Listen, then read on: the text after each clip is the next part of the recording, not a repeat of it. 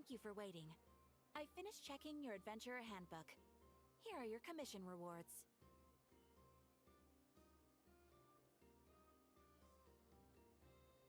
We have no other urgent commissions on the books at present. Thank you for all your hard work lately. Perhaps you two could consider taking a vacation. Amazing! Paimon never thought we'd end up having downtime. Things were pretty hectic when we first got here. It felt like this whole region was one giant slime and Yes.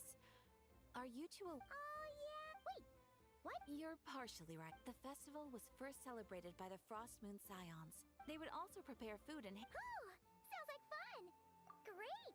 When we first got here, you mentioned that we didn't get to follow up on it at the time, because, well, by that logic, you'll never find what could be worth a try, though, right?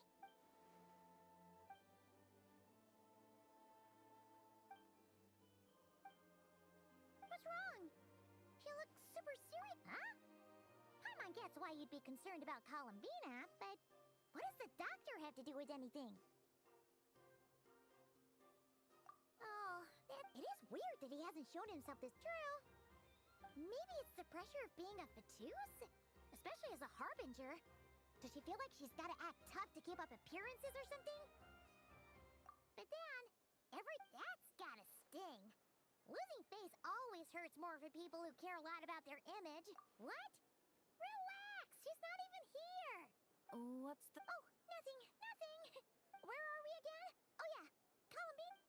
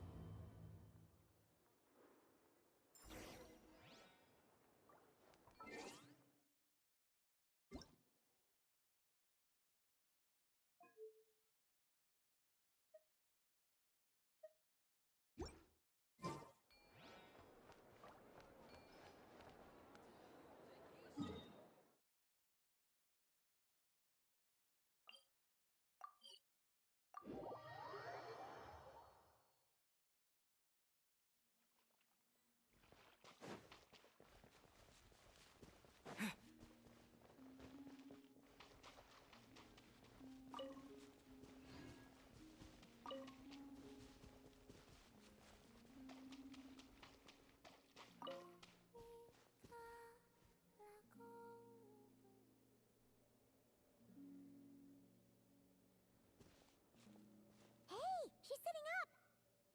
Is me sitting here a rare sight? No, we just thought you'd be resting. Perhaps I would have been, were it not for the sudden arrival of some unexpected guests. Not that I consider it a disturbance. After all, you are the only ones who are free to enter. Would it not be a little unfriendly of me to lie down while we speak? I didn't realize you put so much thought into little things like that.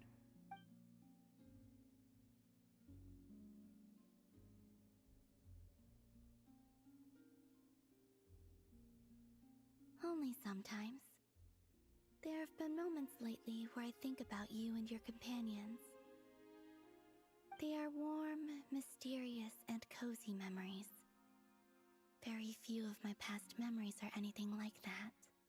They say that travelers return home bearing bags full of souvenirs. But my luggage was empty, and I believed it would stay that way. Return home? So, you're still planning on returning to the moon? Yes. This planet continues to reject me, reminding me that I do not belong here.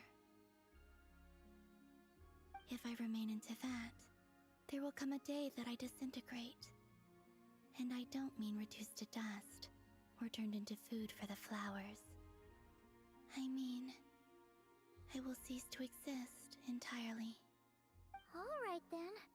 Well, we're sure gonna miss you. But it sounds like we'll have to say goodbye. How do you intend to return? The moon prayer night is soon to arrive. On that day, the moon will be closest to Teyvat. The Kuvaki in this land will reach its peak at that time. I merely need to grasp the tide, and with relatively little effort. Oh, Paimon gets it! It'll work like a slingshot!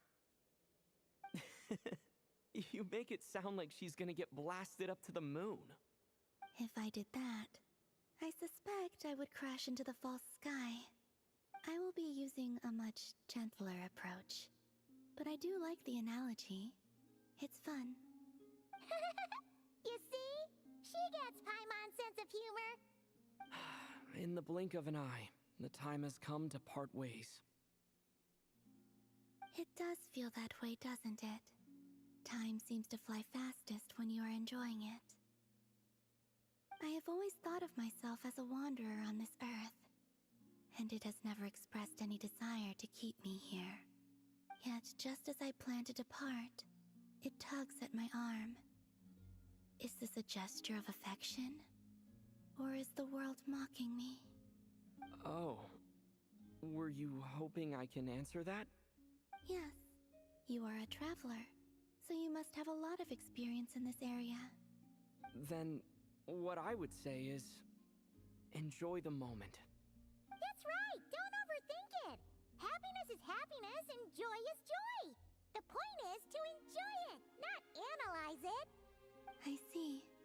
Then what I would say is, even though I am very tired right now, I am still happy. I can't tell from the tone of your voice. Oh, really?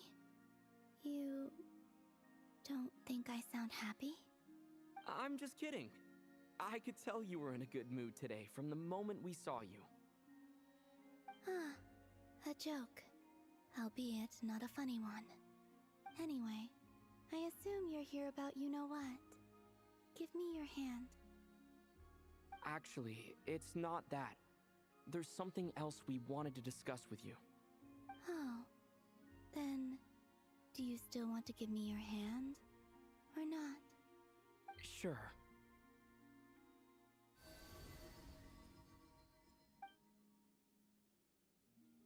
Thank you. So, I've heard that in the moon prayer nights of the past, people here would hold celebrations in the moon goddess's honor. Since you helped so much in our fight against the Rehir of Solnari, I think you deserve a farewell party before you return home. I haven't asked everyone else for their opinions on this yet, but I'd like to invite you to join the upcoming moon prayer night. I've never joined a moon prayer night before. I'm not sure what I would even do. Oh, don't worry about that! We take care of everything! All you need to do is show up. Of course, there's no need to force it if you're not feeling strong enough. This kind of felt like a golden opportunity. But they call me Kutar, and the Fatui have an arrest warrant out for me. I shouldn't appear in public right now. I'll make it work. You have my word. Yeah, we got your back. Well, he does. Paimon's actually not too sure what he's planning. All right, if you're sure. I will not refuse your invitation. I suppose it wouldn't hurt to pack a few more sights from this world into my suitcase before finally learning what my homeland looks like. Oh, if you see Lauma, please tell her that my answer to the question she asked me is neither yes nor no. Rather, it is, there is no need. That was kind of cryptic, but sure. Guess it's between the two of you. We'll pass along the message. Bye for now.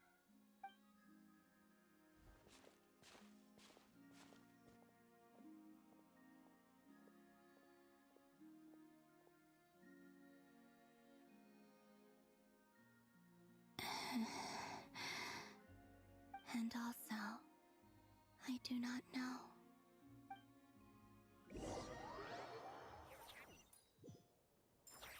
Since she's agreed to join the festival, let's go see who else wants to take part. Lauma's got...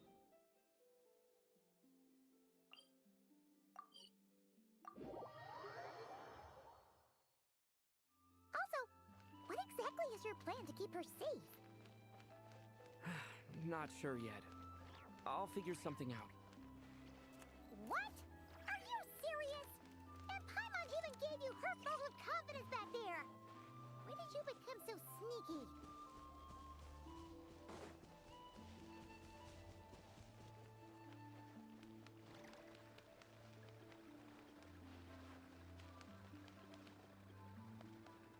Hey, Llama! It's us! Huh? Varka? What are you doing here? Beats me. I had a bit too much to drink last night, and when I woke up, I was on Hisi Island. Mr. Varka is helping to oversee Nasha Town's preparations for Moon Prayer Night. He is here to go over some details regarding the decorations and custom cloth designs. Right, yeah, that too. What do you mean, that too? Yes, celebrating this festival is a long-held tradition here in Nodcry. On this day, the crescent moon at the top branches of the verdant crest turns into a full moon, and the moon prayer blossoms bloom with a special radiance. Our people take these to be blessed omens. It's an especially welcome event coming off the back of all that nasty business with Rare.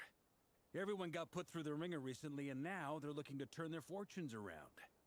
The big shots in town all agree that a big, lively celebration is just what we need to rebuild people's faith in this place. No wonder Catherine said that people weren't so bothered about the religious element. That's right. It's become more of a local custom by this point. The celebrations have little to do with whether the religious stories behind this event are true or not. Even the Frost Moon Scions are eagerly awaiting the coming of Moon Prayer Night, despite now knowing that their past beliefs were founded on a falsehood. That's fair. It's a bit like the lantern ride in Liyue. It's a chance for people to enjoy themselves, not debate the existence of the Adepti. Oh, one other thing. We just went to see Columbina. We went ahead and invited her to take part in the festival this time. Hope it's okay. Wait, so... you mean she agreed to it? Huh. That's quite a surprise. Then, I suppose that she intends to return to the moon on that day. Oh, yeah! It's kind of a complicated process, but basically, it's like a slingshot. I understand. In truth, I had a feeling that she might make such a decision. Well, if Kuthar has decided to participate in the festival, we should prepare accordingly. Yeah, exactly. She was saying how it could be risky for her to show her face in public. We were wondering if there was any way we could hide her. Unfortunately, the people who carved the statues did an excellent job of capturing her likeness. It will be very challenging to hide a goddess whose face everyone is so familiar with. Darn! We may have bitten off more than we can chew here. Nah, don't sweat the small stuff. We can handle that. Huh? Are you saying you have a plan? Not as such, no, but the most important thing with a festival is to keep the mood light and your spirits up. You can't go preparing for a festival with those long faces. You'll never convince anyone to enjoy themselves. The Monstetter spirit is strong with this one. As it happens, I agree with Mr. Varka. Let's start by making our appreciation for Kuthar the beating heart of the festive atmosphere. And who knows? Once we get the ball rolling, perhaps everything will just fall into place. Hey! Did you catch that? Llama said the thing! Or close enough, at least. I'm looking forward to the Moon Prayer Night already. We have a festival in Mondstadt called Windbloom, and you can always tell which couples are celebrating it for their first time by the smiles on their faces. Big, beaming smiles like their whole face is glowing. And I have a feeling we'll get to see that same smile on the Moon Goddess's face at this festival. Not quite the same, surely. Anyway, I'll take care of business in the city, but I'll have to leave the decor up to you and the Frost Moon Scions. No one else can capture that traditional aesthetic quite like you guys. But lastly, there's the final key element that brings the festival to life. companionship. Before you leave, let me show you something that we've been preparing. Mr. Varka had asked to see it already, so you may as well tag along. Also, I have some further questions about Kutar's decision.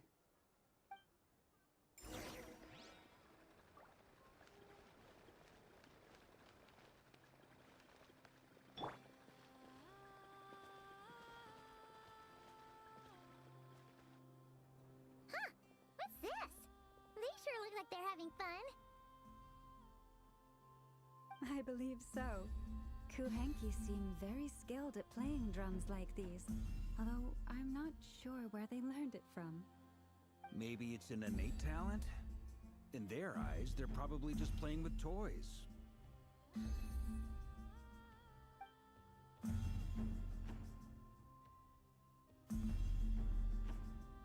Wanatar! You wanna play too?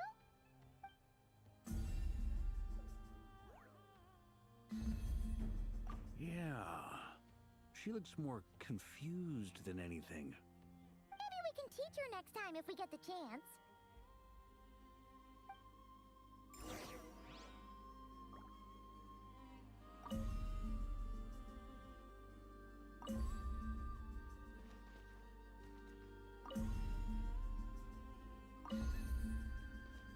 What are these floaty things? Moon veils. We hang them from buildings in the city during the festival. When you look at the sky through them, it creates a lovely misty effect.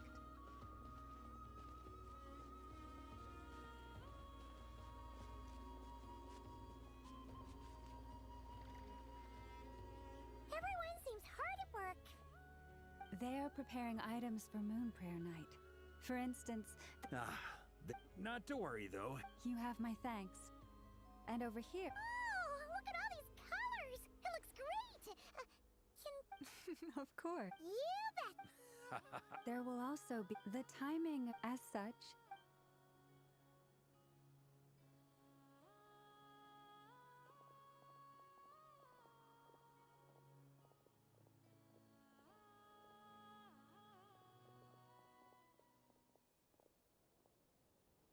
Let's talk here.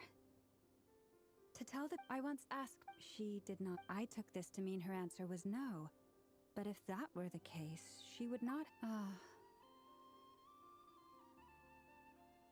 I see. Maybe she is right. But my wish was not for her to come here and be worshipped as a deity. I'm sure she believes that showing herself here might invite Fatui intervention. But what... I think I'm qualified to weigh in here. Anyway, she... I see your point. Yes, she will soon depart after all. Our job is to leave her with some happy memories. Paimon agrees wholeheartedly. All right. Sure thing, let's go! Bye for now, Will! Thank you all.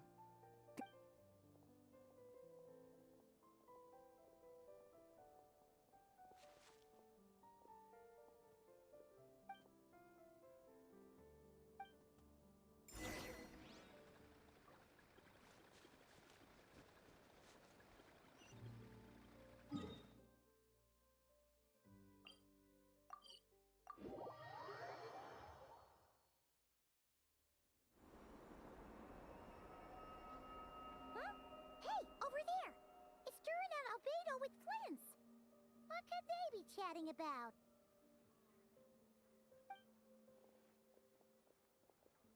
Your guess is as good as mine. Ah, Grandmaster, and the Traveler and Paimon. Hello there. It's been a while. Perfect. We have some new volunteers for our investigation. Wait, let me guess. The righteous Lightkeepers are finally ready to hunt down the Abyssal Dragon? Yes, that too. Yeah, right. Oh, wait. Why does everyone keep saying that too? Well, to be precise, the facts match, but not the causality. Wait, so I guessed right? Half right. Don't act so impressed with yourself. Maybe I can explain. We ran into Mr. Flint's north of Town. At that time, we just noticed a few abyssal creatures out in the wild, but the strange thing was, I didn't detect any traces of abyssal energy on them at all. On closer inspection, we realized that they were not real monsters, but something akin to reflections in the water, or perhaps a mirage. Huh? What do you mean? Like, you could see them, but not touch them? Exactly. It was very peculiar. They roared and tried to attack us, but we could not make any physical contact with them. I think I've heard of things like that happening in Notcry before, but I don't know much about it. Yes, it's a known phenomenon. Mirage-like illusions tend to appear in Nodcry in the run-up to Moonprayer Night. From a distance, they appear quite real. I myself thought that Misters Durin and Albedo were locked in battle with abyssal monsters when I first arrived. But after sharing intel and investigating a little further, we can confirm that these illusions are harmless. There is no... All the Mirage stories I've heard are either animals, rocks, or small houses. Abyssal monsters, though? That's a first. It's a first for me, too. So I'm planning to look into it further just to be on the safe side. I intend to inspect a few more locations. What about you two? Any plans? Alice contacted me a few days ago. She'd like me and Durin to assist her with an experiment. But we lost contact shortly after receiving the message. I'm sure that comes as no surprise to anyone familiar with her. We don't know when the wind will blow, yet when the wind blows, we will know. That, in a nutshell, describes how Alice operates. Yeah, that tracks. Okay. Well, I suggest we investigate this Mirage business in the meantime. It's piqued my curiosity, and I'm pretty sure I know someone who will already be 10 steps ahead of us. Well said. Right? Whatever's happening in Notcry, she always seems to be the first one to know. Let's go see what she knows. We can invite her and her staff to the festival while we're at it.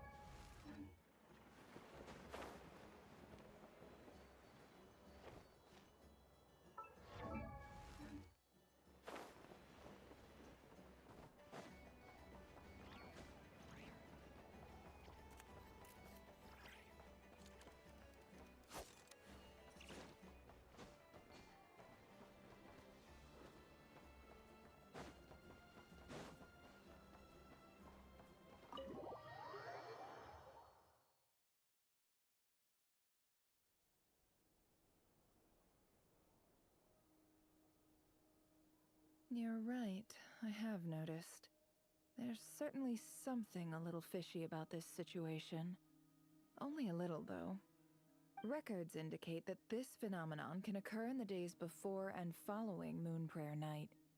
That said, it has always been a rare sight in the past. The odds of encountering these phantoms are similar to looking up in the night sky, happening to see a shooting star, and managing to make a wish before it disappears. But this time, either everyone's getting lucky, or they're appearing far more frequently than usual. Yehoda's out gathering intel as we speak. In the meantime, let me check off some points of interest. First, the Abyss. The ones we saw seem to be abyssal monsters. Indeed. But we have identified one location where many more of them have made an appearance. And not just monsters, but human phantoms too. Given the scale and nature of the phantoms, it's almost as if someone's last memories are coming to life. Or perhaps the memories of multiple people. Oh. So you mean the phantom monsters are hunting down the phantom humans? Exactly. The phantoms can interact with each. In addition, some of the human phantoms they claim to be from Hyperborea, a name which I've heard. Did Paimon hear that right? It sounds like this merit. That'd be a big help. I'll leave it with you, Albedo. My knowledge of ancient... It's quite a miracle that you were able to understand these phantoms' speech, given how long... I suppose you're right. But I'll leave the archaeologists to... Which, in this case, hopefully means earning myself... So calculating. Sounds to me like we could split the work. I think the abyssal phenomenon is best left to Albedo, Flints, and me. Agreed. It coincides with my... For my part, I'd like to understand the abyss better. Even a... This is certainly a rare opportunity to study the abyss. But even rarer, perhaps? The Curatorium will take the lead on investigating the Hyperboreans.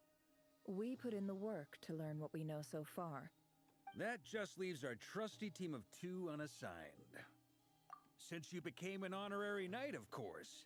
This was part of my... Oh yeah! By the way, we managed to convince Columbina to come to the Moon Prayer Nights. She agreed to that? I'd be happy to join. No point shutting myself inside when the street... And Yehoda loves a party. So I'm No! No! No! No! No! No! Way to contradict me. Wait! No, that's not what I... So many people... Alright!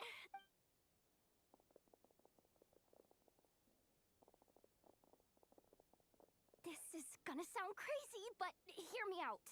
I saw one of those phantoms at Star Sand Shoal, and it was some... Like, a spaceship? That's gotta be the one you came to Tibet in. You said you saw the same thing through the moon marrow, right? Huh? You already know about it? Wait. Back up. You came here in a spaceship? Now my mind is blown! Yep, exactly. Huge discovery. You're the best, second best intel broker in the world. Wow. Really? I guess that decides where we're heading next. Come on, don't look at me like that. I know the spaceship doesn't have anything to do with me, but you don't want to leave me as the only one twiddling my thumbs, do you? Please? Fair enough. You can tag along. In that case, let's meet back here to discuss our findings once we're done. I wish everyone a productive investigation. You too.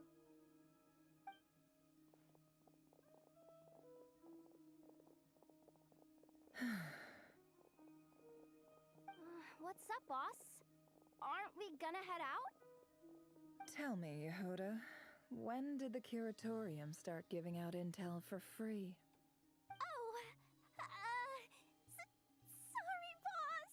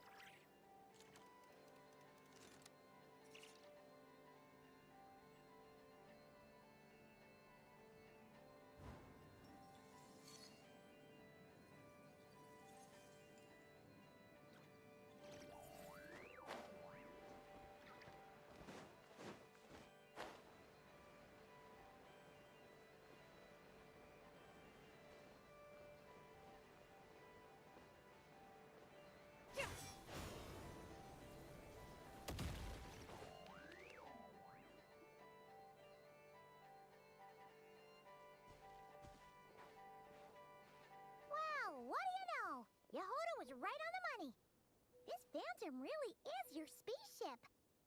But that's so weird. Why would it show up here? Is it some kind of projection? Or a ghost? Like, maybe it no longer exists, but somehow it left an afterimage? Ah, you're already here. Miss Lauma, what a surprise. I thought you were busy with festival preparations. I was, until one of our people informed me that a strange sight had appeared at Star Sand Shoal. No one's ever seen something quite like this before. I thought I should see it for myself. Same here. Oh, so we heard that these things appear around the festival period. Any idea why that is? Unfortunately not. We have very limited information about them, since they can't be interacted with. And no human phantoms have ever made an appearance before now. The most we've been able to deduce is that these sightings appear to be connected to the increase in Kuvaki energy around this time. Yeah, seems like that's all we can do. This is all so confusing. Allow me to lend you a hand.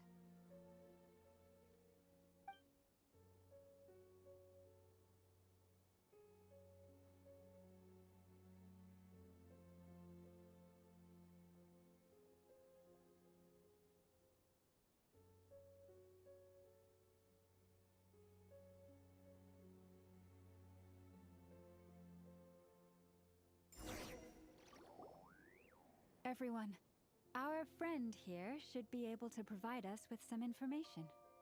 Is that a phantom Rhyhorn deer? I've heard about how the Frost Moon Scions live in harmony with the animals and can even communicate with them. That's coming in handy now, for sure. Okay. Yes, I understand. Then how about this?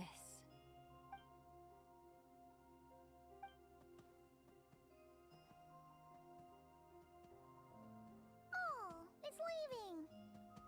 It appears to share our curiosity about this giant spaceship, so I asked it if it wouldn't mind. In return, we may live. Let's give them a moment.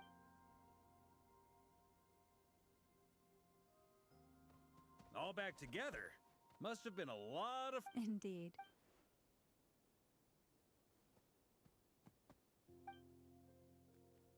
It did find a lot of wild fruit. This puffin... Huh. Indeed. Oh, I get what you mean. Good point. Blunthorn rhino, the sniffer mold, they say that... Yes, we are grateful for all your efforts. I've noticed some other human phantoms gathered nearby. Come on, let's go talk to them.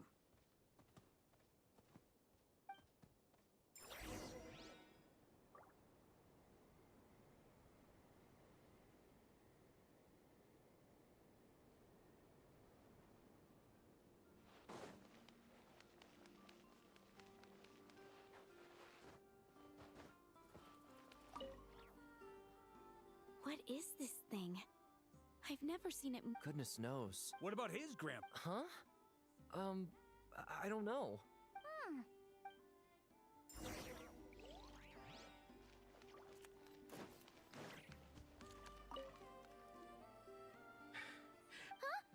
Yes, brother, I shall join you.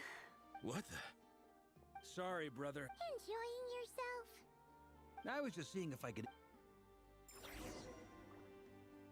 I'm sure we're all starting to build up an idea. These phantoms are reenacting real It's almost like we're... It makes sense. History is set... Paimon totally thought you were just goofing around. Of course I was. Don't be discouraged. If nothing else, and think about it. So many people tried to me. That says that we'll either... I wonder how the others are doing. Sounds good. Wait, Am I in... You're very welcome to... isn't that technically...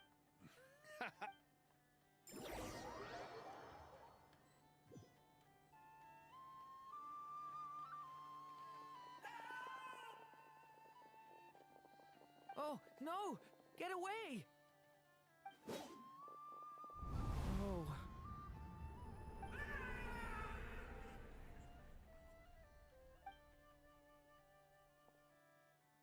know it's hard to stomach, Mr. Duran.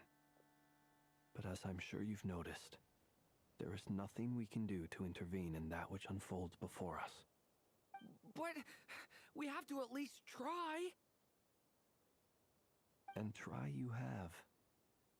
But are you aware of how many unsuccessful attempts you've made now? I wasn't keeping count. I'm afraid this is the 39th failure so far. Or the 5th if we're only counting this particular victim. There are no indications that these phantoms may be altered in any way.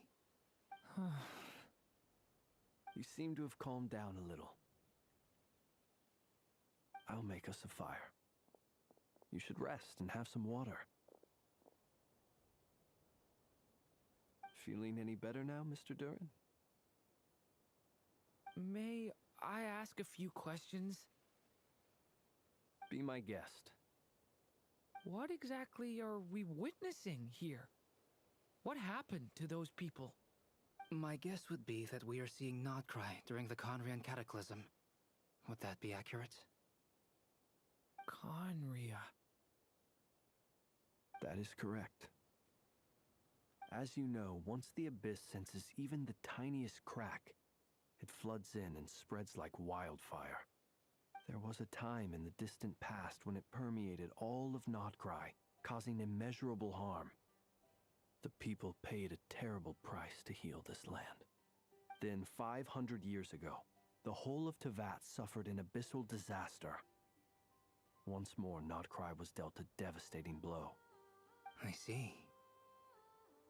In the face of the abyssal onslaught, all were like grains of sand tossed around by a tidal wave.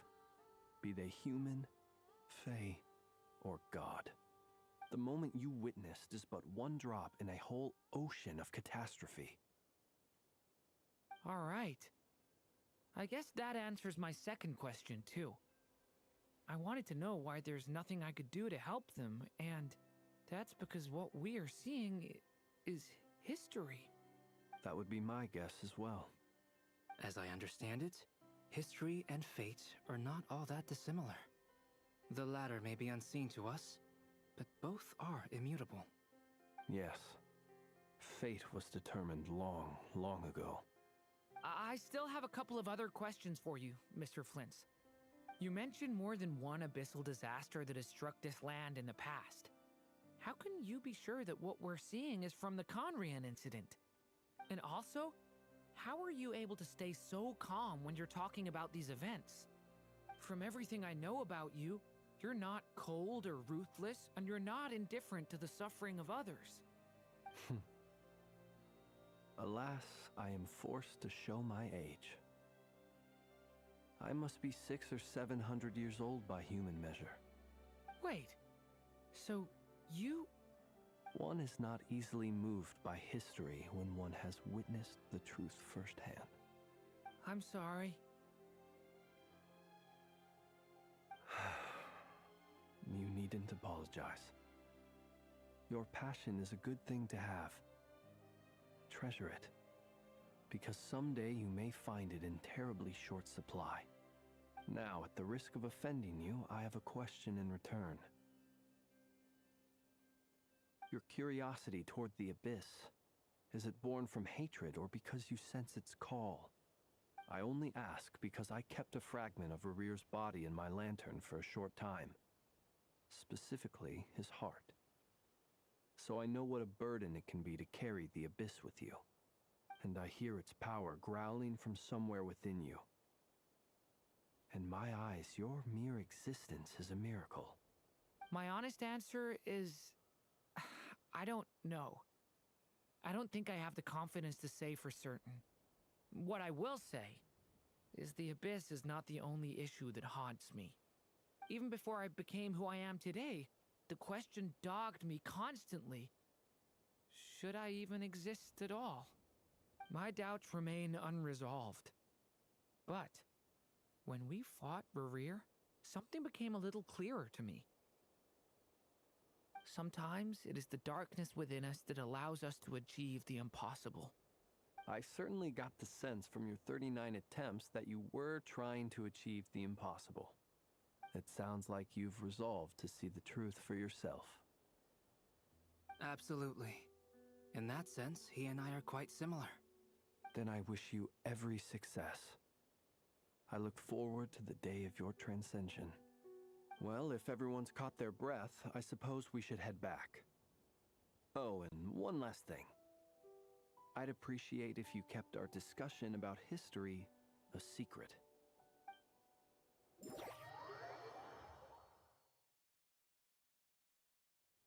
Incredibly, our separate investigations led us all to the same conclusion. Hooray for consensus! Yeah, but we barely learned anything, though. I totally thought this would be the mother lode. Talking with the ancients? I mean, come on! But nope. All we got was useless snippets of conversation. And all this stuff about moons and hyperopia. What a load of baloney. Seems like people back then had a few screws loose. I understand your frustration. We found the same issue. Each phantom only showed a very brief moment in time.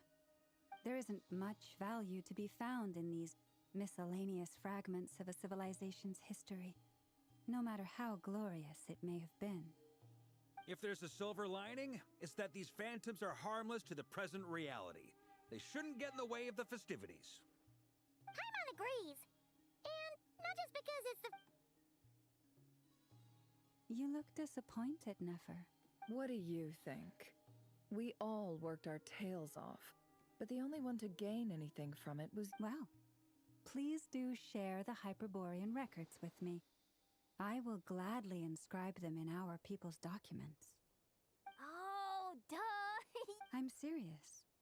Only an expert in the Frostmoon Scions and their history can turn these... The alternative is to let them gather dust on the Curatorium's storage shelves until the pages turn yellow. Nefer, you're one... Well, that goes without saying. Sure, let's do that. Huh? But didn't you say we aren't supposed to give out intel for free? Sorry. Shutting up now is not a good time to... Anyway, back to Moon Prayer Night. I'm thinking that we should prepare some... You mean a parting gift? Can't go wrong with food. Although, does food go bad on the moon? Perhaps a lantern would be a better choice. It might be dark up there. It could prove difficult to light a lantern on the moon. Magical stones might serve that purpose better. What about a clockwork mecha model from Fontaine? I've got a whole bunch at home. I use them for fighting practice in my free time. None of these sound like things she would be even remotely interested in. But we don't interact with her enough to know what she likes. Yeah. It would really save us the guesswork if someone could find out what she's into. Wait, what the... Traveler? They're all looking at you.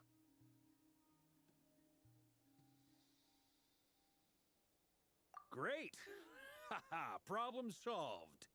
Now, I need to stop by Dory's. Gonna need her help sourcing a bunch of stuff for the festival. Then let's leave it there for now.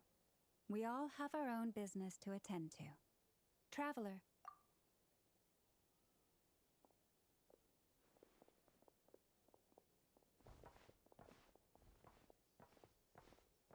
Is something the matter? I'm fine. It's just...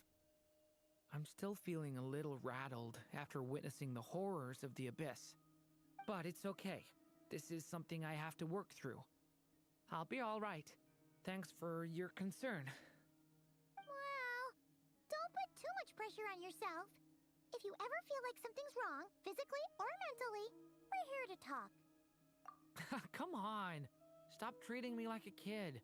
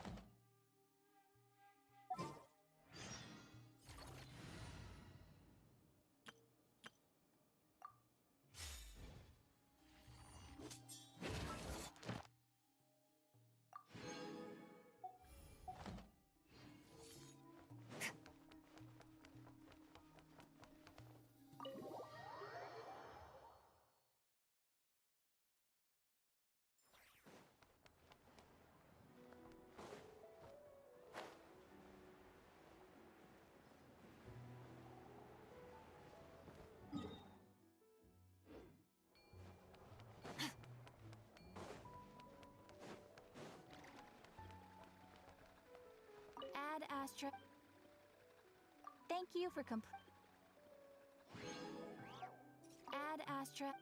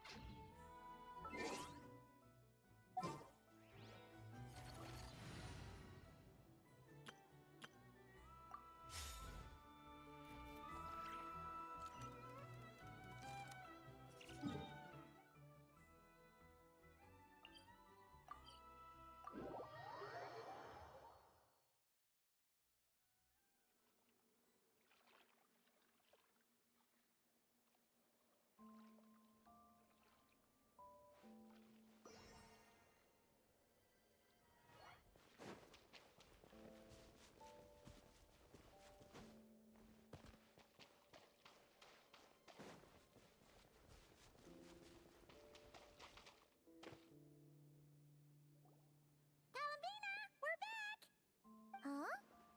She's not here. Weren't there a few Kuhenki here last time, too? Where did they all go? Walkies? For Kuhenki? You're not pets, you know. Oh, well. Looks like we just came at a bad time. Let's try again tomorrow. There's still a few days until Moon Prayer Night, so we're in no rush.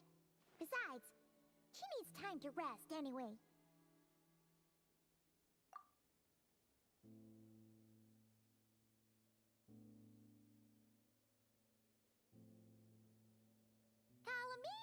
Are you back yet?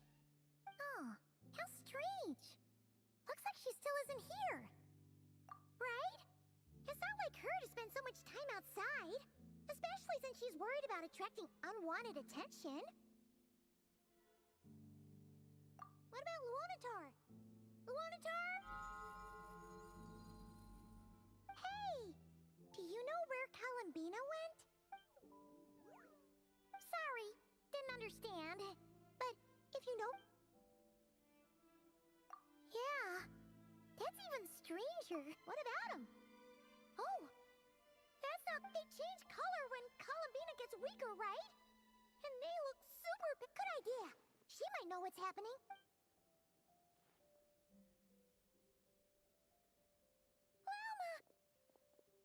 Ah, it's you. How is Kutar? Is she okay? No, she hasn't. I came here to check on her after I note based on past precedent she must... Not to mention that she doesn't do that at the best of times either. No. Very few people are in the know about Kutar's... Come on, let's go to Nasha Town. If anyone... Makes sense. Let's go!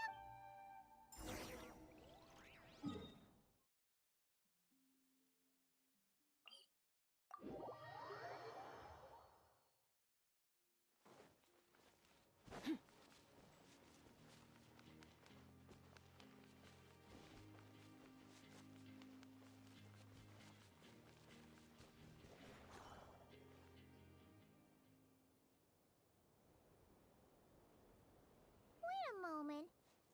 Is it just Paimon, or is this stall kind of No, I don't recognize it.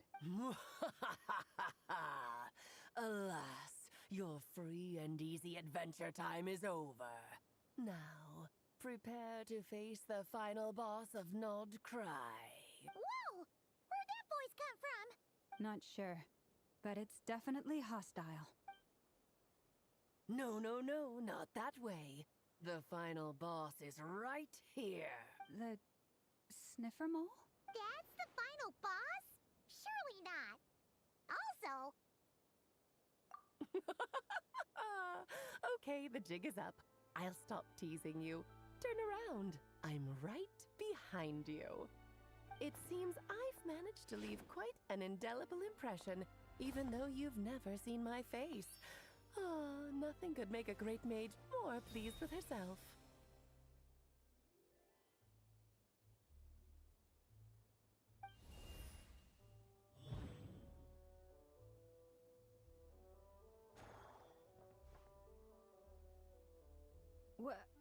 What is going on? I've heard that all the big shots in Teyvat have long, wordy titles that stun people speechless when they make their entrance. Unfortunately, none of them are affiliated with the Hexenzirkel, and we ourselves keep a very low profile. The notorious name-dropping doesn't quite work for us. Still, I, for one, think I'm really quite amazing. So that didn't stop me from coming up with a title anyway. Alice! It's really you this time? Not a lantern or a Dodoko, but Alice in the flesh? Oh, that's right. So, what do you think? How does it feel to finally meet me? You look like... Oh, that's the first thing you thought. A little surprising, but that actually makes me very happy. Because that means that when Klee grows up, she'll be just as stunningly beautiful as her mother. So she's a friend of yours?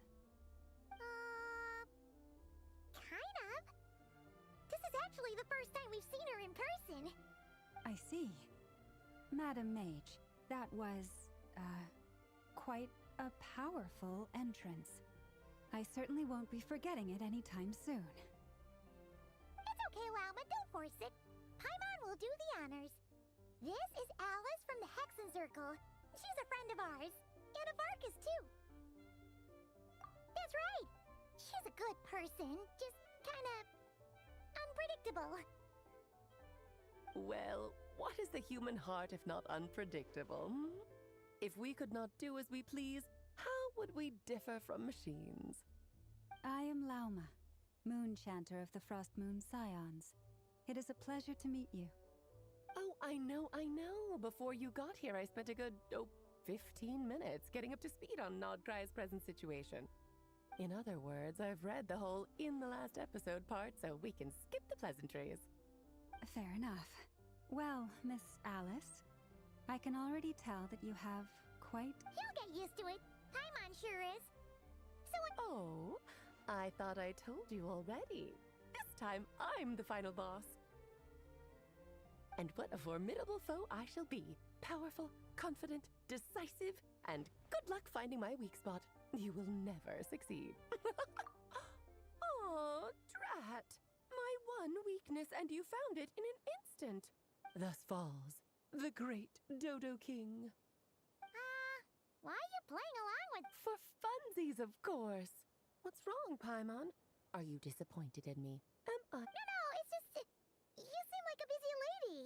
And this is the one time you've shown up in person. Paimon figured it would be for something more high stakes than just goofing around. You're quite right. I'm here in Nodcry because something big happened. Something big enough it caught the attention of the Hexenzirkel. It concerns the 3 moons, Teyvat's borders, and of course, the moon goddess you are currently searching for. Kind of. Why don't we discuss this over a pot of tea? My main reason for coming on this trip to Teyvat was, of course, to have some fun. But I do technically have a job to do as well, namely, maintaining the stability of Teyvat's borders. I'll skip over the complicated parts, but to sum it up, abyssal energies are all that lie beyond Teyvat's border. We'd find ourselves in a real pickle if they ever made it through. And the phantoms you've been seeing are a sign that the border has been disturbed. No wonder they tend to show up around Moon Prayer Night. Is it because the real moon is now so close to us that its power can cross the border? In part, but only a negligible amount passes through. Just enough to influence the verdant crests and so on. And as you've noticed, there has been an unprecedented number of phantoms appearing this year. The influence of the moon beyond the border cannot explain this. No. There is another far greater factor at play. The trilunar syzygy. A trilunar syzygy. Eons ago, before the heavenly principles came to Teyvat, it was the then 3 moon goddesses who controlled the laws of this world. Oh, that's exactly it! The 3 goddesses split these powers amongst themselves promising never to consolidate them into one singular body. This was meant to keep the world stable. But, fast-forwarding to the present, the eternal moon's marrow is with you, while the iridescent moon's marrow, which should never have appeared in this world, has been retrieved. Add that to the presence of a moon goddess in the flesh and... the power of all three moons is gathered here in Notcry. There hasn't been an event like this since the War of Funerary Flame. And it's having a noticeable effect on Tevat's borders. Because I wish to give my darling daughter a peaceful, sunny environment to grow up in. Is that a good enough reason? Kinda sounds like you're dodging the question, but it does make sense. Well, that's one reason anyway, and the most important one. The others are a little complicated to explain. For instance, cleaning up after dearest Miss R. Albedo could tell you more about that if you're curious, but right now, I have a more important question to ask you. Why are you collecting the moon marrows? I see. Nicole told me about that legend once. Nicole? You mean Mage Anne? Oh, so you remember. Yes, of course. That was a story about fate, her area of expertise. But back to the story of our dear moon goddess. I'm afraid her intended method of returning to the moon is unlikely to work anymore. What does that mean? She may be missing, but she hasn't gone anywhere. She has disappeared.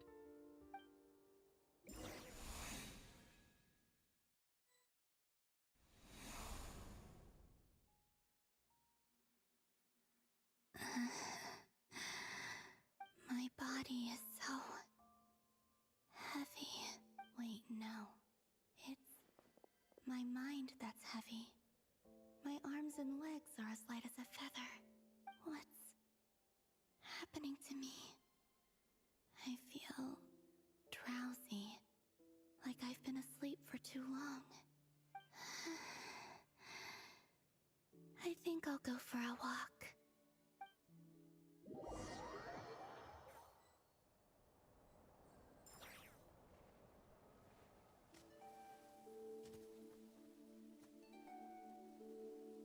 Are you out for a walk too? Huh?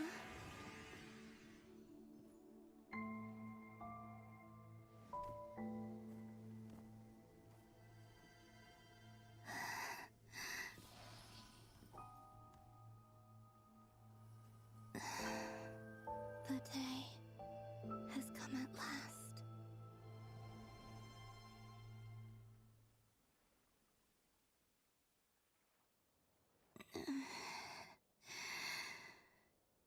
Have I grown so weak that I can't even sustain my physical form? But Moon Prayer Night is nearly here. I was so close to returning home. Death is near. Is this how it ends for me? Will I return to the moon after I disappear? Or... I don't want it to end like this. So far, at least, I still exist. Even if not physically, I can still feel.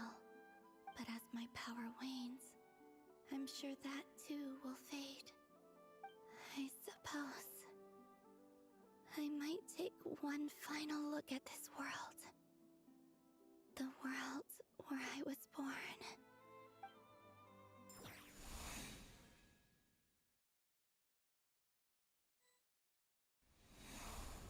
Come on! Wait for me! The Frost Moon Enclave. How much it has changed since I was born. These decorations, they're so heavy. It's times like this when you kind of wish men could be priestesses and acolytes. How fascinating. I've never had the chance in the past. People would get so solemn and serious. Karina, Lametti!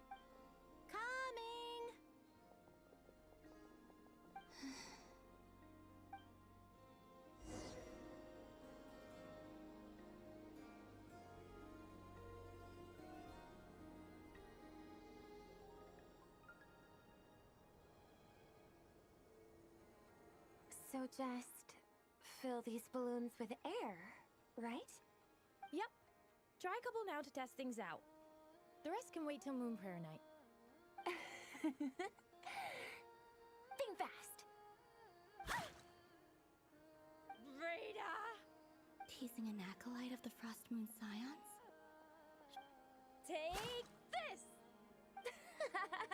Huh? Alright, enough horsing around. Lady Lap, The task is just to check that the balloons don't leak, right? Doesn't matter.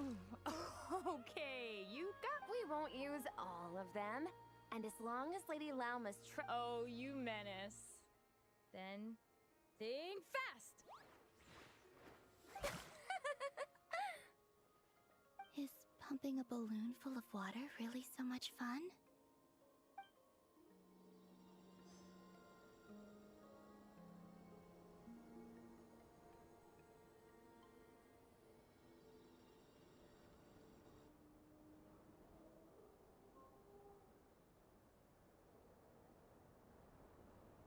I'm sure you're both tired from playing all day. Come on, eat up. A plain, humble meal. Huh? How come Lamatti got a midsummer berry dessert? I always... I don't mind sharing. You can have a bite of mine if I get... They're sharing... I've never shared food with anyone before. And when I couldn't finish my food offerings from the Frost Moon Scions, they'd leave the leftovers out under the moonlight for... Hey! That was 2 bites! Oh, then... Oh, you too. Oh, don't fret now. Here, have some of Granny's too. So this is what it means to be...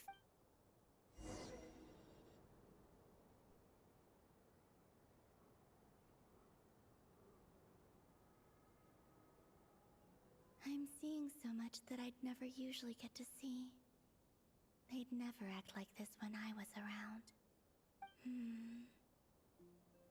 It's nice, being able to just watch people in peace in these final moments. What a rare opportunity. I think I'll go take a look around Nasha Town, too. Maybe the Traveler will be there.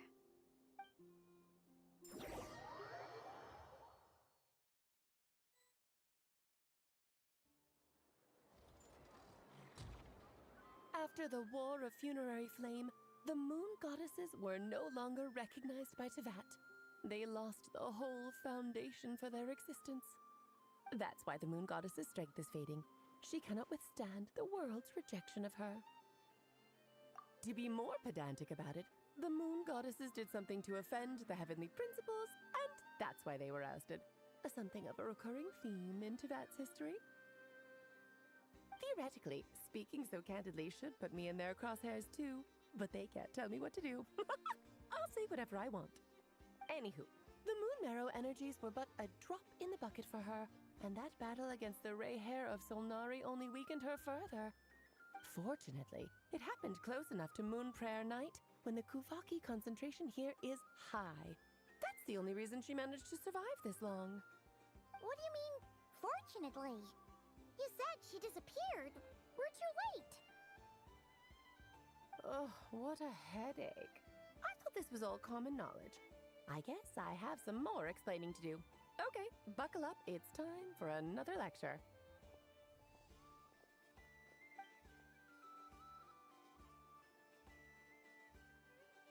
Now, I said earlier that the Moon Goddesses lost the foundation for their existence. The reason for that has to do with the natural order. Basically, the rationale for their existence in Tevat was lost. The same logic applies to the present Moon Goddess too. Consider her existence so far. Her comrades in the Fatui called her Damselette. And she was worshipped as Kutar by the Frost Moon Scions. But these connections have now been severed, whether by her hand or yours. So, the rationale that once sustained her existence is now gone. Wait, we did that to her? Oh, well, strictly speaking, yes. But let's not start pointing fingers, shall we? I'll only end up as the big bad villain, and that's not the kind of final boss I want to be. Of course I do. I'm only the greatest mage in the whole entire world. Now, if you wish to find your moon goddess, there are two problems we need to solve. Firstly, we'll need to strengthen the connection between her and Tevat, at least enough to sustain her until Moon Prayer Night. Strengthen her connection. But does that mean I'll have to rally all the Frost Moon faithful behind this? I'm afraid a bygone faith and a former home won't be of any help to her now. Do you know her name? Her name? Yes. Names are very important things. A name is a fundamental concept that anchors one's entire existence. Then your first job is to find it. As a moon goddess, I'm sure she must have a name she identifies with. Neither Columbina nor Kutar is her true name, and she's never really accepted either of them. So, finding out her real name is enough to sustain her existence? Yes, I know it sounds like a small step, but every journey begins that way. So for now, that's all we need to focus on. The second problem is with her plan to use the moon marrows to return to the moon. Unfortunately, piercing through the false sky will take an enormous amount of power. Given her current condition, she won't be able to provide anywhere near enough power, even if she recovers her physical form. But no need to fret. Nicole's the expert in this field, and I'm sure she'll figure something out. Wait, Mage N is going to help us out too? That means we've got 2 Hexacircle mages on the case. This is turning into a pretty big deal. Actually, this is more of a side quest for me. Like you said, I'm a busy lady, so I can't stay for too long. I'll have to return to Tevat's border soon. That's the upside you get for looking out for my little Klee. Hopefully that will incentivize you to carry on keeping her company in the future. Anyway, jokes aside, you'd better get moving. It will take quite a miracle for the moon goddess's consciousness to hold out till Moon Prayer Night. Oh, I suppose I might as well tell you where Nicole is before I leave. Off you go now. Time to meet your new friend. Oh, yes, and a little suggestion. Don't forget to mind your heads. What? I wonder how Durin's doing. I should really go see him before I head back. You really are super busy. I most certainly am. There's so many children I have to keep tabs on just in Mondstadt. Durin, Albedo, Venti, Varka. Klee didn't make the list, huh? Of course not. Klee is my pride and joy. I have no qualms about her, because she's the best child in the whole wide world. Yep. Klee's a little angel. I'm glad you agree. Well, all the best. See you when I see you.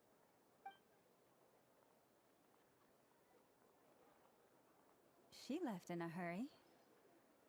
Yeah, she didn't pack up her stall. Should we handle it for her? I must say, I'm now very curious about her daughter. Klee, wasn't it? What's she like? That's a long story. Come on, we'll fill you in as we go.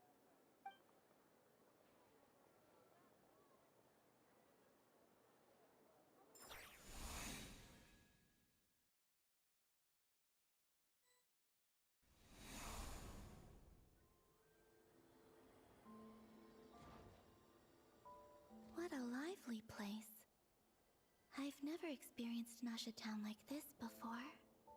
Hey, you old geezer! Your hammer's rusted through! Who are you calling old geezer? Are they quarreling? I'm looking right at him! You've really gone downhill since giving your daughter free rein in the workshop. Can you even swing a hammer anymore? It shouldn't take you days just to fix a single chair! You might as well use that hammer to massage my back for all the good it's doing. Don't run your mouth, or you'll get a back massage that'll put you in bed for the rest of your life. Look, The materials haven't arrived yet, all right? You know how busy it gets in the days before Moon Prayer Night. I'll bet you send all the materials to your little princess. Blood's always thicker than water, huh? All right, you've made your point, Uncle Koski. As soon as the materials arrive, fixing your chair will be the #1 priority. And Dad, if you've got time to chat, why don't you lend me a hand, See? Lolka knows what the score is. I guess they're friends. But the way they spoke to each other was so ugly. Then again, it wouldn't be the first time I've seen something like this. Columbina! Sing outside my door in the middle of the night one more time, and I'll unscrew your vocal cords. You hear me? Oh, Sandrone. So that was her way of trying to be friends with me. What a pity. I won't get the chance to say any ugly things in reply.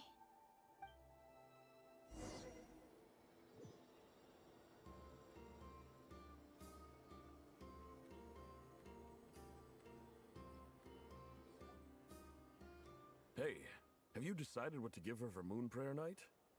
I sure have. She's gonna get the surprise of her life when she's least expecting it. Then I'll whip out the ring and pop the question. The surprise of her life. What a fun turn of phrase. Cool, I get the picture. You can spare me the gushy details.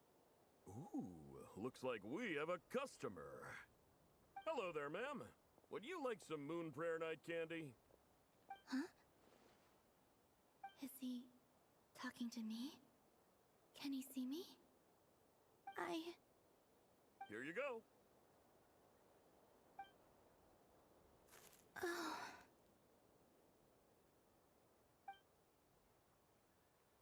Come back anytime. Right. Now, where were we?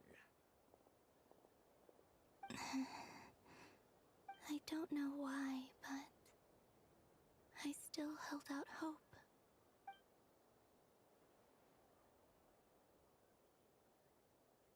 The most important thing right now is to find that mage. This name thing seems super important too, but where do we even start looking? I'd better go pay the Fatui a visit.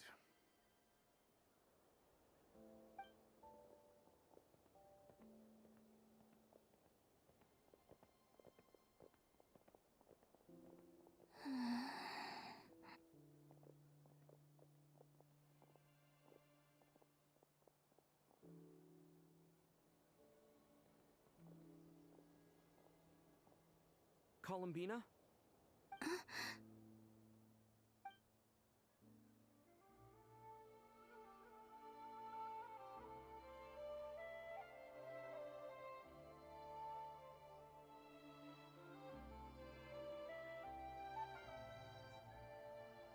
Traveler? Let's go! This is no time to be spacing out!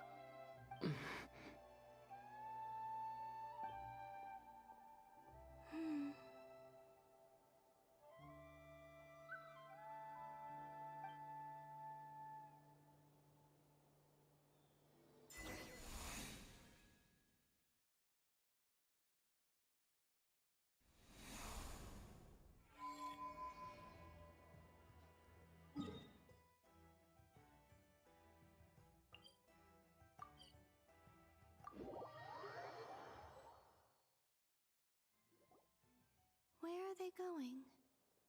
They mentioned a mage and a name? So, Mr. Varka, are you acquainted with this Nicole? Or should I call her Mage N? Ah, not really. We've never met, though she has come up in conversation. From what I've gathered, Alice kinda took Nicole under her wing. Taught her how to speak in a more ladylike fashion, that kind of thing. Huh. Hard to imagine Alice as an etiquette coach. Yeah, Alice is a larger-than-life personality, I'll give you that. But then again, that's why she's able to draw such an eclectic mix of people into her inner circle. If I remember correctly, being an interesting person is actually one of her main Hey! Don't go around making promises on Alice's behalf! I wouldn't dare. I'm just trying to paint a picture of the Hexen Circle for you. Okay, sure. Anyway, since none of us have ever met Nicole, how are we supposed to find her? We can't just go up to every woman in sight and ask, "Hey, are you Nicole?" Maybe something she's wearing will give it away? Like, a wind bloom pinned to her chest or something. Wait a minute. Alice never said Nicole was from Mondstadt. Oh, true.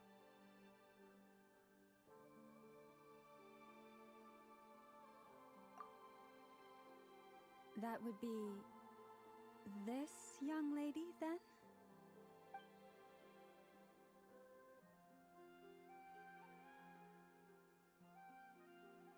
Hey there! Sorry to disturb you, but are you Miss Nicole? Varka, Knight of Boreas of the Knights of Favonius. Alice might have mentioned me before. Have we got the wrong person? Sorry. Well, this is awkward.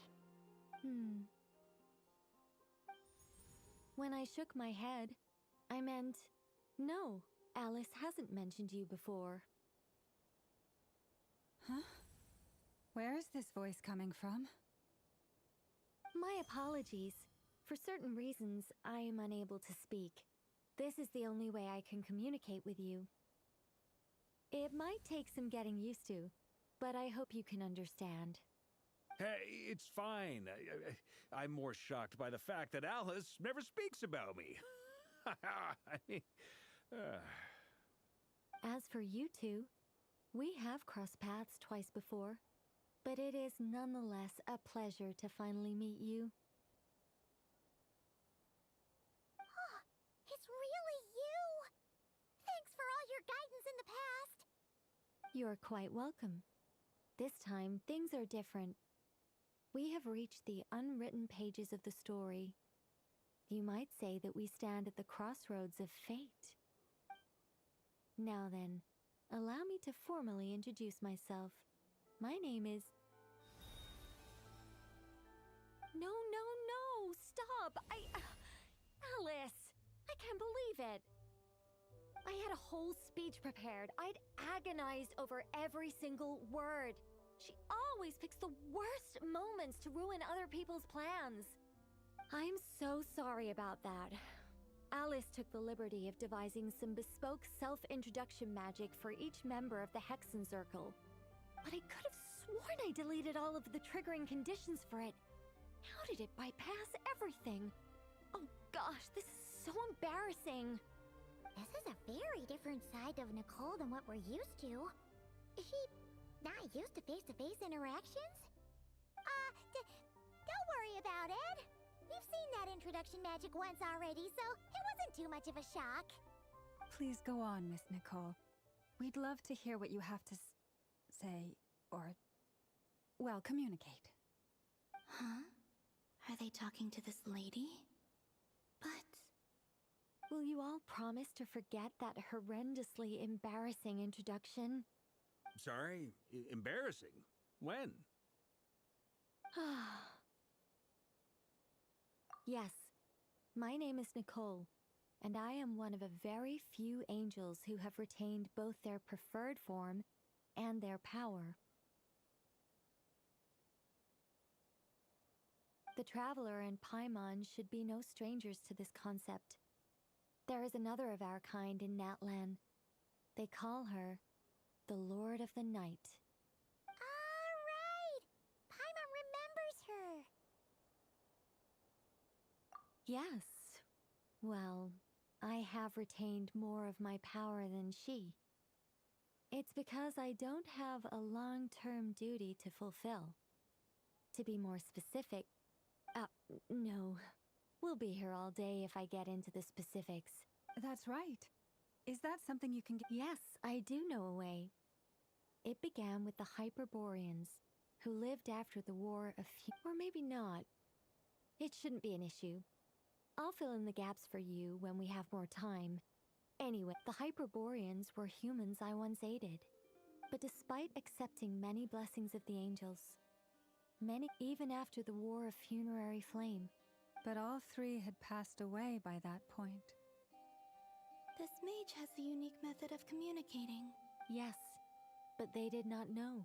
After building titanic structures that consumed vast, but of course, they were gravely disappointed. Oh, that's such a sad story. It is.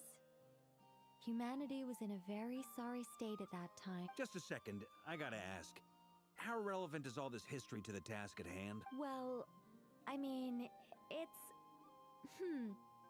Okay, it's been a while since I've had the chance to speak inside someone's head. What I'm trying to say is... Right, the fact that they bypassed the false sky and saw the true moon, which means, with enough Kuvaki and a sufficiently... Okay, so they built some... Oh, Is something wrong? I just didn't expect you to summarize it so well. No, please, it's fine. This is invaluable. Oh, really? Well, in that case, I suppose I could backtrack and add some more detail. Whoa, whoa, whoa, time out. Let's summarize what we've got first. The Hyperboreans were the last ones to use this method, right? So we somehow need to find whatever structure they built and make sure there's enough Luckily, we have the Yes. Although, I expect the structure is long gone by now. That said, what if we could take advantage of the well, travel back isn't quite accurate. We wouldn't even have to pick a time when it still existed. It could just be a time when it still appeared in You look lost. Was that too hard? Yeah, things got a little... All right. Let me think over the next few... By completing certain rituals, if everything checks out... I think so. Yes? Great. Counting on you. Excuse me, Miss... Go on, Miss Nicole. This conversation was a little all over the place. I am Lauma. Ah, I did wonder. If you'd be interested, I'd love to visit you this evening. Also, anyway, we can cross that... She seems friendly. It's just... It's so nice to find someone who's actually willing to listen. I've been dying for a chance to finally go through all this. Now Paimon gets why Alice told us to mind our head. What did I tell you? Now then, the next order of business is, where do we start looking for the moon goddesses? Maybe the rest of... Once I've heard her out, I'll summarize. I'm also inclined to review our other documents. Yes, our faith was first, but many of the more factually accurate records are from after Kutar's birth. Sounds like we're gonna follow Kalabina's... In that case, we'll start by heading to the... Sounds like a plan. Take this with you. I'll see about getting in touch with the Fatui. It'll... Thank you, Mr. Varka. Don't... I should follow them, just in case there's some way that I can help.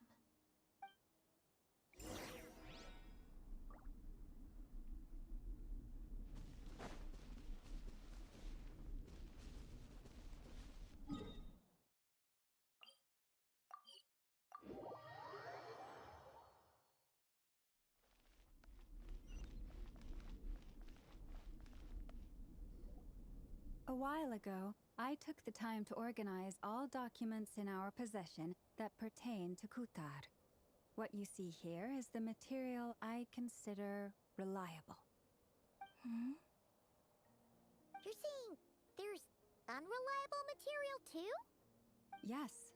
Most of the information we have was transmitted through an oral tradition. Inevitably, some of her stories were mythologized and deified over the years through countless retellings. That's why I organized them into reliable and unreliable. There's no sense seeking answers in history unless we can ensure the veracity of the historical record. Makes sense. All right, let's take a look through.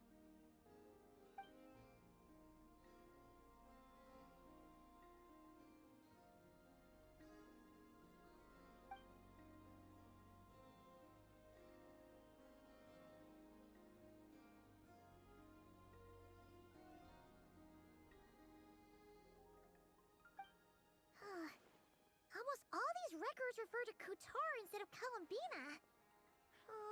Although neither of those is her real name.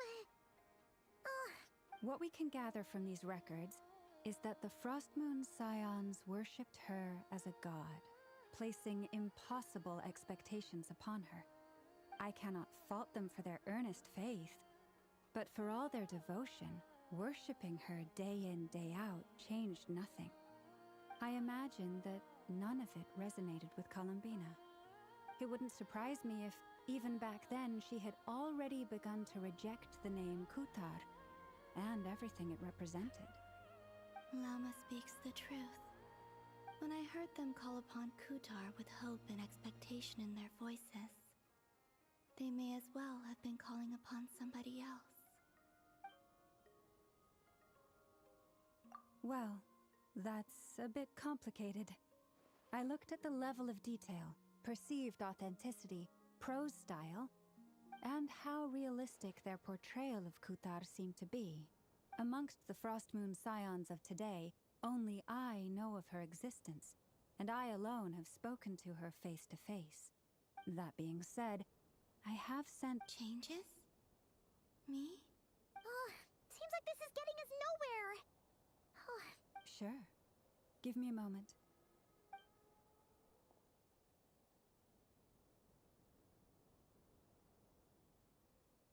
Exerting but a fraction of her divine might, Kutar sheared a great mass from the snow-capped mountain and cast it into...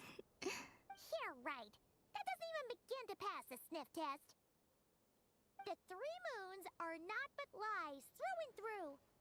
Only one moon has ever shone for us, and Kutar... The vast majority of ancient texts are filled with fanciful tales like these. Kutar did not speak, merely gazing into the distance in silence.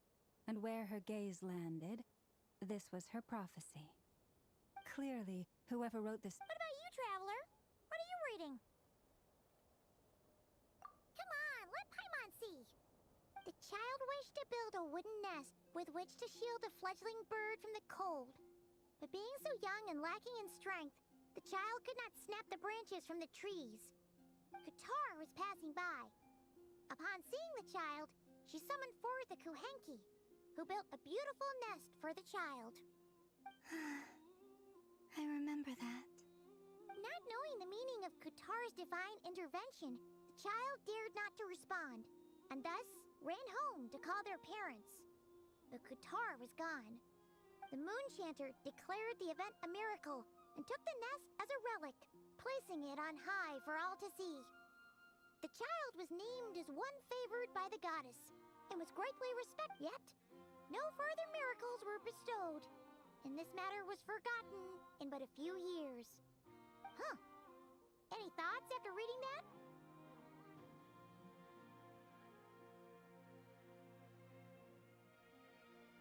Yeah, Columbina probably just wanted to join the kid in making nests. I'd originally considered this a fabrication, because Kutar did not perform any similar actions in subsequent records. But now that I think about it, it does seem like something Columbina would do. It's just that... She didn't know how other people would interpret her actions. She was probably worried about making things difficult for people. So, she gradually stopped joining in. Yes. Oh, that's so sad.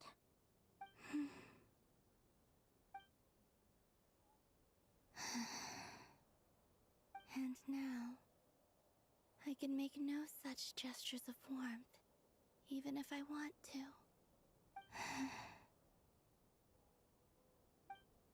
Still no name. That's a bit of a shame. But we did learn some interesting stories. That's gotta count for something.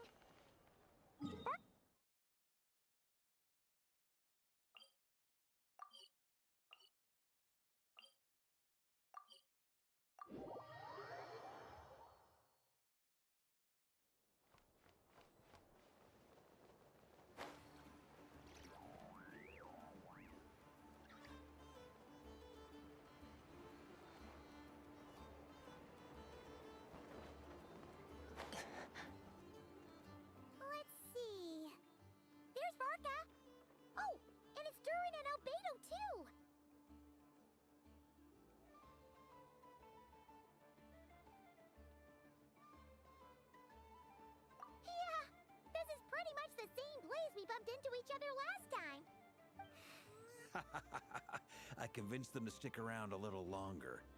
We were all waiting on people, so I figured having a little company would help pass the time. Ah, so you've been waiting for us? Does this mean that you've already arranged things with the Fatui? Sure does. Now you're back, we can go meet up with them together. How'd your investigation of the Frost Moon Enclave go? Well, we didn't find out Columbina's true name. But apart from that, it went pretty well. Aha, just as well that I didn't tag along then. I'm sure our moon goddess wouldn't want every man and his dog knowing all about her private life. Still, desperate times, desperate measures, I guess. Someone had to do it. So, Varka was waiting on us, but what about you two? Are you waiting for Alice? Oh, no. We already met with her. We discussed that experiment I mentioned to you last time. Oh, and she also handed me this communication device. That's right. I understand she informed you about the relationship between the phantom phenomena and Tevat's borders, yes? She wants me to help her with some more experiments on that front. She said that she'll contact me through this device with more information. Ah, I see. Following instructions and making observations. Pretty common research method. Takes me right back to Albedo's lab. Wait, then who exactly are you meeting? Someone you know. Albedo's met him too. But I don't think Miss Lauma or the Grand Master have been introduced. Introductions are overrated, especially in cases like this. It's you!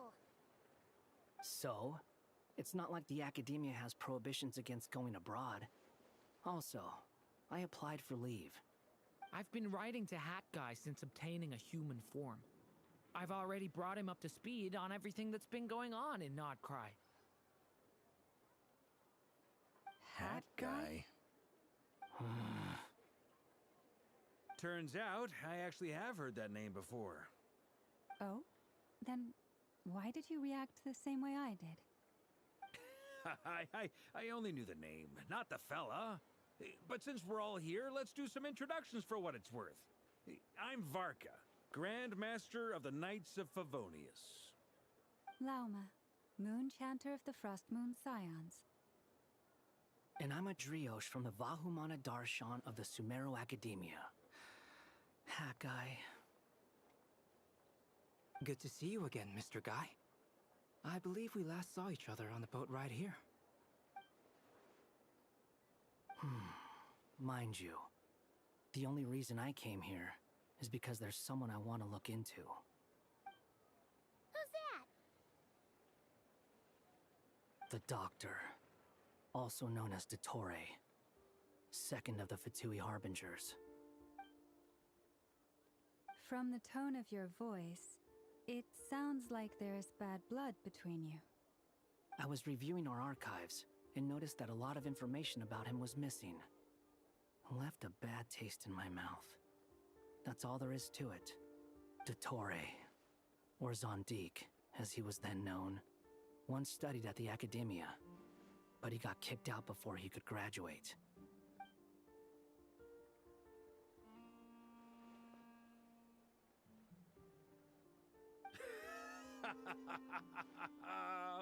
So the Harbinger's #2 man is a college dropout?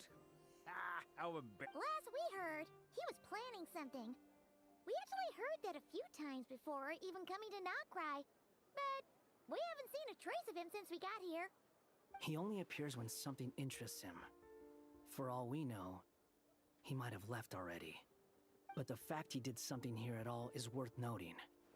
It'll fill a couple extra lines in his file. Why does it sound less like a file you're writing and more like a criminal record? Anyway, we were just about to meet 2 of the other Harbingers. Want to come along? You might learn a thing or two about him there. Sure. Even though they're Harbingers, well, they're old acquaintances of ours, so, you know, when you talk to them, try to be... I got it. The Frost Moon Scions' relations with the Fatui remain tense. Forgive me if I do not attend. In that case, we'll continue assisting Miss Alice with her experiments. Good stuff. Everyone's having a fruitful time. All right, we better get going. I'll lead the way.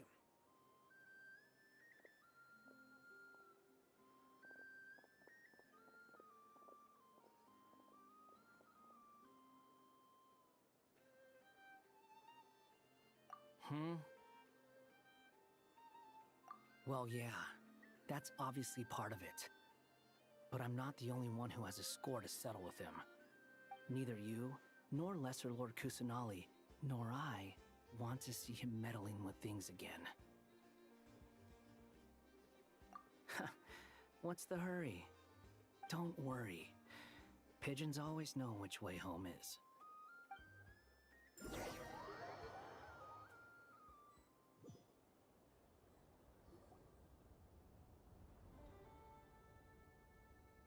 You made it.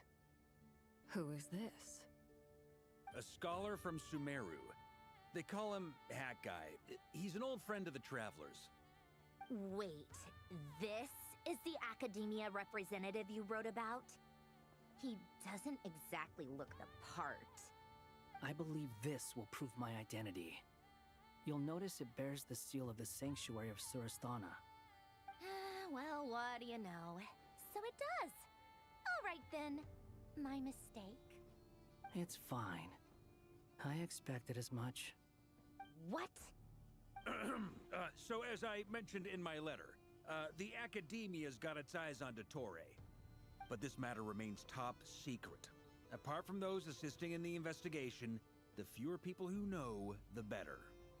If anyone asks, I'm here in Nodcry to pursue my personal academic interests. Gotta say, Varka, you did pretty well to keep all this under wraps for so long. Sounds like you got in touch with the Academia about this way back. You flatter me. Where do I even start? Remember that time we fought Rerir at Star Sand Shoal? He sure let me have it then, didn't he? I'll bet Dottore had that all sketched out, with me as his convenient little pawn. He could not care less about us if he tried, but hey! The feeling's mutual. Does Dottore really strike you as the sort who values his relationships with his colleagues? Fair point. Definitely not. Which is why I always keep my guard up whenever he starts making suspicious moves. To that extent, our motivations align. On top of which, I consider you trustworthy people. Now, back on topic. In the wake of the Reikir of Solnari episode, Sandrone and I grew suspicious about Dottore's complete inaction during the entire affair. So we tried to find out what he'd been up to, but unfortunately to no avail. He never lets anyone in on his plans. The more he cares about something, the more secretive he gets. Indeed. Perhaps he believes that by keeping a low profile, he can avoid trouble. But that trick isn't going to work on his colleagues. Yeah, I mean, he's been researching the ancient moon's remnants. And he's been trying to get his paws on the moon marrows. Only an idiot would believe he doesn't have something more planned. With this in mind, I returned to Snezhnaya and relayed my thoughts to Her Majesty the Tsaritsa, entreating her to have him recalled. That's pretty direct. Did the Tsaritsa agree? Yes. I made it abundantly clear that the Fatui's business in Nodcry is almost concluded, and we do not need 3 harbingers in this territory. Her Majesty concurred. Accordingly, Dottore has returned at her orders. I imagine he is continuing with experiments, which no one besides he would ever have any interest in. Common sense might mean nothing to him, but he's not stupid. He knows that no good can come from opposing the Tsaritsa. Smarts alone won't get him all the way. He needs the Rooster's resources and Regrator's Mora, both of which the Tsaritsa can strip from him by waggling a finger. But doesn't he have a track record of publicly following orders while going against them in private? He probably has it down to a fine art by now. Wouldn't put it past him. We worked together on a research project once. Only briefly. but it was enough to show me that we're fundamentally different people. He has no interest in doing things methodically, stage by stage. His thoughts jump all over the place, and the moment his curiosity is satisfied, or he gets the results he wants, he disappears. The only similarity we share is that, once we set our minds on doing something, we will see it done, whatever it takes. Oh, we definitely saw some of that in your battle with Rerir. You got so competitive. Ugh, do not remind me. Then I believe we all concur. Dottore will not simply give up. Fantastic. Now this is turning into a whole day of unpleasant memories. Ugh. Are you talking about the moon marrow stuff? He also strikes me as the kind of person to disregard experimental regulations, ruin all the equipment, and go way over budget. Then leave the first person he can find to deal with the fallout. Exactly! This one time, he was running some high-temperature experiment and the substance exploded. But does he care? No! He orders his subordinates to open the device so he can observe the results, which causes the gas inside to leak out. That gas was poisonous! If I hadn't been there, who knows how many people might have died? And after all that, he left, while I was still cleaning up after his mess. What a waste of time, he said. Waste of time? The nerve! He wasted my time! You've been bottling that up for a while, huh? Hat guy, I must say, you seem awfully familiar with internal Fatui affairs. Especially when it comes to Dottore. Thank you, Lady Harbingers, for providing such valuable information. I have no other questions for now, so I'll be on my way. Wait, what? You're just gonna leave? You're welcome to join if you want. Ugh. Just when Paimon thought he'd finally mellowed out. He makes quite the impression. I'll say. I've met tons of headstrong people, but not many of them would join me in bad-mouthing Dottore. Anyway, back to the main agenda. Barca, you said that Columbina has gone missing? Or rather, disappeared. Yeah. We're working on building a connection between her and this world. The simplest method is to find out her real name. I've actually asked her that question before, but she said she didn't know. Considering our relationship, I doubt she was lying to me. As far as I recall, she was never dispatched by Her Majesty to claim a gnosis or anything like that. The Tsaritsa's plans had long contained a place specifically for her. I always thought that was weird. What could she do that the rest of us couldn't? Knowing what we do now, it's probably something related to Kavaki, right? More than likely. When she first arrived, Columbina would often go to Her Majesty and ask when she could start the task assigned to her. But Her Majesty always gave the same reply. The time has not yet come. So she spent her days in Snezhnaya doing basically nothing. The Tsaritsa has summoned a beautiful blind maiden to be a harbinger, giving her the third seat by virtue only of her enchanting voice. It was a dumb and stupid rumor, but the reality of the situation made it hard to refute. And what happened after that? I imagine she stopped caring. She no longer seemed to care why she had been recruited, and Her Majesty never gave her any missions, so she just continued to sing in the flower garden. For my part, I was busy. So busy, in fact, that watching someone be that idol had me fuming. But still, I got the sense that she had long been used to a life of other people claiming she was needed when she wasn't.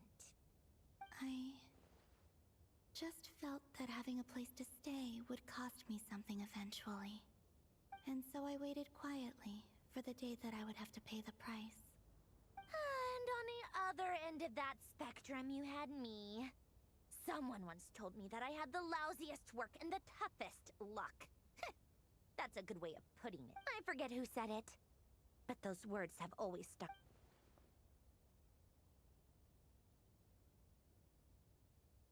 But you've done your job exceptionally well all this time. Because at heart, you are a conscientious person. What is it? Something come to mind?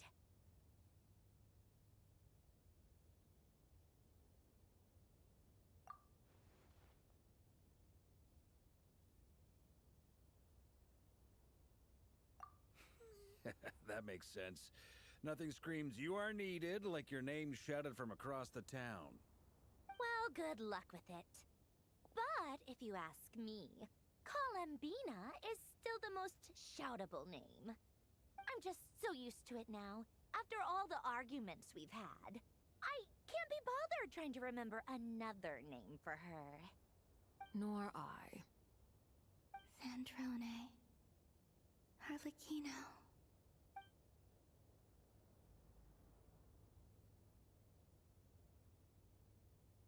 Huh! It's a Sealy! Does that mean Nicole has news for us? Ladies, I thank you for your hospitality. If the chance ever comes up, I definitely owe you both a drink sometime. I'm sure it will. You can make your own way out. Heck, you've been here enough times, you probably know your way around better than I do. Okay, time to do what adventurers do best. Follow that Sealy!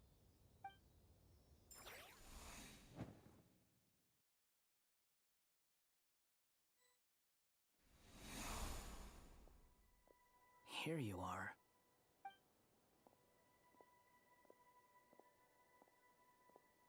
Oh, hat guy. How come you're back so soon? Did things go all right with the Fatui? Fine. Dotori's been summoned home by the Tsaritsa. Couldn't get much more than that. How about you? Any progress with the investigation? Unfortunately not. We've tried everything. Different phantoms, different locations, different points in history. But the results are the same each time. Abyssal monsters roaming the land. People crying out in despair, with no hope of being rescued. Every time I see it, I can't help but think, is this what it was like in Mondstadt when Dragonspine Durin attacked? And if I fail in the task I've been given, will I create yet another tragedy? That's just meaningless speculation. When we encountered similar phenomena previously, I tried to interfere with those illusions, using sounds and lights to guide them. However, we could not change their fates. At most, we were able to extend their existences. The events of the past are like fate that has been written into Irminsul. There isn't a living thing in Teyvat that can escape its past. But Miss Alice instructed us to try to find ways to change the outcome that these phantoms face. It's an impossible task. Can't you just refuse?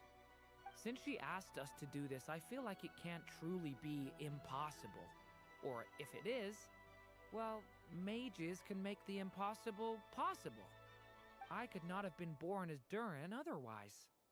But you also said that your past 39 attempts were fruitless. That's true. But you're still going. Yes. After this many futile attempts, surely you realize that you're not doing this because you still believe what some mage told you. It's because you want her hypothesis to come true. It's something you wish for deep inside. So, think for yourself about what you want to do. As long as you don't believe it's futile, it isn't. Yeah. Previous experience indicates that we cannot touch the phantoms, which limits the effectiveness of our interventions. If we want to clear this hurdle, we need to break this rule somehow. Same thought here. Following the same rules means repeating the same failures, reducing ourselves to mere playthings of fate. So you mean we need to figure out a way to make contact with them despite knowing that we can't? Yes, and I suspect that's something only you are capable of. Everything in Tevat is logged in Irminsul, but the withering that once occurred in Sumeru was a sign that the Great World Tree was being corrupted. This corruption allowed things that should not have existed in Tevat to appear. This is tantamount to rewriting reality to an extent. You're saying abyssal power might be able to affect those phantoms? No one's ever tried it before. If you're gonna try it, it'll take courage. And you have to be confident that you can control it. Is anyone there? Has anyone seen my daughter? She's missing. I have to find her. I hear someone inside. Spargana? Are you in there?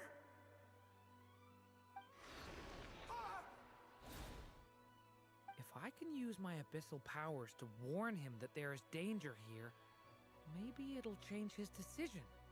Maybe he'll stay away. Yes. The important thing is not the nature of the power, but rather how you use it. To intimidate and obstruct. Sounds about right for the Abyss. Let me try. I should be able to influence that thing. Have you seen a little girl? What? This isn't the time for that! Just run!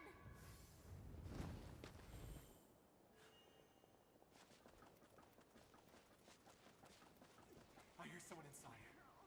Spargana? Are you in there?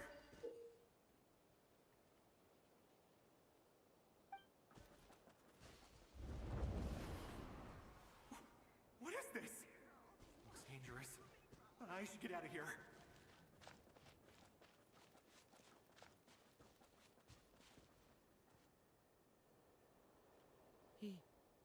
He really left. Ha! We did it! Don't celebrate too soon. Follow him. See what he does next. Monsters approaching from the front. You need to stop them and create an opportunity for him to hide. No! There's monsters ahead!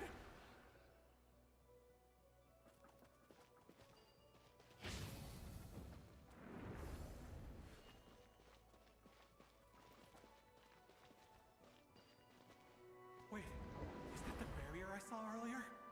Why is it appearing now? It's as if someone's controlling it.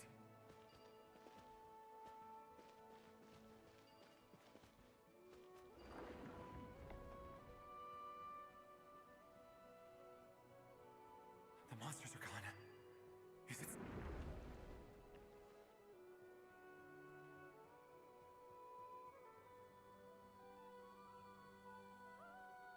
The barrier's gone too. How odd. Anyway, I guess I'll keep going.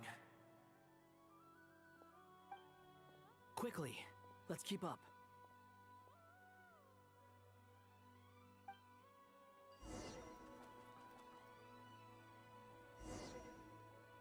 Wait, there was someone else here? Don't go any further. We've got anti-monster traps laid out everywhere. But my daughter must just be up ahead. I have to go.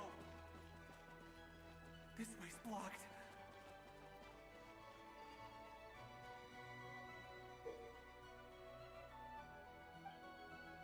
We might be able to...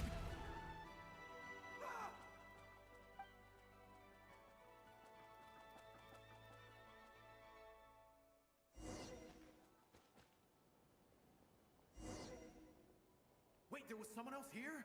Don't go any further. We've got anti-monster traps laid out everywhere.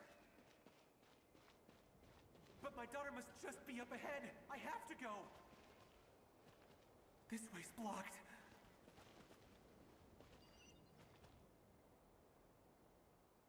We might be able to use the explosives over there, but we need to take care not to hurt him. I'll I'll use the barrier to keep him at a safe distance. This barrier seems to be helping me somehow. Hey, hey, wake up! Oh, no good. Gotta keep moving ahead.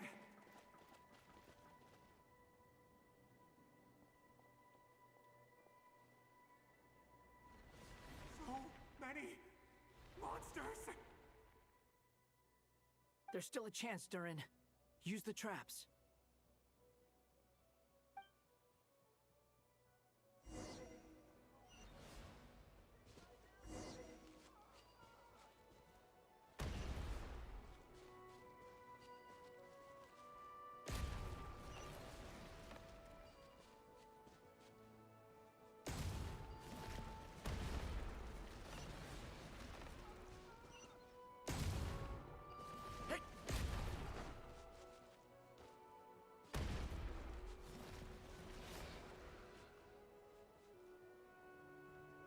This is a new development. I've never seen this happen before. We might just be able to save this person.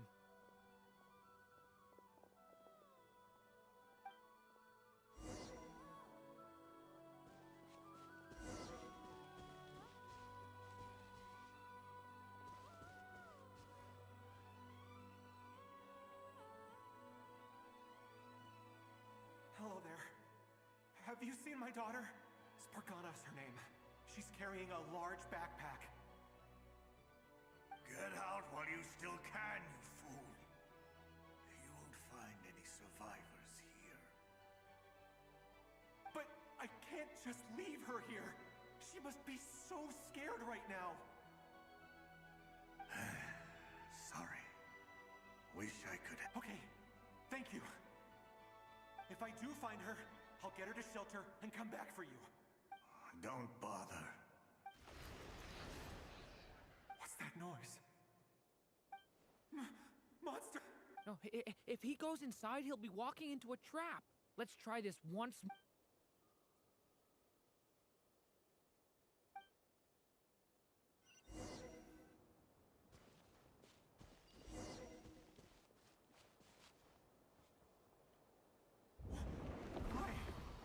How will I know where Spargana's gone like this? You know what? I'll trust this strange barrier. It's gotten me this far after all.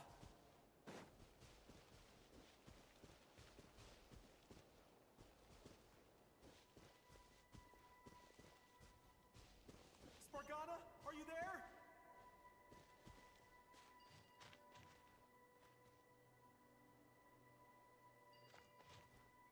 What? Hey! Let us out!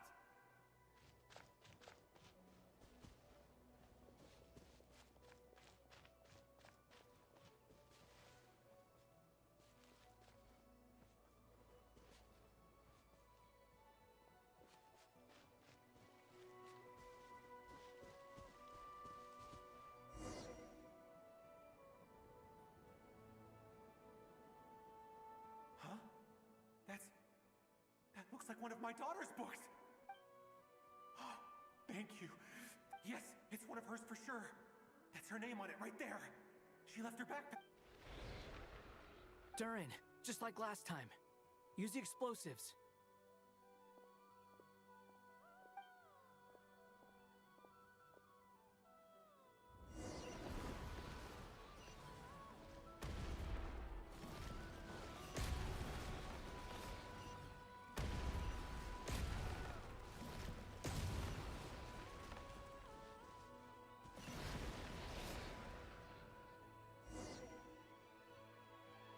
It won't work. There's not enough left. If he makes it in, he'll die. But then, this clue could be the key to him finding his daughter. It might not be the only one. Better he misses that clue than loses his life. I guess so.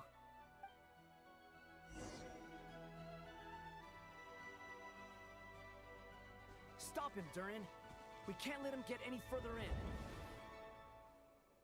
That's my daughter's book! She's passed this way! Why?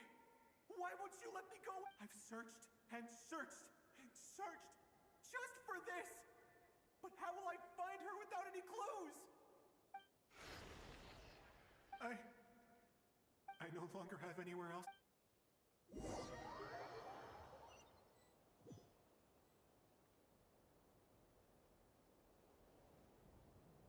I'm sorry. I'm so sorry. He refuses to go anywhere else. Whether he opens this door or not, all that awaits him now is death. We couldn't change his fate. Albedo? Hat guy? Let's try one more time. I don't know how we're gonna do this, but I don't want to give up either.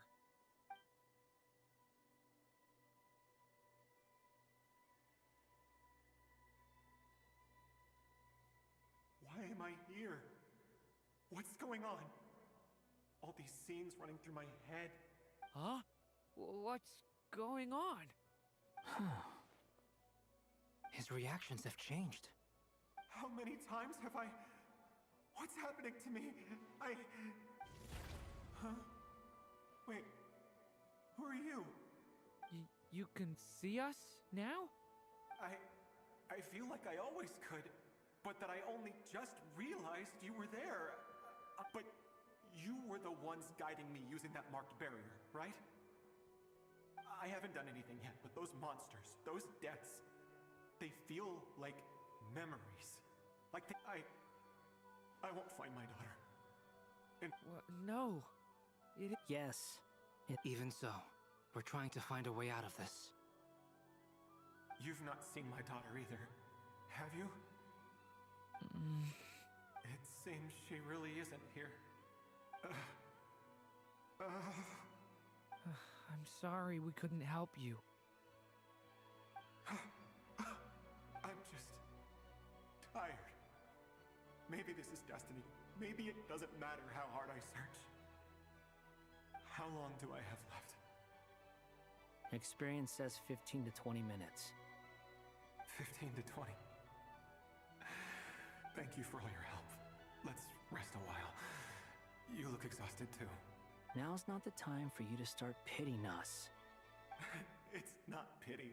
I'm just realizing that I've only got 10 or so minutes.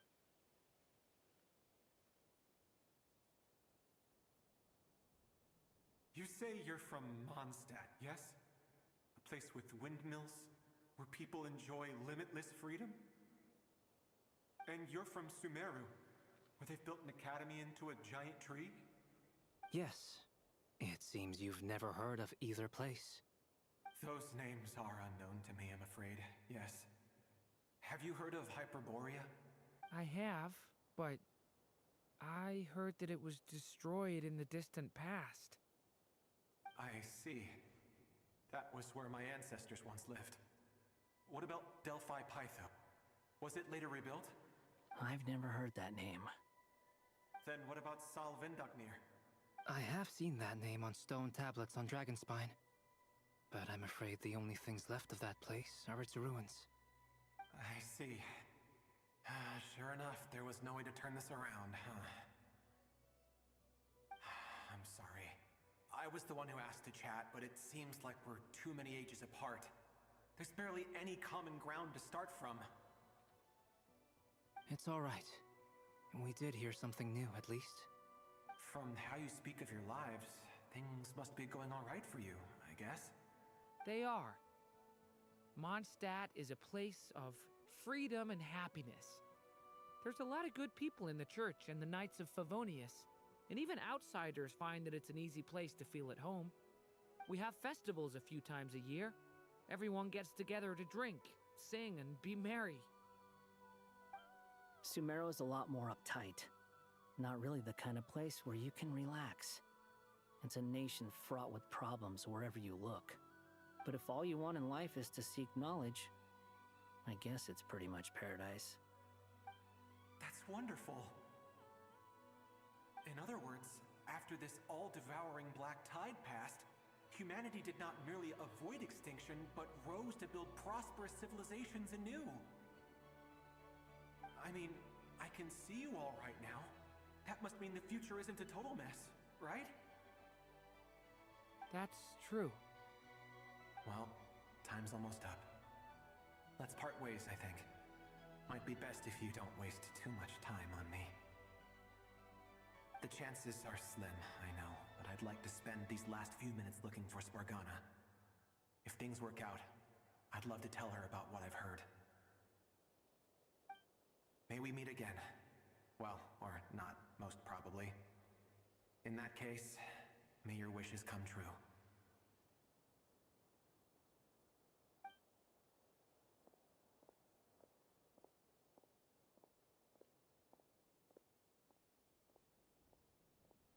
He's gone.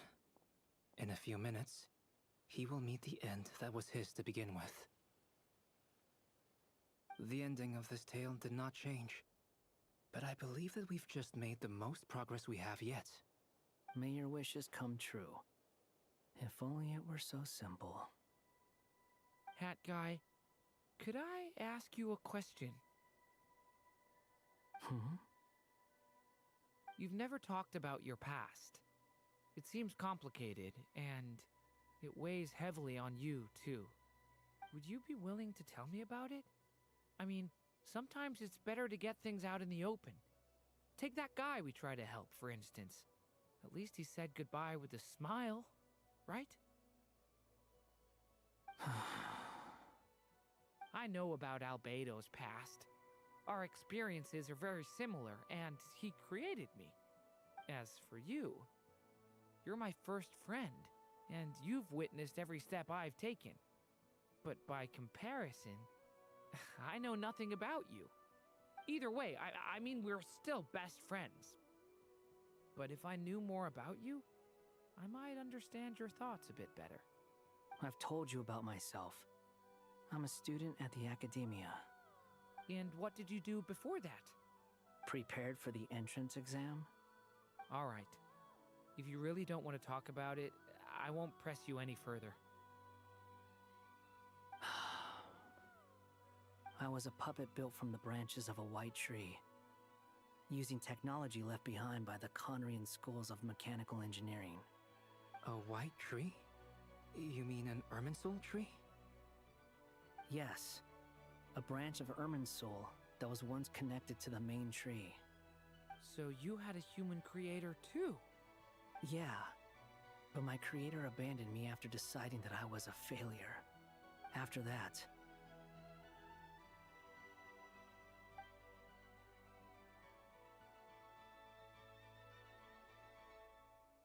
Durin, resisting the influence of the Abyss, suppressing the urge to destroy, trying to do the right thing. None of these things are easy, but no matter how hard they are, trying to rewrite past wrongs is far harder. You asked me if you would create a new tragedy if you failed. I told you there was no point speculating about that, but the real answer is, yes. You absolutely will. That guy. But at least you've got people here to help steer you away from the wrong path. So, just keep aiming towards the light. I will. I promise.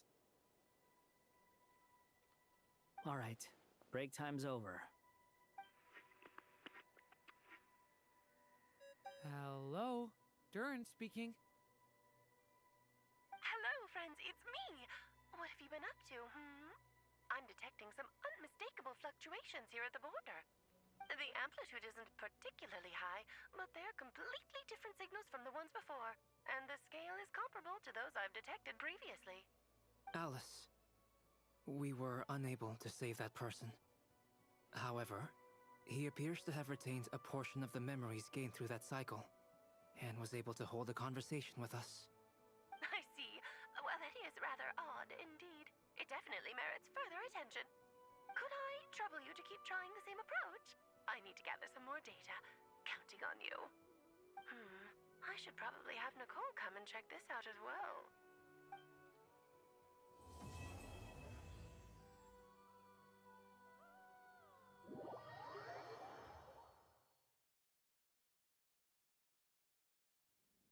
There you are. I was worried you might stop to collect treasure chests opened by the Sealy along the way. It would have taken you so much longer to get here. Another conversation I cannot hear. I am delighted to see that you understand what takes priority, and that your adventurer's instinct has not swayed your resolve. Really, I must applaud you for it. You should know. Okay, I'll try and keep it short. My senses are telling me that this is— Oh, cool! Whoop. Patience. This was a sanctuary of great— Oh! Like the place that housed the Eternal Moon's marrow?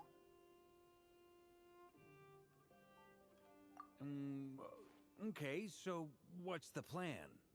Need us to do anything? All right then. I was planning to start with some background on the invention of these techniques. Are you sure you don't want to hear it? It's quite informative. Remember what you were saying about priority? Fine.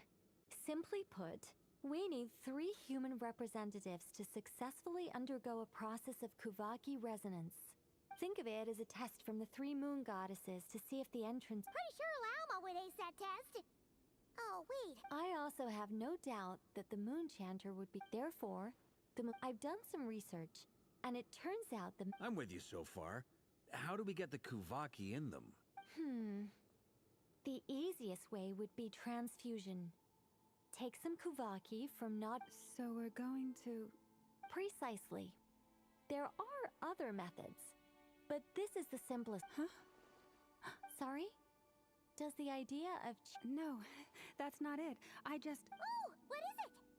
It's about Moon Prayer Night. I figured out a way for Kutar to join in the festivities. Huh? But as Paimon said, we need to have our priorities straight. Let's get back to the test. I'll follow up with Nefer on the— Okay. Anyway, is this really the best— If you think that's dangerous, wait till you hear the other methods. I'd be more— No need, we're good. Let's go with this one. Very well. Kuvaki transfusion it is. Now, I should mention that the risks can be greater or low. It would be rash to simply infuse the Kuvaki and hope for— The symptoms are similar to another condition that some people living here suffer from. So, before we execute our plan, I will perform a simple test of my own to see who is compatible and who is not. Once that is done, we will have to complete the resonance process as rapidly as possible. The participants— What? No, That's some hardcore fasting. They'll all be monks by the time they're through. 3 days. Oh, that's so long! Can we still— Fasting? What are they talking about? Really? Don't you want to think this through? Haha, count me in 2. 3 days without— Miss Nicole has made it clear that this is the easiest way. The way I see it, there's nothing else to discuss. It's time to step up. Yeah, you're right. In that case, Paimon volunteers to be Captain of Logistics. She'll keep the fires lit and grab some spare clothes to keep you comfortable. Then we'll start with you first, Traveler. Please step forward.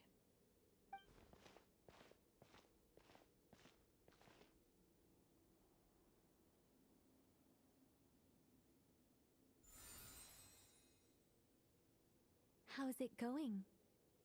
Do you feel anything?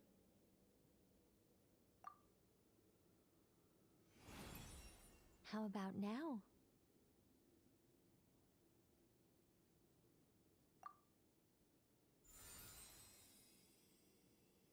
And now?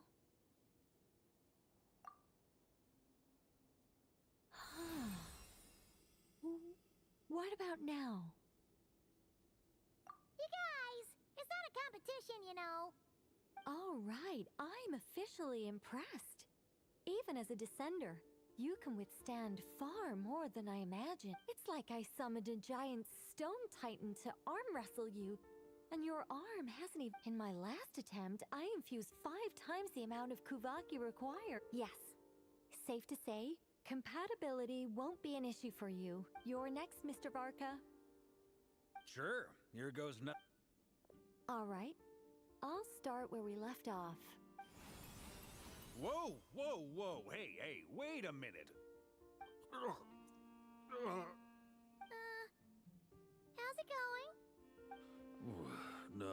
not great.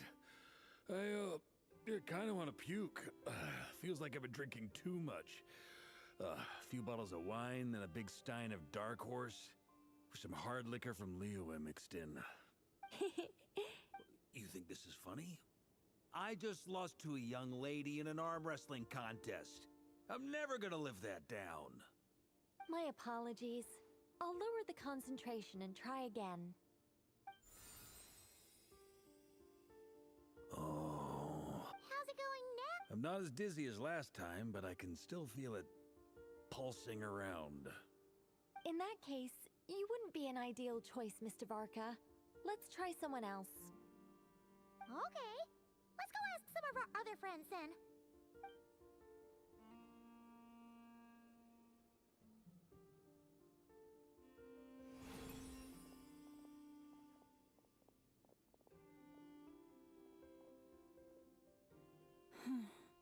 No surprises here, Miss Moonchanter.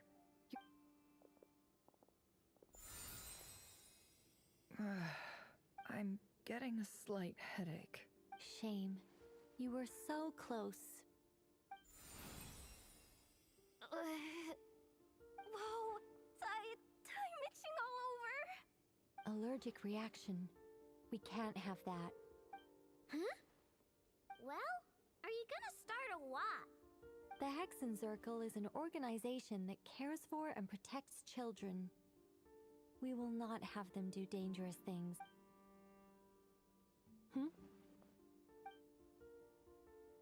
Is something the matter? The candidates have to be human. I guess that rules me out too. Huh. Everyone except the Moonchanter got beaten. Guess I don't need to feel so bad after all. I mean, looks like this isn't gonna be as easy as we thought. Perhaps I could ask for volunteers among the Frost Moon Scion. I'll see about talking to some trusted Lightkeeper colleagues. Itlua springs to mind. In fact, I think we had some former Frost Moon Scions join our ranks. Can you give me the scientific explanation for how the test works? I can probably make some kind of test bot. Then we can just zip through Nashitown, going up to people and pressing a button. No. Wow! No elaboration for one. How about I contact the Knights of Favonia's garrison in the Wave Chaser plane? Shame that Lohan's already left. And that guy's even tougher than I am. Strange. The moon goddess is clearly revered by many people. She mentioned that the world has rejected her from the very beginning. And when we fought the Reikir of Solnari, it seemed like... Also, Paimon's not sure revered is the right word for how people feel. Gratitude, certainly. For my part, anyway. It's basic reciprocity. She helped us, so she deserves our help in return. Yeah. Even though she looked like she didn't care. A review of the relevant data leads me to conclude that Miss Columbina... Yep, you bet! They really think so? I'm super surprised that Columbina isn't her actual name, though. I think it really suits her. I know, right? Unfortunately, that's not our... Columbina. That was the code name the Fatui gave me. But it also came up in the song, but... Is that really all there is to? Is there anyone left who will still call me by that name?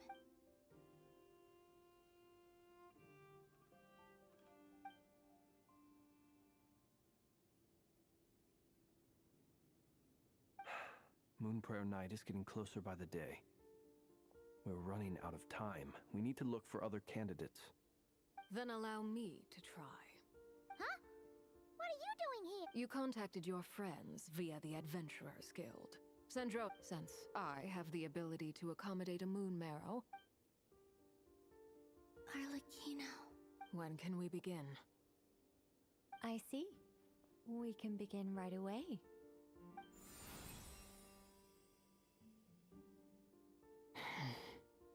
How was it? Did you feel any discomfort? Not at all. Then it seems we shan't need to look for additional Great! Cool. Alright, like Paimon said, the rest of us can take turns making sure the three of us... Then my job is to take care of the caretakers. I will ensure everyone receives food and accommodation. I'm ready as well.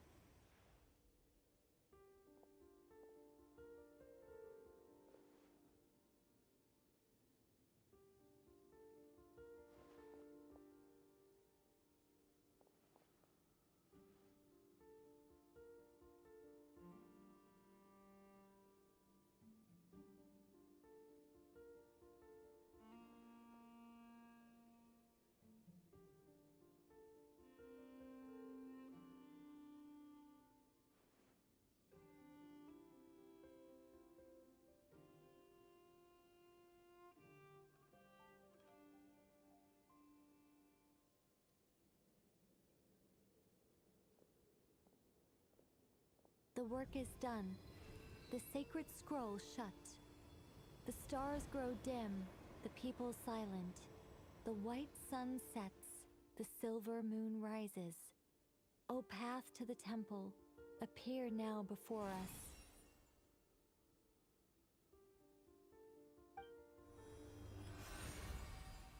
Wow! It really opened! So that's what all this is about.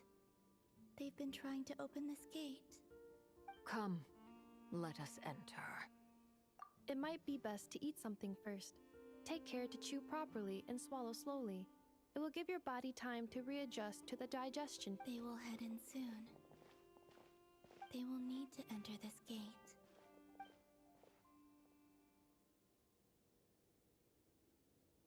Huh? I cannot pass through.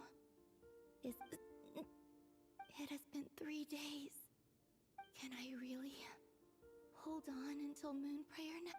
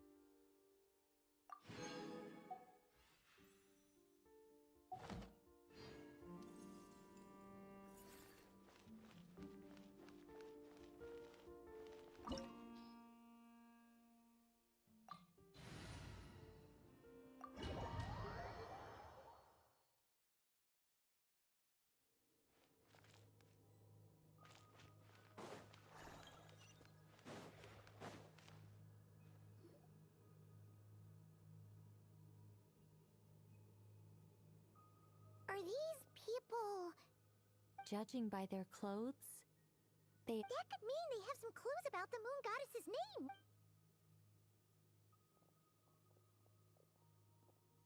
Hey there! Could you tell us what the moon goddess's name is? Sorry. That's probably a weird question, huh? How do we explain... The moons are long gone, and their goddesses are dead. Their names no longer mean anything. When a new moon goddess is born, we will surely know her name. We have used every last resource at our disposal. All that remains...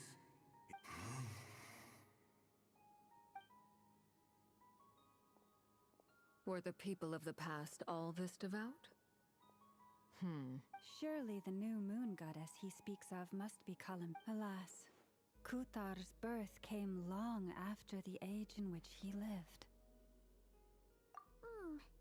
But, maybe if we find a phantom from a more... True. Keep an eye out. We should be able to tell which era they're from by the clothes they wear. Yeah! You've been pretty talkative this whole time. Oh, nothing. I'm fine. When the Hyperboreans speak of moon goddesses, they mean the three from... There once was a time when the moon goddesses blessed them greatly and protected them from harm. Yeah, that checks out. Let's continue on. Who knows what else we may discover?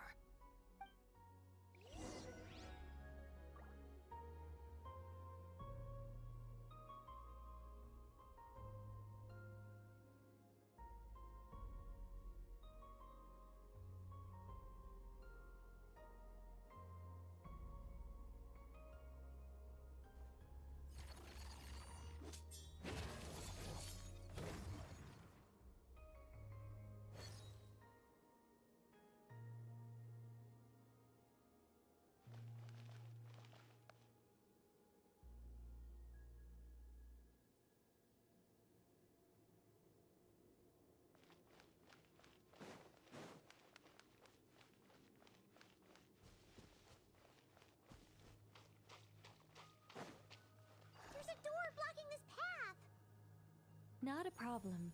Try this.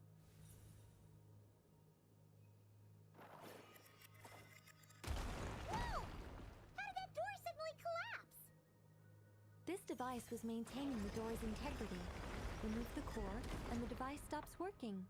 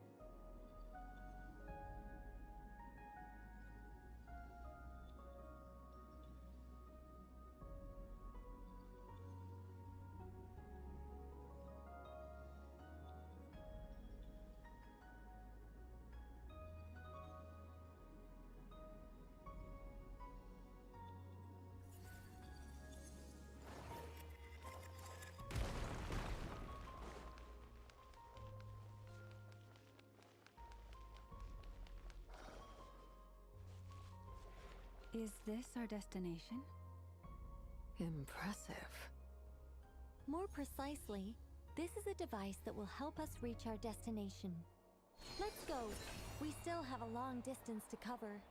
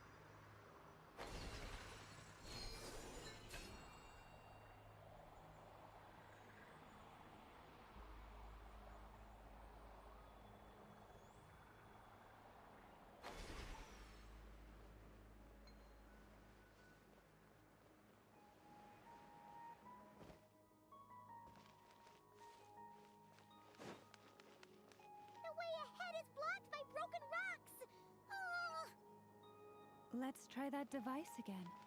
Remember the door from earlier? Ha!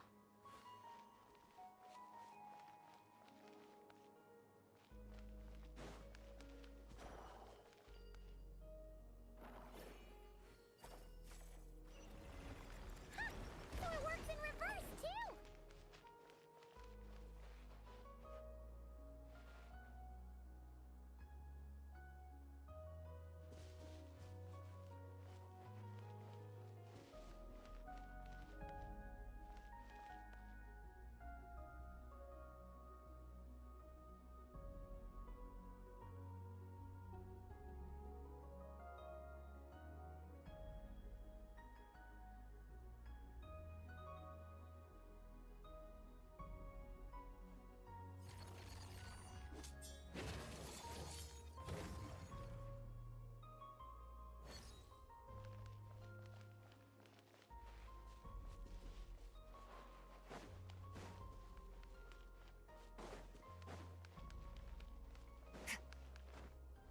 The humans we see are all phantoms, but the monsters are real. What a fascinating place. There'll be plenty of time to admire it later!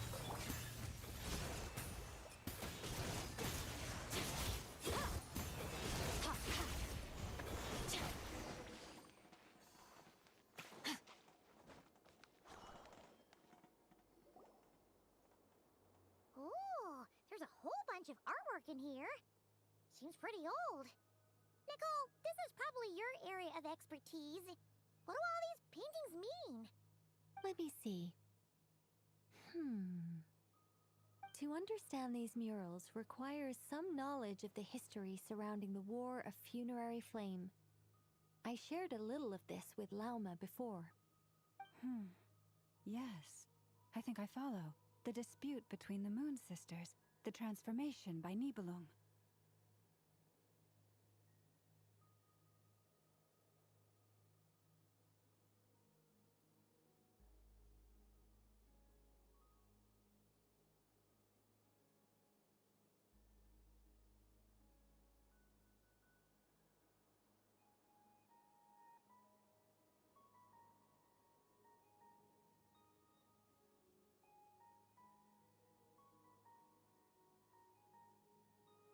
Oh no, it's no trouble. I'd be delighted to share the tale again. Alright then. Tevat's 3 moons and their goddesses were brought into being by the will of Nibelung, the then ruler of Tevat. But when the heavenly principles came, they changed the world completely, down to its very foundations. The moon goddesses were nowhere near strong enough to challenge this entity. But the heavenly principles did not view them as heretical entities that had to be removed. Essentially, Nibelung returned. Yes. He did. And thus began the War of Funerary Flame, a battle for dominance between Nibelung and the heavenly principles.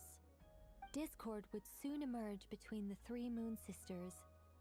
One would voice the opinion that they should follow Nibelung, for it was he who first hung the moons in the sky.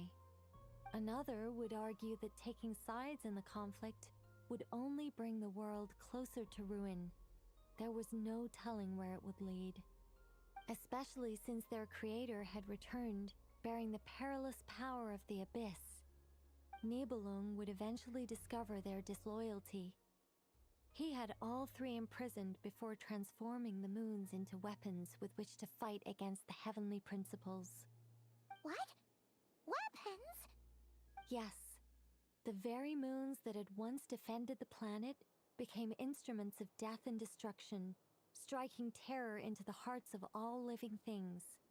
And although the heavenly principles and the 3 moon sisters had once been at peace, it now seemed that it is possible that the heavenly principles did not know of the goddess's imprisonment. If so, regardless of who knew what, when, the heavenly principles shattered 2 moons and flung the other beyond the skies. Whether the goddesses managed to escape Nibelung's captivity after his fall, nobody knows. But this much is certain. From that day on, the moons no longer belonged to Tevat. The rejections slowly drained their power until eventually they passed away. So that's the full story. You say the moon ceased belonging to Tevat from then on. Why then would Columbina be born here? That is perhaps due to the lingering connection between the Frost Moon, which was not shattered, and this world. They never desired war. All they ever wished for was to protect this land. I see. If the final fate of the 3 goddesses is, our investigation has yet to bear fruit. Yeah, you're right. Let's keep going.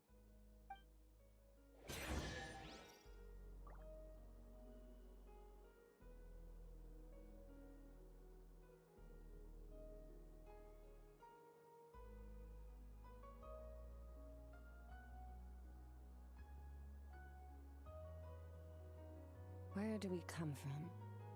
And where are we going?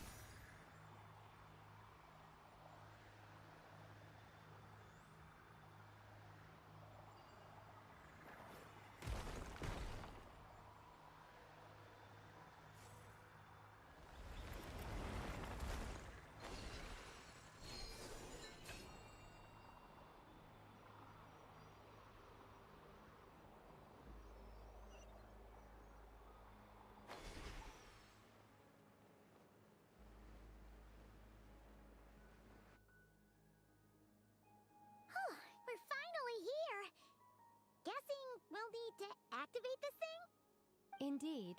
I was a little worried about that at first, but as we got closer, I sensed that the Kuvaki within it flows unimpeded. It should be functioning normally. The only issue is how to activate it. It's looking a little worse for wear. What about the cores from some of the other devices we've seen? Can we repair it using those? In all likelihood, yes. I imagine that would have been the Hyperborean's backup plan. Let's look for some cores.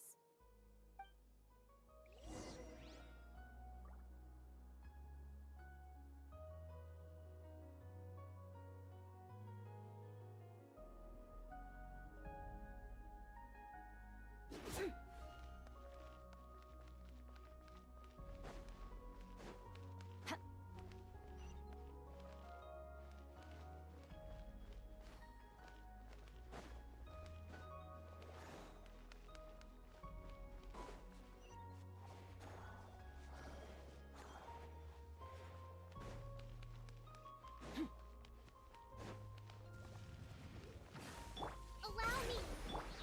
Strike up! Sword!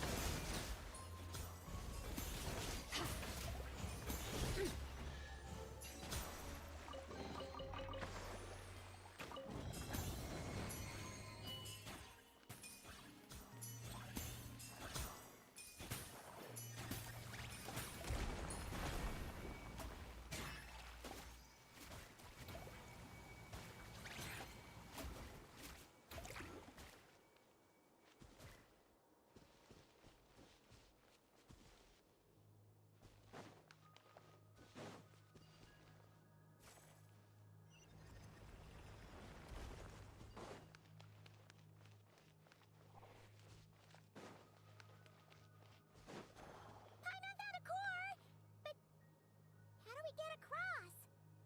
Walk up, then jump down.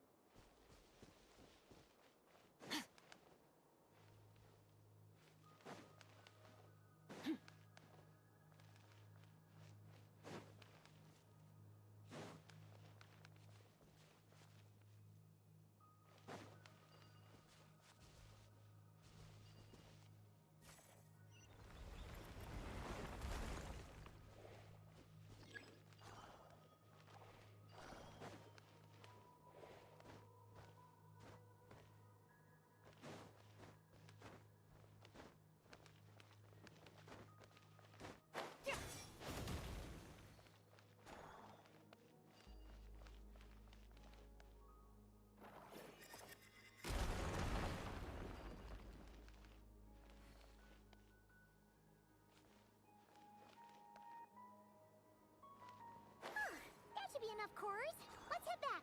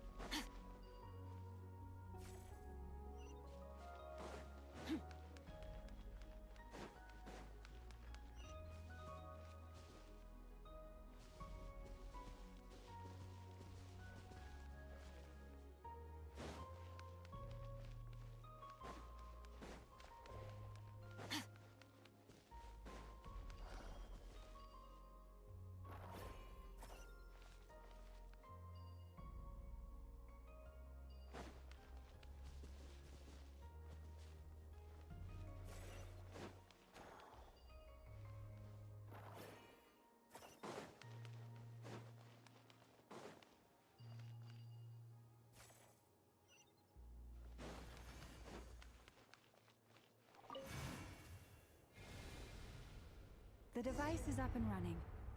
It's hard to believe that the ancients were capable of constructing such things. Paimon sees our destination! It's right up ahead! Yes, let's go.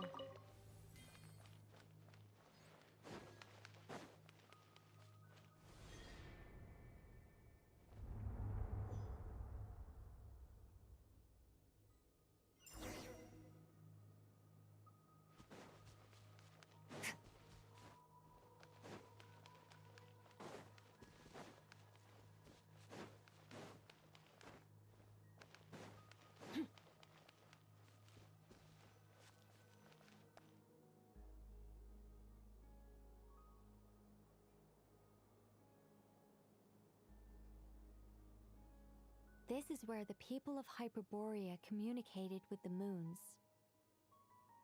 We need only place the moon marrow upon this platform on Moon Prayer Night, and we shall be able to open up, the assumption being, of course, that's right. You want to know, and yet, she has no choice but to return. That's not the only issue here. And despite looking at historical artwork and talking to people from Hyperborean times... If it's not too much trouble... Oh, sure. Then your first job is to find it. As a moon goddess, I'm sure she must have a name she identifies with. Neither Columbina nor Kutar is her true name, and she's never really accepted either. Is it not also possible that she has never... That would be a hard pill to swallow. But at this, no one knows how she came into being, and she certainly doesn't have parents. Does that mean there's no way to get Columbina back? Huh? Wait, why all this pessimism? Was it the way... Well, just because she's never had a real name in the past doesn't mean... What? Think about what Alice said again. She never once said that you'd have to find a new name, did she? Are you saying what I think you're saying? Yes. Names are anchors that connect us to the world. If she doesn't have one already, then all we... It's like... yes. Traveler. But what about now? I understand what you mean. Life is a long journey. Even the friends and family by our side, when people call you by different names, what matters isn't so much the words, and of course, whether that resonates with you. Lumine. So, close your eyes and picture the moon goddess. Columbina. Columbina. Paimon will call her Columbina too. She has long forsaken everything that Kutar represents. I think from now on I should call her Columbina too. Well, It sounds to me like you found your answer. Are you sure? Is it really that simple? We haven't found her this whole time and For a journey like this, the process is every bit as important as the outcome. Had you not searched far and wide, rejecting every other answer you were offered?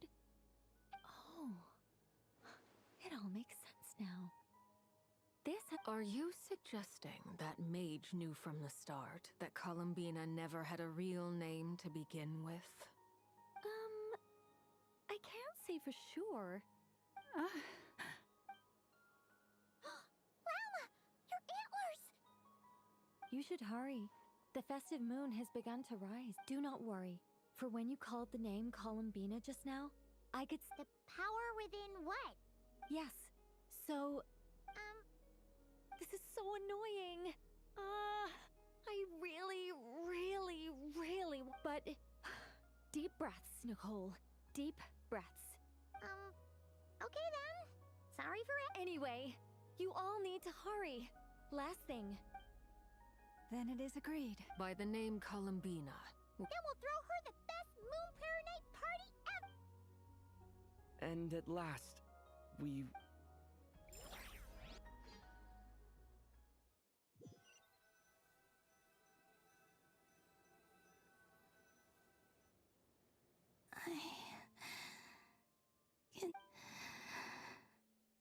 Have they come back out?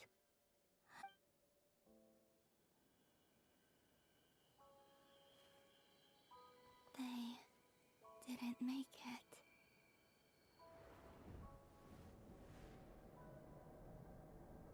Could you tell me your name? My name is... Columbina!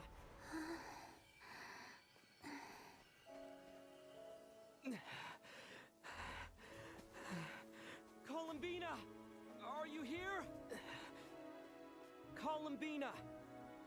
That's the name you gave when we first met. And it's what I've called you ever since. Columbina. It's a fine name. I have many fond memories of Columbina, and so do all of your friends.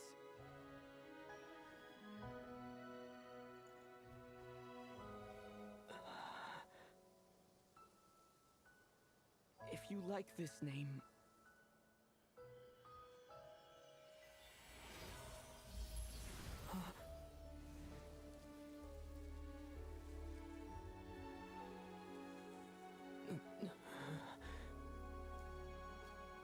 Looking for me?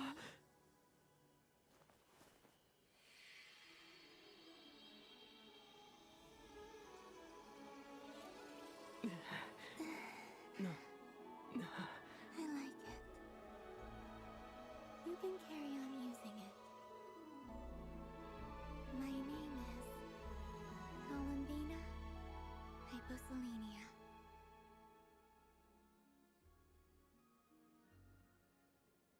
Columbina Hyposelenia. That's a wonderful name. I never thought that Columbina would become my real name, but after I met you and it went from being a Fatui code name to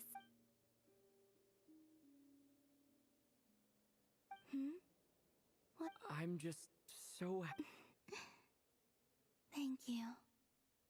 We can go and meet them very soon. Everyone went to different places to... Great. I'd like to thank them as well. Everyone's done so much for me. Searching for my name. Entering those ancient... Huh? Wait, so you were... Yes. I was there. Not physically, but my consciousness was still holding on. Starting from when? You turned around and called out my name while you were in Nasha Town. Do you...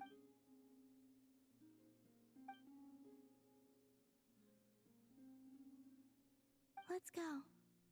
We don't want to keep them waiting. Sure. In that case, come with me. But... Before that... Could you call my name one... Sure. Come with me. Columbina hyposelenia.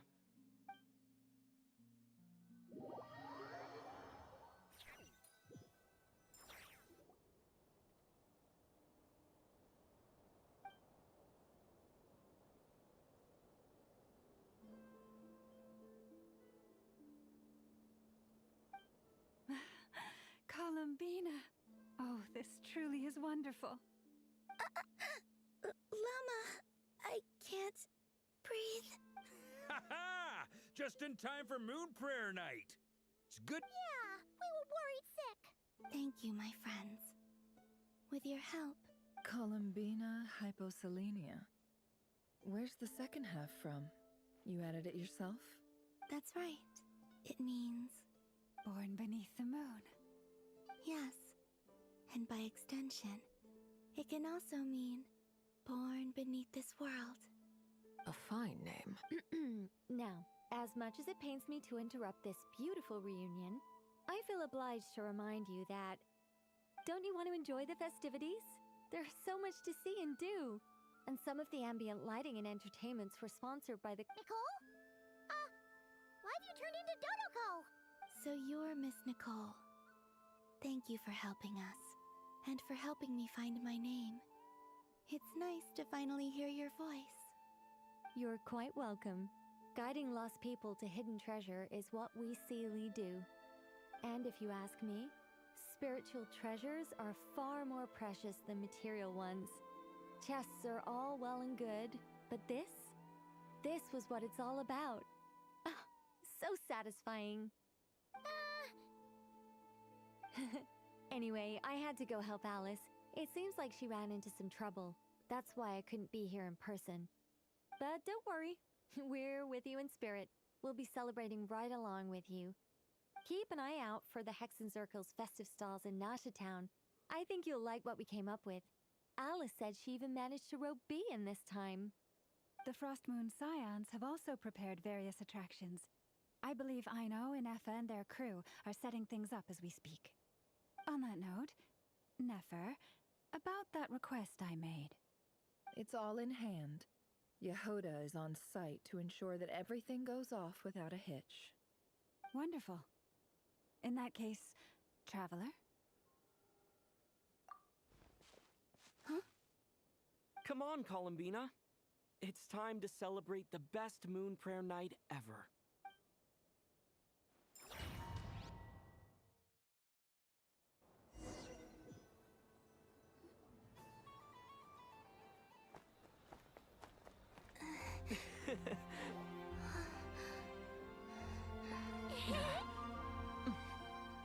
Hey, young lady. Would you like some Moon Prayer Night candy? Happy Moon Prayer Night.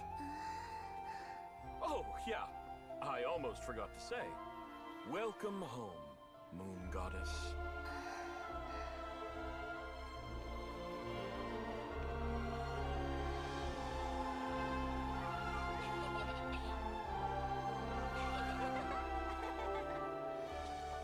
Welcome home, Moon Goddess. Welcome home, Moon Goddess. Welcome home, Moon Goddess.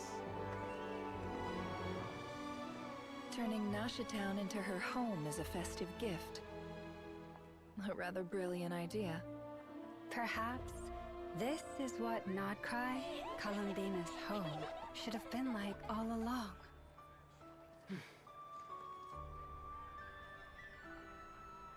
Thank you for the gift.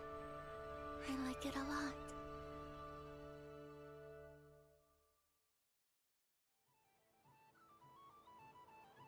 This feels like the surprise of my life. I do. I never imagined. If you're happy, we're happy. Quite a strategy you came up with. Hide the tree in the forest. It's not your usual style, Lauma. Is there something about Moon Prayer Night that enhances what's in your head as well as the antlers on top? Apparently so. It even inspired a perennial penny pincher to use their resources for a greater cause. It truly is a magical festival.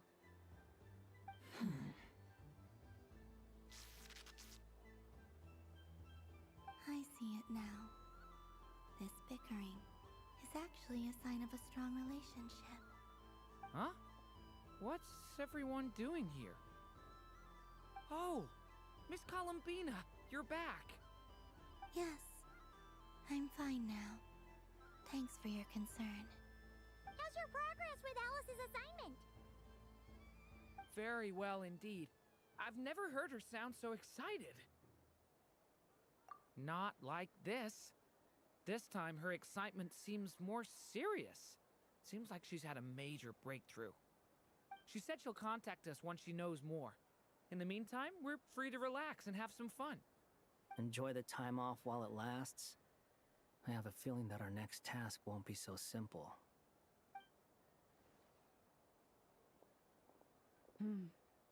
I should go. I still have a few things to attend to at the Frost Moon Scion stall. And I think I'll take a look around. With any luck, this once-in-a-year festival will come with once-in-a-year opportunities. Hold up a second. Where's Varka? I believe he made a beeline for the flagship the moment he entered Nasha Town. Ah, that's Mondstatters for you. They know what they want when festivals roll around. Goodbye for now, Columbina. I hope you have a wonderful night. I will.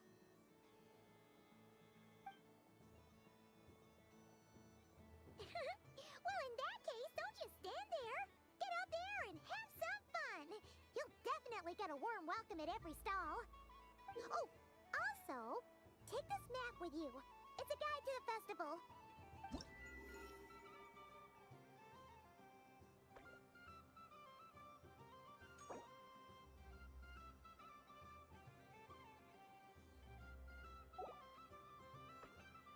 The Frost Moon Scion stall is over here. Lauma's invited a whole bunch of cute animals. Over there is the Hexacircle section. Alice seemed more excited than Anu. Oh, and then there's the Nasha Town local. Thank you. It looks like a lot of fun. You're not coming with me? We'll be around. But don't you want to browse by yourself for a bit first?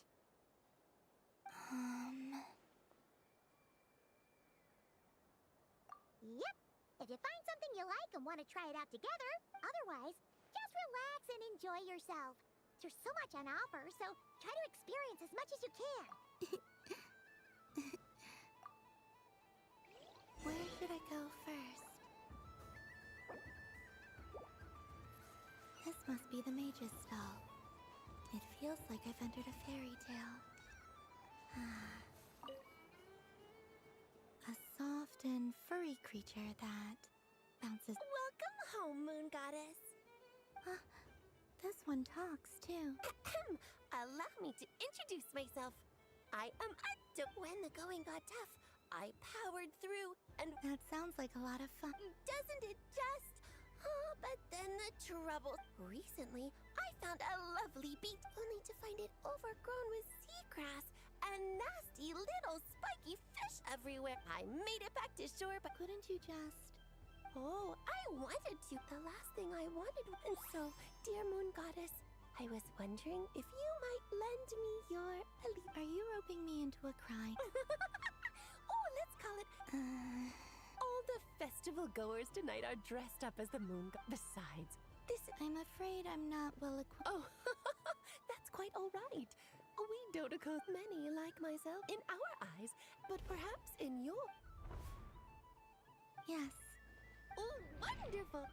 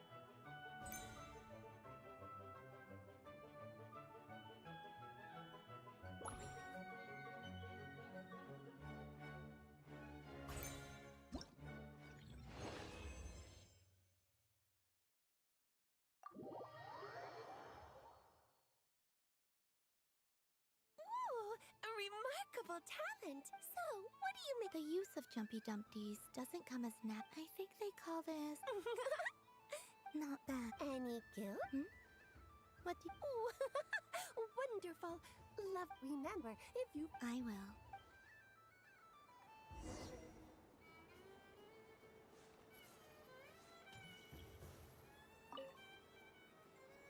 Welcome home. Oh, Another one that... greeting. Columbina Hypocel. Now then, divination. from the perspective as you look to your journey ahead, if you seek to understand the unknown, resolve your doubts, and soothe the confusion in your heart. The unknown. Of course, if one wish, but that is a hence, I shall. Lunar Arc. Indeed. Unlike people like. I'd like to give it a try. Of course. Before we begin, very well. Now. Would. No problem.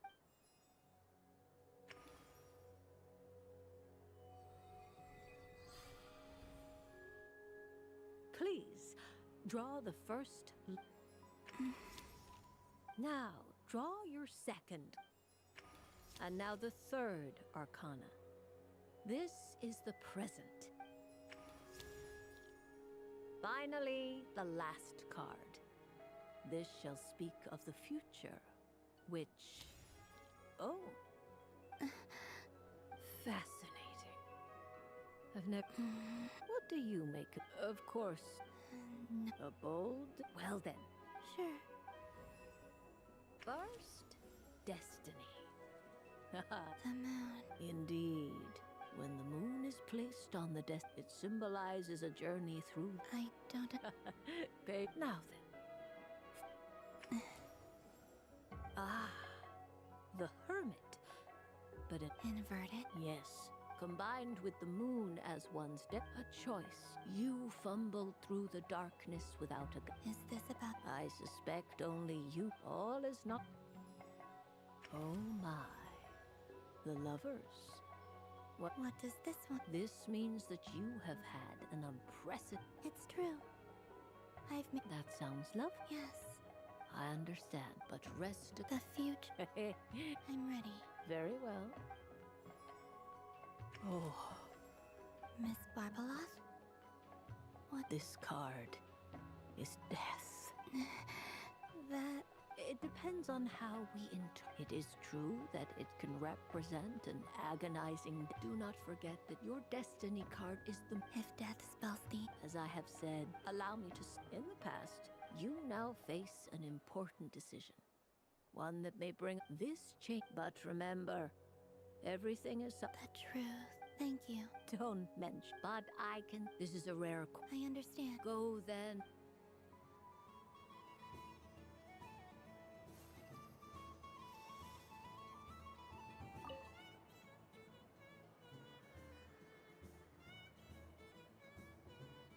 I wouldn't say it's unfair. I mean, your voice goes right in. You can't just explain it away as magic. Is something the matter? Ah, Miss Columbina! No. Impeccable timing. This self-proclaimed Knight of Justice has yet to give me a satisfactory answer. Hey, now, I left the flagship just to help you out, Miss Nicole. What's going on? So Alice and I... Sorry, let me backtrack a little. While similar, Alice, being a great mage, wanted her Dodeko to reflect something of her own charm and mystique. So, an entirely good... If anything, I only say that... Your voice speaks... See? Miss Nicole? I know that probably makes me sound like a whiny child acting out in front of their parents. And it's a little embarrassing now that... But hey, I've said it now, I can't take it back. That would be even more embarrassing. Also, Miss Nicole... I'm not... The point is, I've been biting my lip. I thought this was going to be a nice, straightforward festival where I'd... Well... You will? I'd like to... Then what are we waiting... It's like they...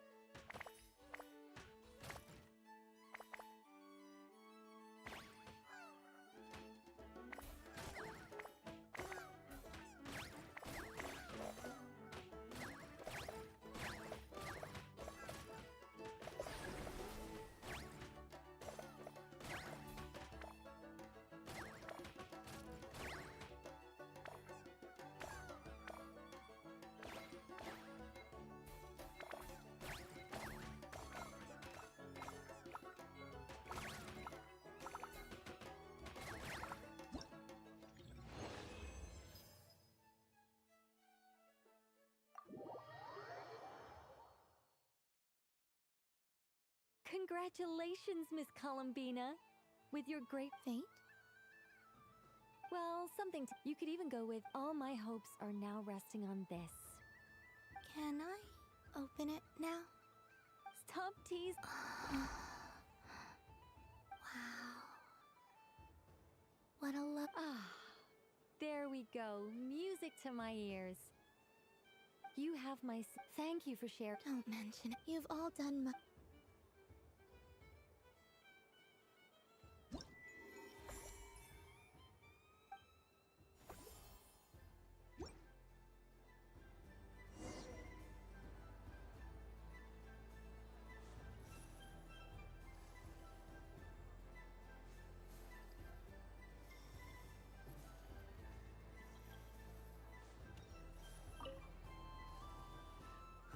It'd be rude to huh? Albedo? This sketch is for you, Grandmaster. Oh, a gift? The North Wind.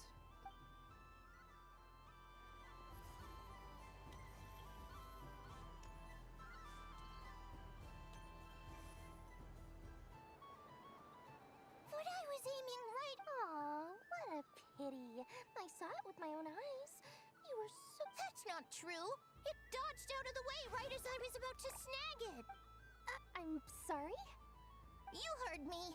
This paper frog can move. Dear, oh dear, what are you saying? How could a paper frog move? Unless you, even if I, the mere humble merchant that I am, knew such magic, surely I would not use it on a paper frog. I'd sooner give Mora legs, so it could walk right into my purse. My dear, dear customer, why not just think about how much experience you have under your belt now. You're sure to win the next one. Darn, I used up all my coin. Take your time, but don't take too long. This event is Moon Prayer Night only. Miss it, and next customer, please. Welcome. Hello. Whoa, what's this big one doing over... Dory? Why, hello there, Miss Columbina. Would you like to play my ring toss game? How much for a round? Oh, first time's free. Not a sink, but with your sharp sharp skills, I'm sure you'll win all the prizes in one fell swoop. That was an obvious...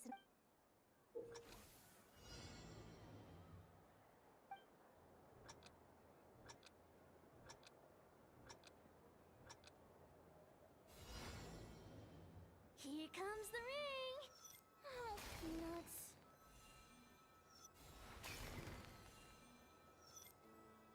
Change tracks! Roselle, should we move or not? Just a tiny bit. All right, then I'll... Oh, sugar plums, not the clock hands. How do I move the legs again?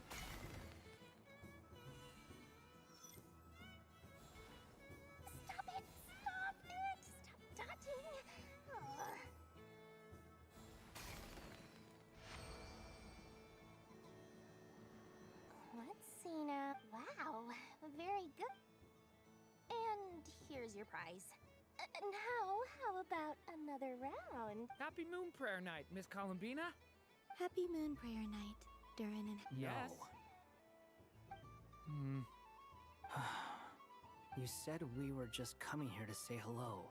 I did, but then I recognized a few more people as I got closer. Do my eyes deceive me? Is that... It's our little dragon. He's all grown up. Someone's popular. Well now, since you came all this way, why don't you try out this little... He'll have a go. I'll pass. It's only one free try per customer. You can't give your try to him.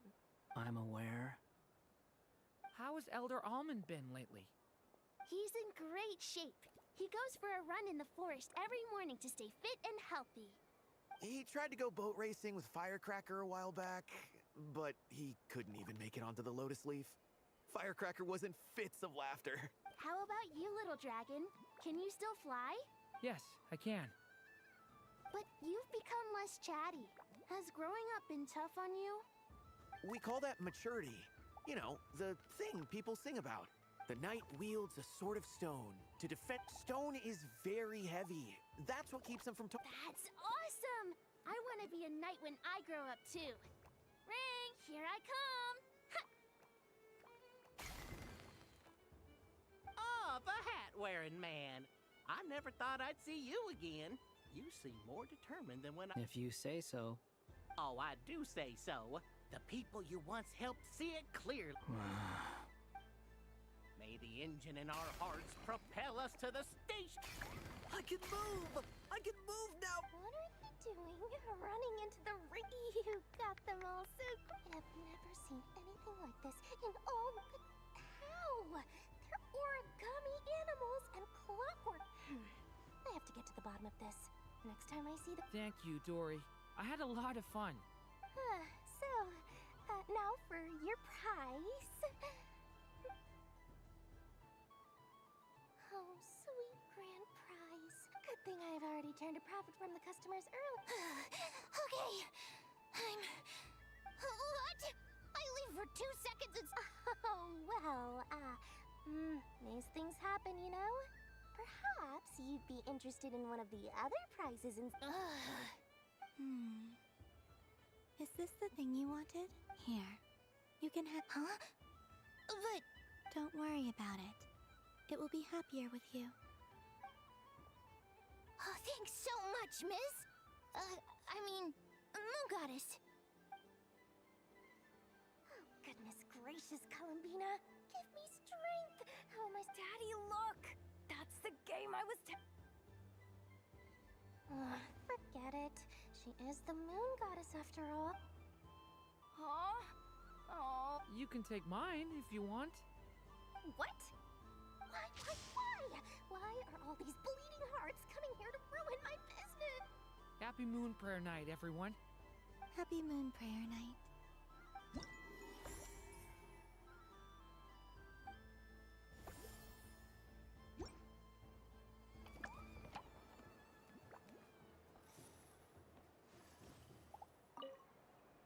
Done being a do-gooder yet? Thanks for coming here with me, Hat Guy. Are there any games you'd like to play? It's your turn to pick. I'll come with you. Why does that hamster think you've grown up? You haven't changed at all. I know you don't mean that. You're just taking the opportunity to make fun of me, aren't you?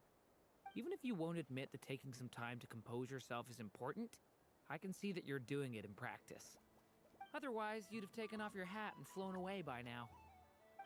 Looks like Albedo's socialization program has been far more useful to you than all those Vahumana textbooks.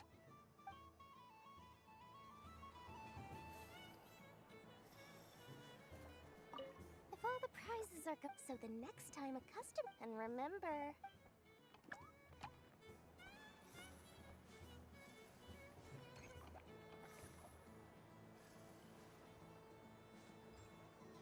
So this is the Frostmoon Scions area.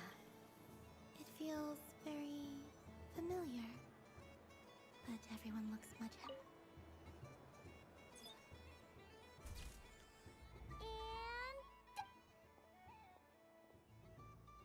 I think it looks quite fun. Well, it looks like a silly chic badger and... Maybe it looks like we've attracted the attention of quite a few...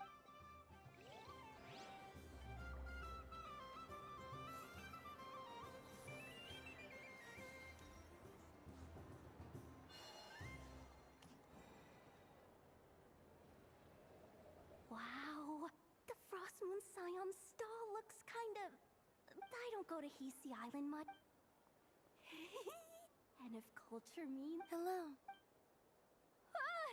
Columbine, that was too close. Do you like balloons too? Balloons? What's so fun about balloons? I'm not a kid anymore. They're probably... Yes. The animals seem... I recently learned a fun new game. A new game? Hello. What? Yes. Are you... Yes, please. Uninflated balloons? But those are just... Would you like to play the balloon game, Yehoda? Huh? Wait here a moment. Oh. This is so... I thought I saw Columbina nearby. Uh-oh! That's the fourth Harbinger! Although is she looking for... Which stall is she checking out? Oh, it's that other Frost Moon Scions one. Try on the headgear, see what it's like having antlers or animal ears for a day. I wouldn't be caught dead wearing that stuff. So embarrassing. I have enough gear to carry as it is. Wait, what? She put it on? How peculiar. This would take some getting used to. I wonder if this is what it's like for Lynette. It really suits you, ma'am. What is this? She was so intimidating a moment ago, but now, dang, she's really rocking those. She's coming this way. How do you do, Miss Yehoda? Oh, jeez. Don't talk to me while wearing that thing. Oh, I'm looking for Columbina. Have you... she... Oh, wait. Yeah.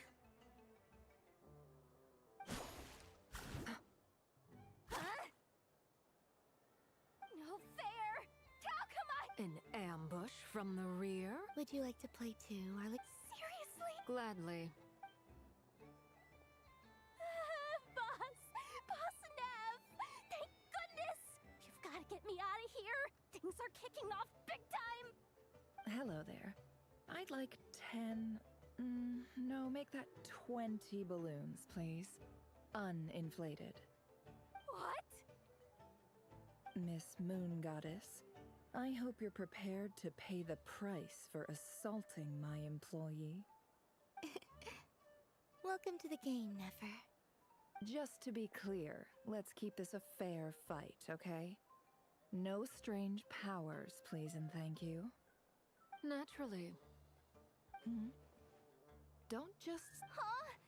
Do I have to? Of course. Don't forget, the Curatorium has a reputation. I knew something like this was gonna happen.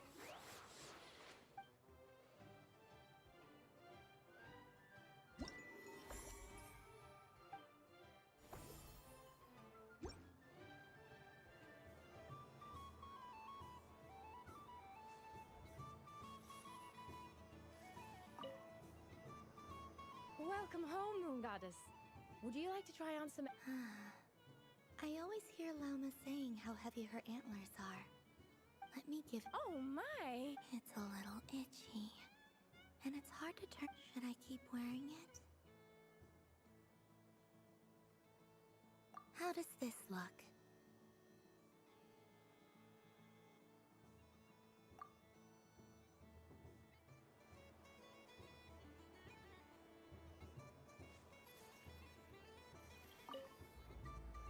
I've seen Linny and the other children play this game before. It would seem that it's...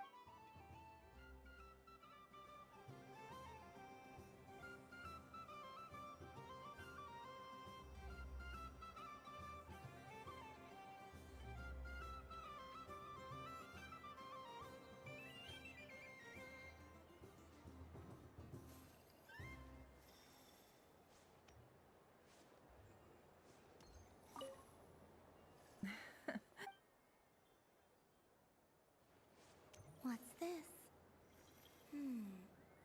Should I give it a try?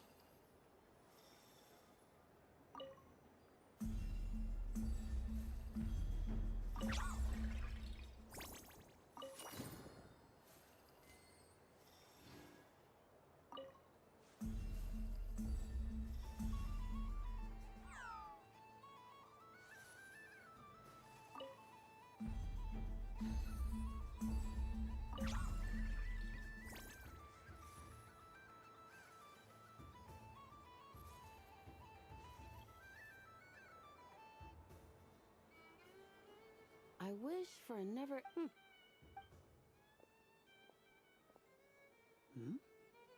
Is that Llama?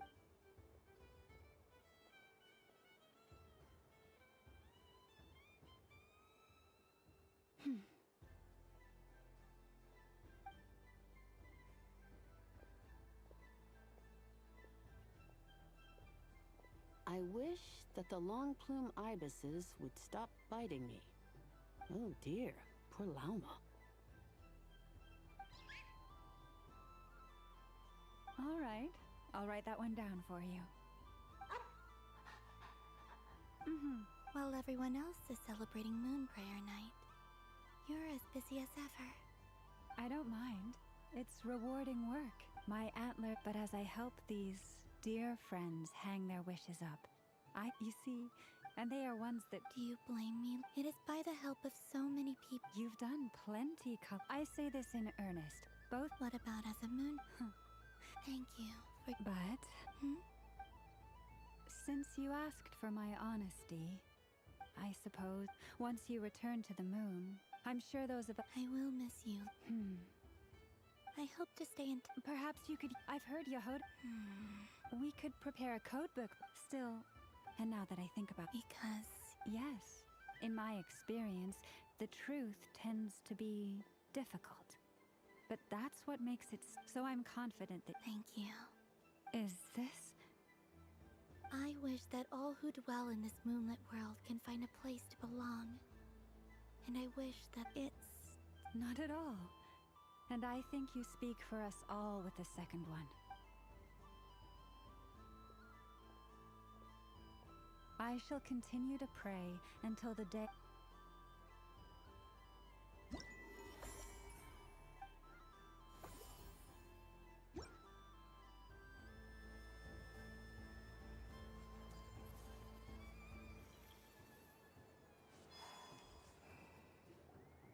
Sunny days! Ah, very wet. This most... What? Lance? That's you! Shh. It's... Everyone celebrates besides that. That's not what Paimon... I see Miss Col... Fair enough. Well, Oh, this is... Yeah! In that case, I... What? Ahem. Hello, Flynn. I did not see... One would expect... Yes, please. Excellent. Something the What about my... Ah, my apology. You are quite right, Miss Columbina. Yes, please. Do you prefer the... Night. Which of the four... Winter. Think of... Rainy in the morning. What kind of answer is... Forests. I like them all. Imagine you open... Wow! Paimon would totally... It wouldn't cost anything. Aha. I... Here. Oh, it's a coherent... Indeed. It is the perfect... Thank you. But you shall have to... So instead... It's a lantern. Come on, play ball. But I want to hear... But... Oh.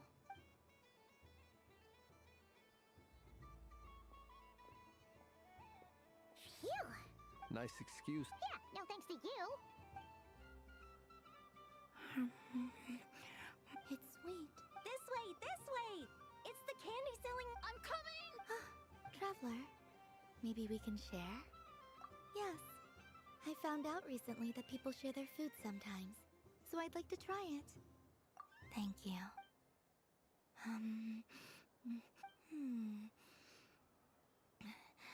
Yours is a little... Are you sure? Amazing. My sugar sculpture has shrunk. I will remember this feeling. Sure.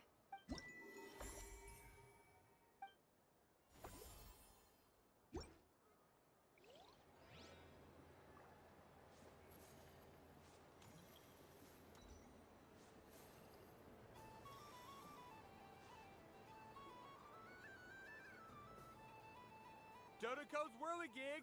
Come check... Ah, welcome home, Moon Goddess. Might I ask what... Ah, it's a very special amusement sponsored by... I say that, but... I'd like to ride. No problem, but... Is that not... Oh, no, it's fine. It's just that each Dodo... My friend... That should do it. Now, we just... But... Traveler. I want to go on that ride. Let's go then.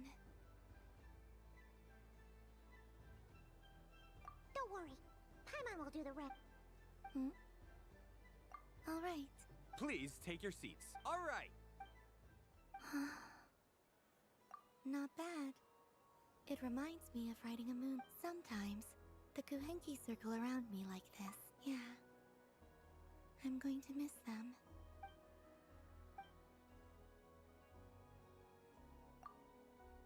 It does. I've felt scared in the past, too. But this is a little different. You know something? I got to see a lot of fascinating things during my disappearance. I saw how the Frost Moon Scions act around their families. It made me curious at first. Why do... Slowly, I know. What I fear now is the end. Thank you for this conversation. Don't worry, I just... Dear passengers, Don't worry, you...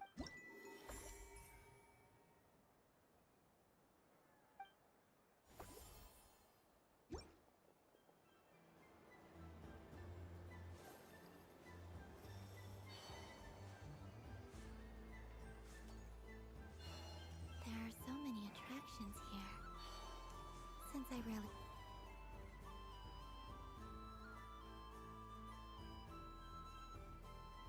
This doesn't make any sense! How am I losing every single time? I am not cheating, I know. Uh-oh, sounds like Inepa's turning into a big baloney bot.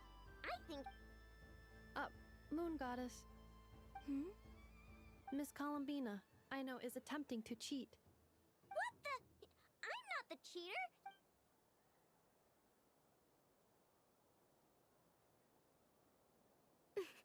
Alright, fine. Let's all laugh at I know.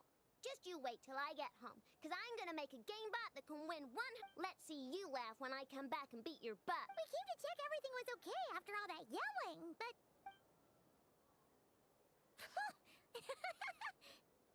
Whatever it is, it sounds like... Kuhenki concentration. Each player starts with differently colored Kuhenki. Each round, they draw... When a player has 2 Kuhenki of the same color, they make a pair. The round ends... Ooh! That is fine. Alrighty. Okay, sure. And if we win? If you win, only one of you gets to sticker someone else. I have taken to calling this. Hey, lay off me, alright? Okay, so we're... Looks like Luanatari's a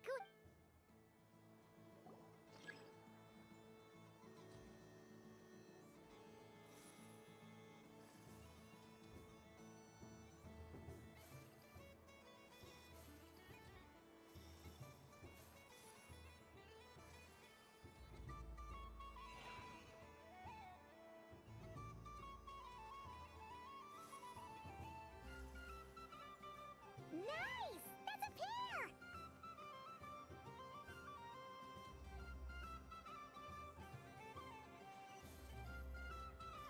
Go, go! Fly!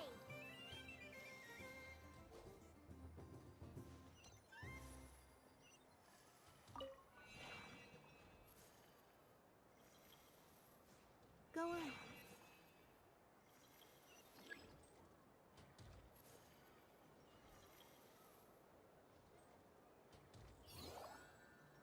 I have a pair.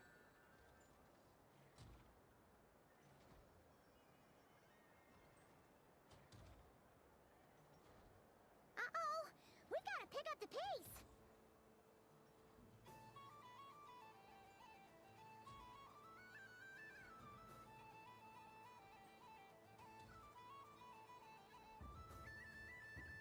Phew, that was too close. I thought I was gonna lose.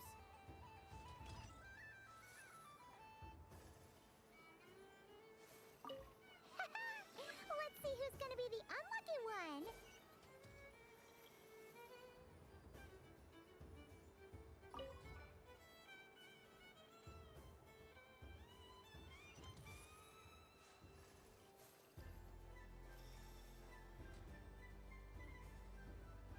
Good luck, everyone.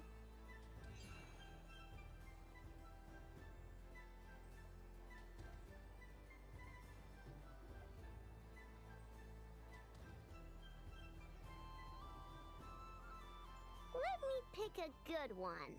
You're not looking very pleased with yourself there. I won. Duh.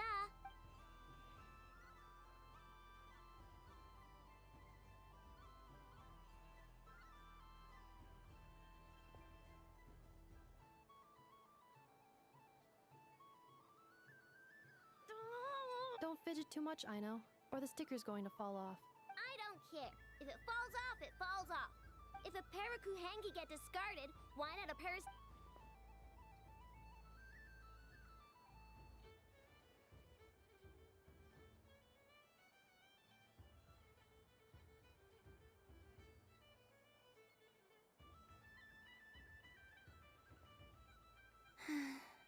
I've lost. Sticker, sticker, sticker!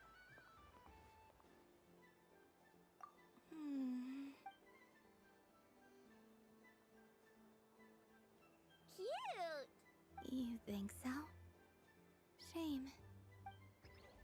What did Luanatar say? She said it looks so cute that she wants me to lose a few more.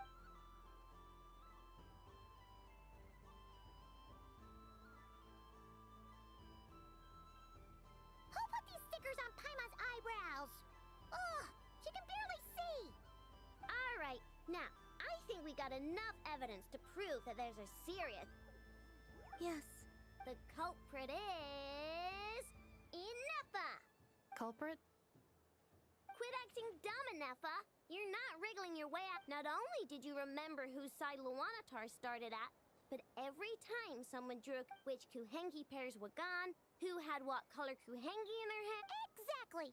Putting aside the fact that running calculations is not against the game rules, do you have any evidence to support your allegations?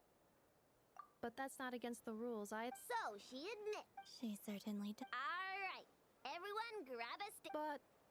Take that!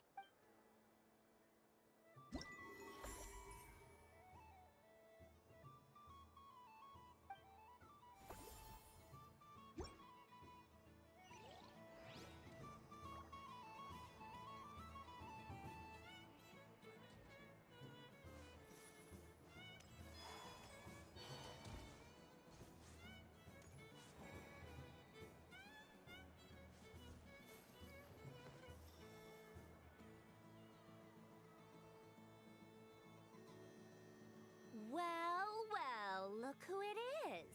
I heard someone went and disappeared on us the moment we let her out of our sight. Frankly... Were you worried about me, Sandra? It seems to me... You? I cannot.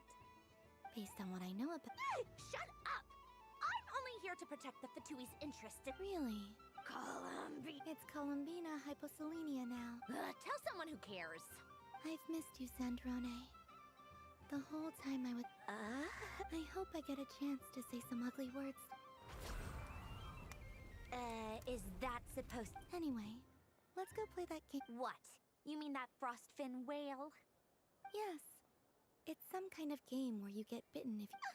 Who in their right mind would wanna... Because you're not a... Fine! You wanna play? Let's... Lovely.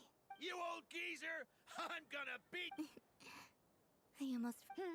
You'd better not lose, or I'm going to beat your head in. What? Allow me to demonstrate since I'm feeling so nice. You just step on the teeth, like this.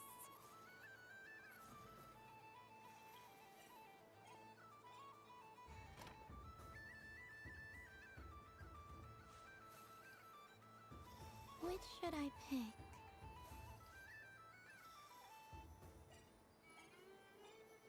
Your turn, Sandrone.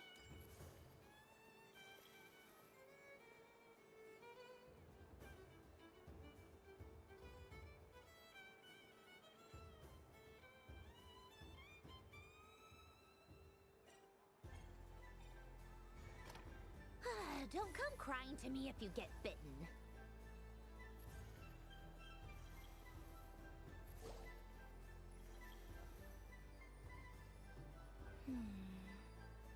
I'm getting a bad feeling from this one.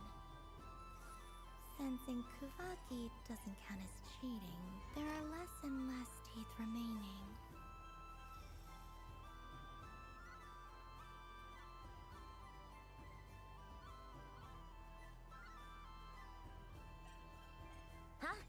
noise.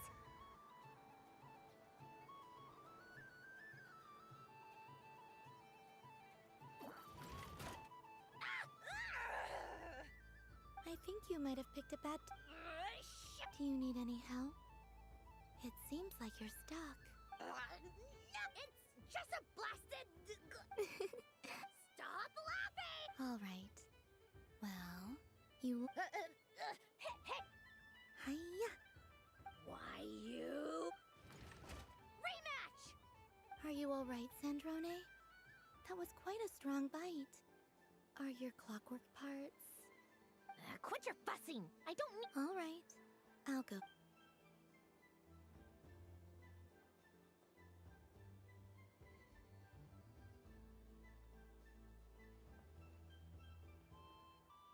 I see it now.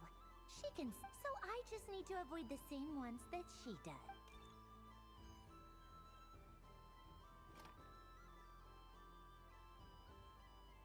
This one... She avoided that one then? All right.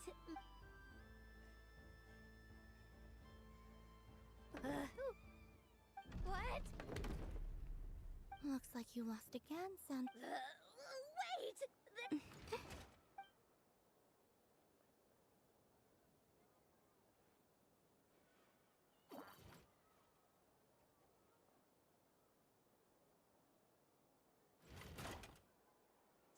Stupid game! Are you all right, Sandrone? You said some... Oh, Should I let you bonk me on the head as well? Ah, forget it! Come on, bonk away. It can be your consolation prize for losing... I told you, You've always been so annoying. Singing right outside my door, inviting yourself to my tea parties, going AWOL. Of all my days with the Fatui, the times I spent with you, Arlecchino, and Rosaline, they were my favorite. I will not forget them.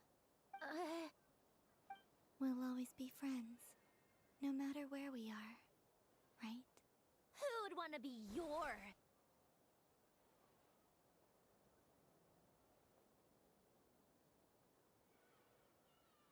I'll miss you, Sandrone.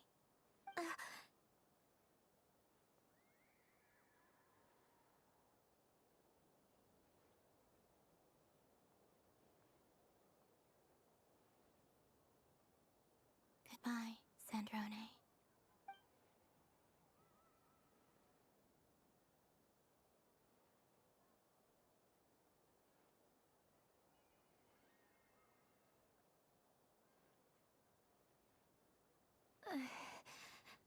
I'll miss you too, Columbina. Sorry, what was that? Yeesh! No need to freak out. What's wrong? We've been looking everywhere for you. What do you want? Oh, nice ears.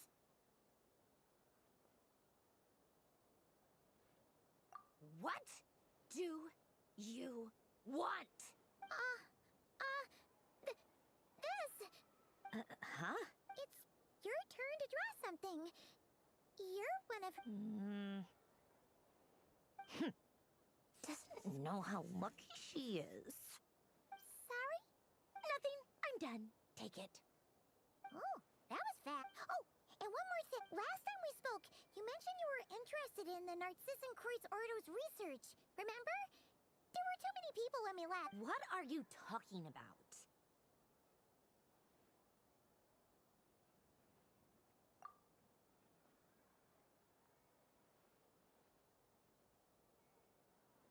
This is... Oh. Alain, Renee, and Marianne. Huh. The Holy Blade. A savior's plaything. It's not about whether I approve or not. These people, they would sacrifice themselves for this. That is something I would never. Still, I didn't know they had any. If I'd have thought to bring a camera, I'd have... What? Yeah, of you being bitten by the frostfin whale and call... Tear it up! Now!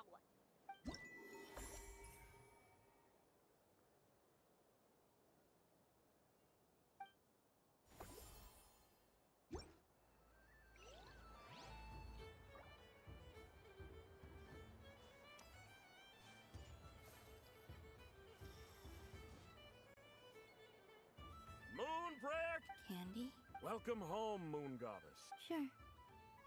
I knew you. I'm not sure. Is this for your... A gift for my... Ah. Do you have... Huh. No? Hey, now that... Well, we're at it.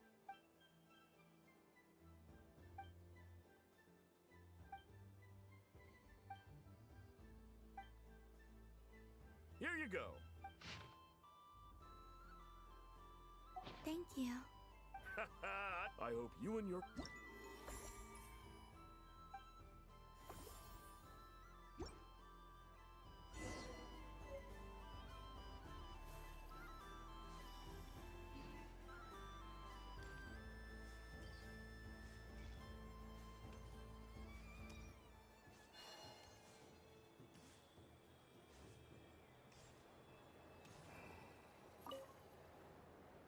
Traveler. Hey there, Calamina! Are you sure you don't want to look around some more? Right now, what I'd like to do is... Thank you. But I've made plenty of precious Really? You're sure you don't want to have a little more? Yes.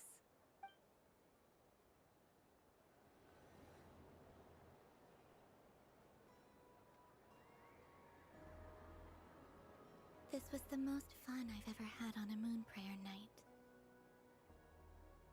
Everywhere I went, people were saying, "Welcome home." And there were friends at every turn. I only wish...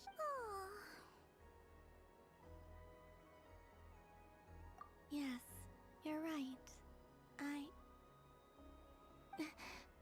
The moon prayer blossoms. Ooh, look! Look! Moon prayer night has come.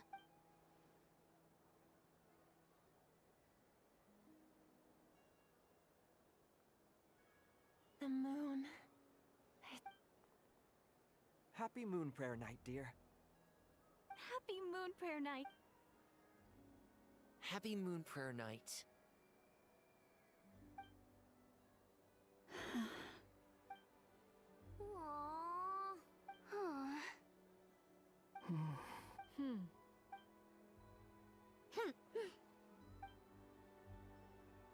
Time flies when you're having...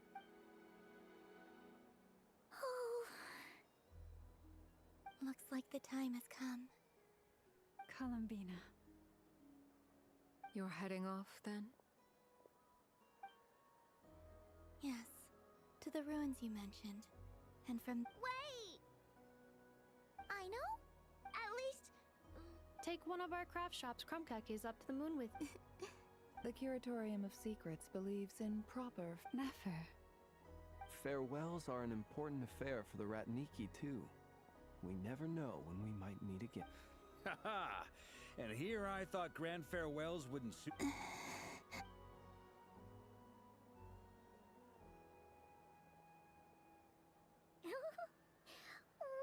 a little something for you. Ta-da! What is it? A Moon Prayer Night greeting card. With drawings by all of your friends. You did mention that you'd like a portrait done, so I took the liberty of creating one for you.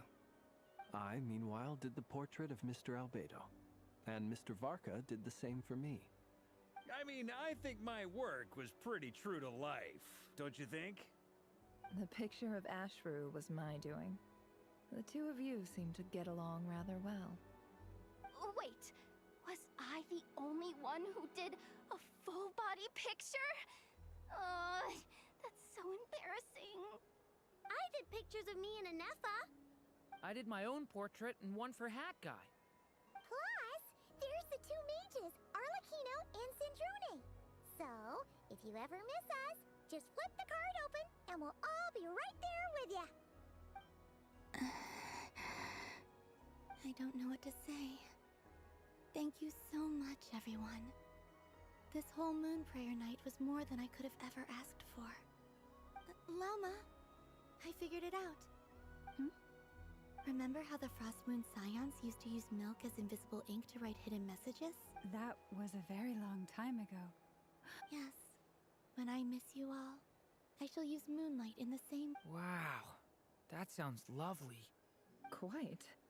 But how will we see them? simply open your windows on nights when the moon shines bright. And the... That sounds most fitting indeed. Very true. I'll try to write them in places that won't... I, for one, would sleep all the better for having read one of your messages. Exactly! So don't worry about disturbing anyone's sleep. Just promise... All right. I promise.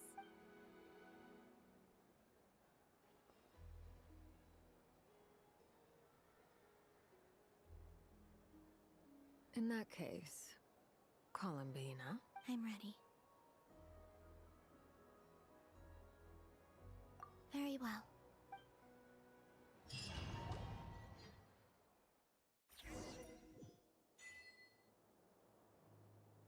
In just a few moments, I will be gone.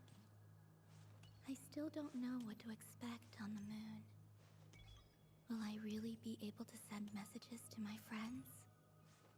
The Kuhenki, the animals of Not Cry. I'll never get to see them again. I wonder where I'll be when the next moon...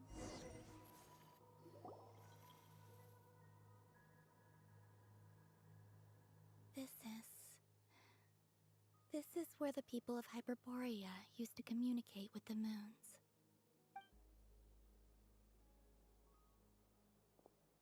Eternal moon, frost moon, iridescent moon.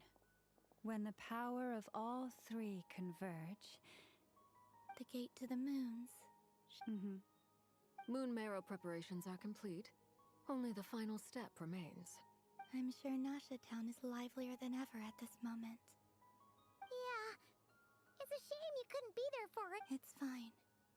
I'm more than happy with this. My last piece of luggage.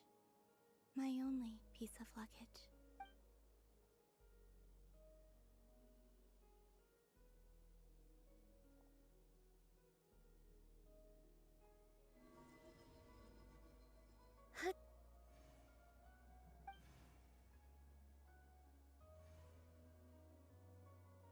I can already feel the moon.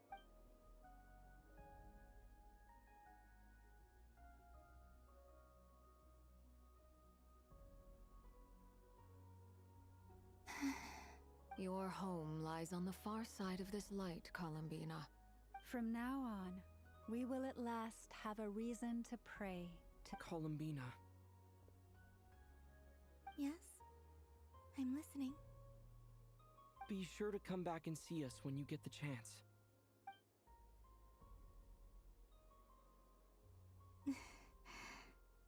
Of course. But if that chance doesn't come, then remember that you have friends on this planet. People who will miss Columbina.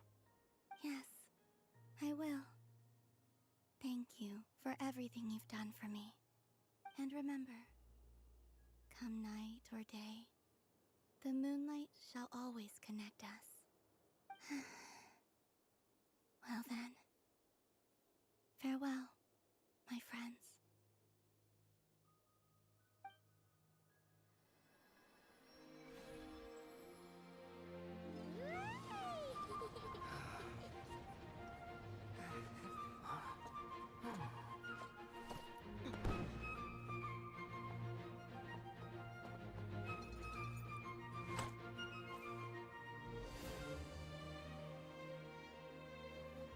Thank you. This was my happiest night in Teyvat. Farewell, Columbina.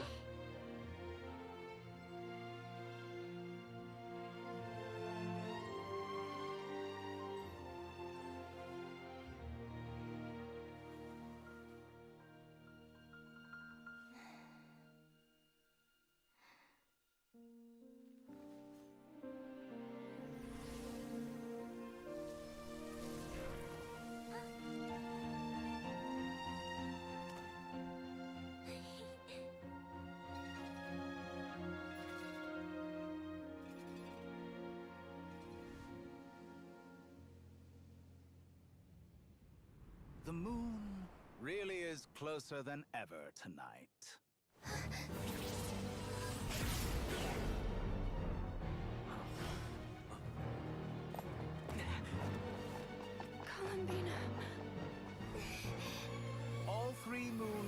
one place.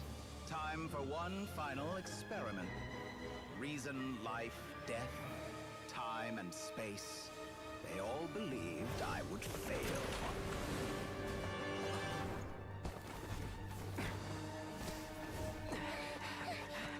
How could this happen? But Tevat's primordial power never did belong to the throne of heaven. And now, they are mine.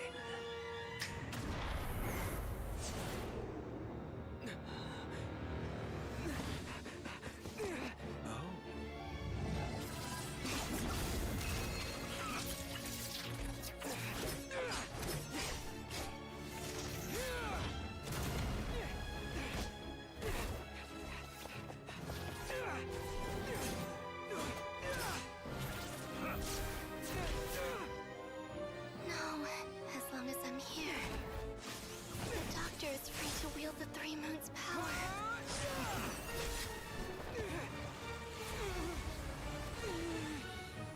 It's the only way.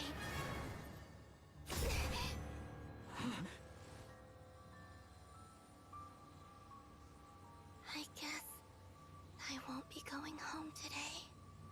Columbina! No!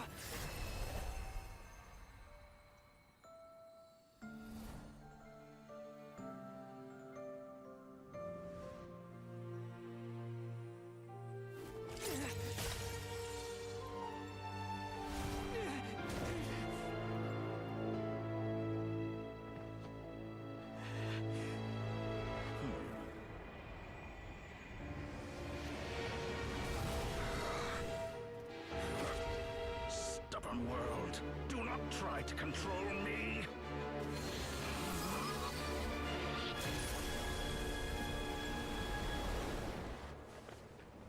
Columbina.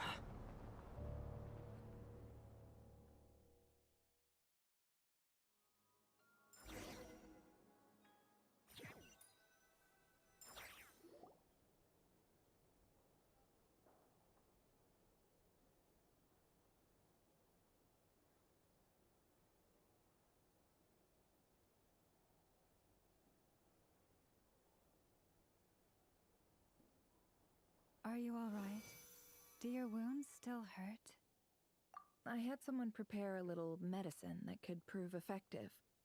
Take it if you need to. In that case, let me relate the contents of the call we made to Alice after the incident occurred. That Dottore is a crafty one. He distracted the Hexen Circle by creating a huge fuss at Tevat's borders. I'd assumed that the cause was an abyssal intrusion from the outside world, which in fairness is a rather common occurrence. But after learning that you managed to influence the phantoms in Nordcry, I realized that perhaps this interference could have come from within Tevat instead. But we weren't able to change their fates. True, you couldn't change how their stories ended, but you did build some variables around yourself. Variables? Yes. Things you heard that you could not otherwise have learned. Ideas that would otherwise have never crossed your mind. All these things are variables. Of course, most variables usually pale into insignificance with the myriad of possibilities floating around. But the moment you start treating them as building blocks and intentionally stacking them, that changes things. That's what Dottore did, and it's how he created the necessary conditions so that when you activated the portal tonight, it played right into his plan. However, we have no way of knowing exactly what he did. Yeah, we also need to ascertain Columbina's status. And that about sums it up. As I suspected, Dottore has disappeared completely. If it's any consolation, he wasn't able to control Columbina as he might have wished to. Oh no! What? She did what? All we saw was Dottore appeared and used some kind of power. The next thing we knew, he and Columbina were gone and you were falling into the sea.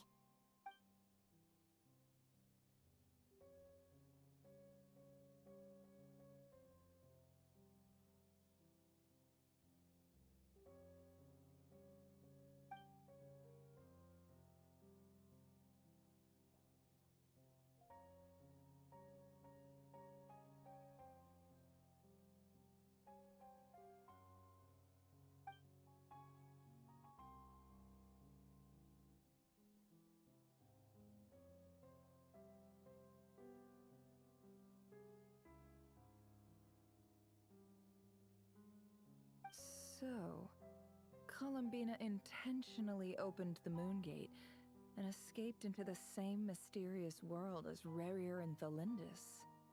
Sounds like bad news.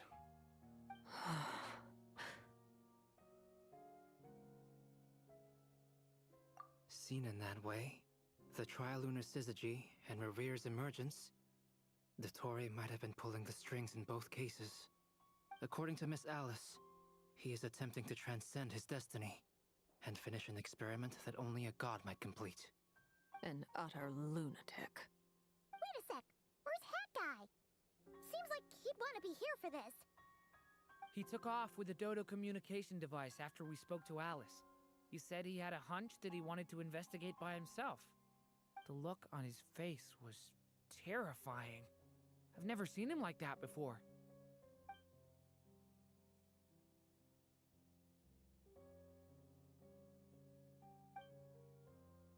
I'm back. Hat Guy! I went to look for the Hyperborean phantoms again. I got them to talk to Nicole on the other end of the communications line. Turns out, they... Really? But how? Because the phantoms are the ones who are deceived. They speak of a savior, who... This savior promised to create a new moon within the false sky. Foolishly, they believed in him. It's obvious. Now you mention it, the first time we entered the Hyperborean ruins, we... But Dottore shouldn't have been able to get in. He didn't. Nicole said that this was an anomalous state triggered by disruptions in the variables that Dottore put in place were substantial enough that they... So it's not that their memories were unclear. That's exactly the possibility Dottore was trying to manufacture. Then, he harnessed that knowledge on Moon Prayer Night. How is that even... To be precise, he exploited the spell senses Kuvaki to detect them. The gate would teleport Columbina to the false moon's location. Once he had her under control, the teleportation... At that moment, the moon marrows disappeared right before our... By then, Dottore had already... So, where does that leave... I'd certainly like to know what Her Majesty thinks, now that the concerns I expressed to her have come to pass. But we cannot simply sit and wait, and in any case, it is not the Fatui Harbinger Damselette who, if even in such extreme circumstances, Her Majesty will not lift then I will do as my heart demands. I will fight as Peruware instead. Time is short, so...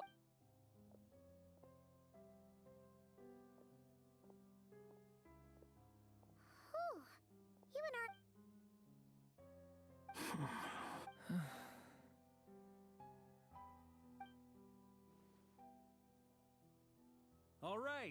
All right. Lose those dejected looks for a moment and let me get a word in. It looks bad, I won't lie. Very bad. So Dottore's pulled some real dirty tricks to gain the upper hand. And yeah, it's to the point where even the mages say that his variable... Many have told me that Tevat's destiny is fixed. And that does appear to be the case.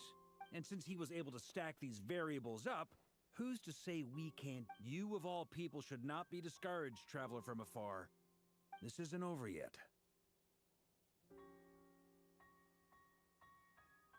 And you're not alone in that. But none of us are the type to... That's exactly how a knight should roll. They knock you... Mark is right. This is far from over. Dottore's already way overdue a butt-kicking given his past shenanigans. And after this, he's earned himself a double dose. That's what I'm talking about. How's everyone else feeling? I'll use Kuvaki to investigate Columbina's where... Leave the intel gathering to me. Ano and I will do all we can to support you. Alice and Nicole are busy dealing with an emergency at Tevat, but they're both very angry about this. They've asked... Are you ready then? We're going to have... I'll do my best. As for me, I'm pretty familiar with Dottore's way of doing things. Nice! Looks like we have our... I'll get in touch with Flints and Itlua, get them to have a chat with their Starshiner. At the same time, I'll pass on instructions to the knights... Yeah! That's it then. Good luck!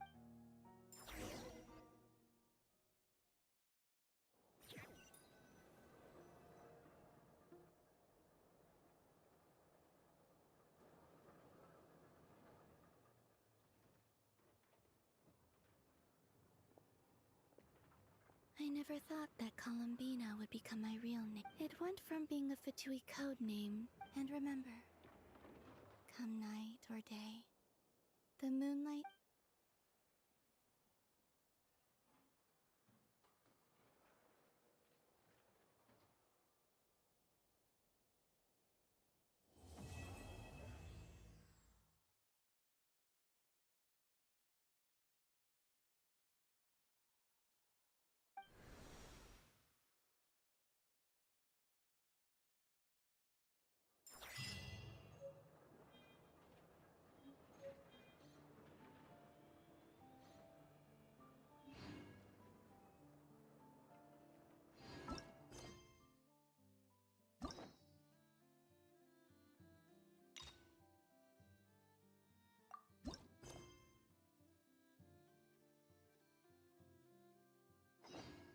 Oh, traveler from beyond this world, will you witness this tale unfold? Alice? You recognized me just like that? Maybe I need to work on my impression. Anywho, come to Star Sand Shoal. There's a little something I'd like your help with. Well, it wouldn't be Clay's mom without a hefty dose of mystery, huh? Let's go see what this is about.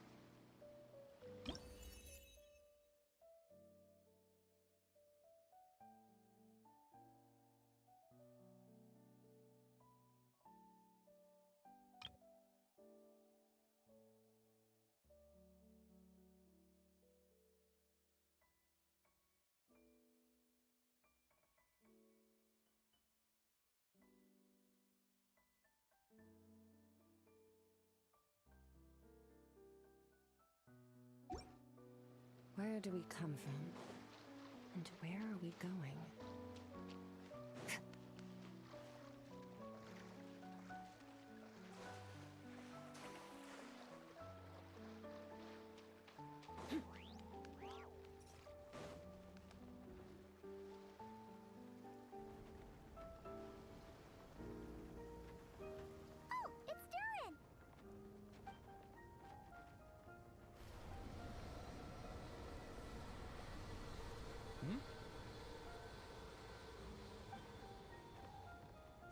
Traveler and Paimon? Ah, I'm sorry. I hope I didn't scare you. Oh, no, you didn't scare us. Just gave us a little surprise. Looks like you've gotten even more powerful now. I don't know.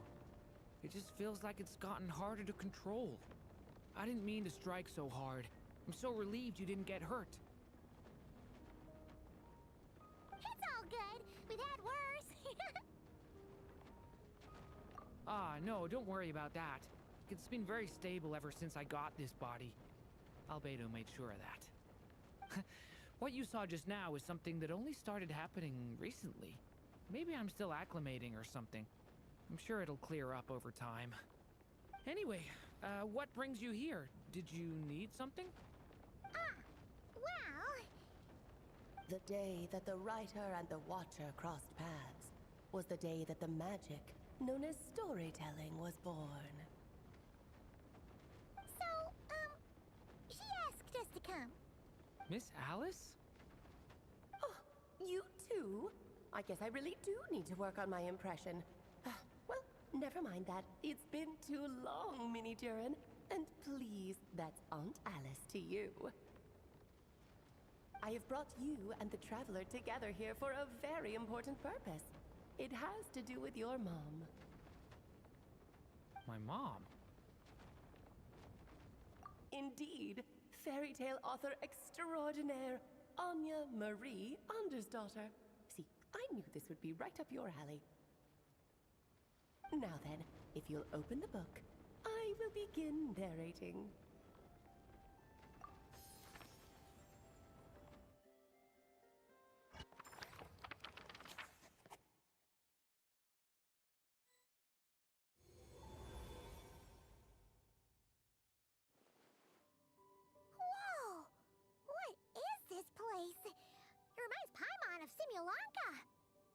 The two are indeed similar. Both worlds were built using the same magic, after all.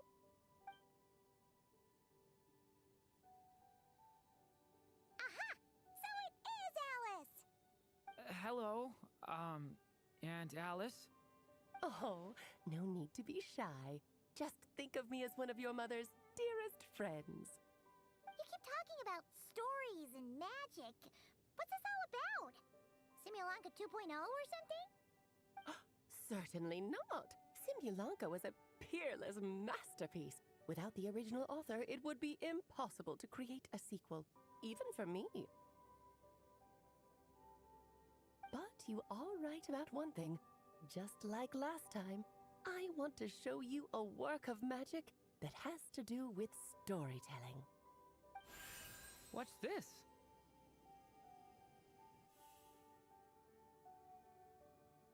This is your mother's dying wish. My mother's dying wish was a book? Let me answer that with a question. What do you suppose would be a writer's greatest regret? Have you ever read a book called The Little Witch and the Undying Fire? Oh, that's because it was the work of more than one person. It began as a little game at our tea parties. Each of us took turns writing the next part of the story. I wrote the first volume, then the other mages took their turns. Em was tasked with writing the final volume and tying everything up. But by the time everyone had finished writing their parts, Em had passed away. Oh, it was a terrible shame. A true tragedy. And that is the answer to my question. A writer's greatest regret is to leave a story unfinished. But all is not lost. I couldn't stand the doom and gloom of it all, so I went ahead and wrote an ending myself on her behalf. Then what's this book? This is the answer your mother gave to the same question. In her eyes, this was her greatest regret. She made me promise that I would bring it to you because she believed the only person who could resolve this regret is you. So my mother's greatest regret is another unfinished story? You could say that. And I guess resolving the regret means finishing the story? That's one way to put it. Oh, is a straight answer too much to ask for? Her answer was quite the opposite of what I'd expected. But oh, how touching it was. I'd love to tell you what she said, I really would. But that would spoil the plot, and we can't have that. Spoilers ruin everything. Oh. Just think of this task as giving a story a much-needed ending. All I ask is that you do your best. I understand. But I only just started learning human script, and I don't have any writing experience at all. Relax. Why else do you think your dear aunt went and found you two such wonderful helpers? With their experience, you'll have so many story ideas you won't know what to do with them. So don't be shy to ask lots of questions. Yeah, if it's to help Duran fulfill his mother's dying wish, then we're in. Aunt Alice, could I ask, what kind of story was my mother hoping to write? I had a feeling this might come up, but that answer isn't mine to give. You'll have to find it yourself, here inside this book. Don't worry, we'll help you come up with loads of ideas. Yeah, let's find a nice spot where we can settle in and read through this thing. We could even get some snacks, too. Oh, the actual process might not be quite the walk in the park you're imagining, Paimon. Why's that? Because when Em created this book, she borrowed my magic. In other words, it's not a book you can just pick up and read. It's a magical book. Its chapters are scattered through memories of the past. Gather them all, and the book will show you its secrets. So, where are we supposed to find these memories? Em left a trail of clues for each unfinished chapter. Follow the hints, and you'll find them. Oh, and when it comes to adding to the story yourselves, you'll need to use this. And this is? This, my dear little Paimon, is the ink Em left behind. Infused with a little of my own magic, of course. If you're planning on writing something inside the book, you'll need it. It's extremely precious, so be sure to use it sparingly. This is all that's left. So we need to search for the memories and keep an eye on how much ink we're using. It just had to be a wild goose chase, didn't it? Perhaps it's just another form of storytelling. Em was ever so creative when it came to things like that. Just think of it as a little challenge your mom left behind. Who knows? There could even be a mysterious prize at the end of it all.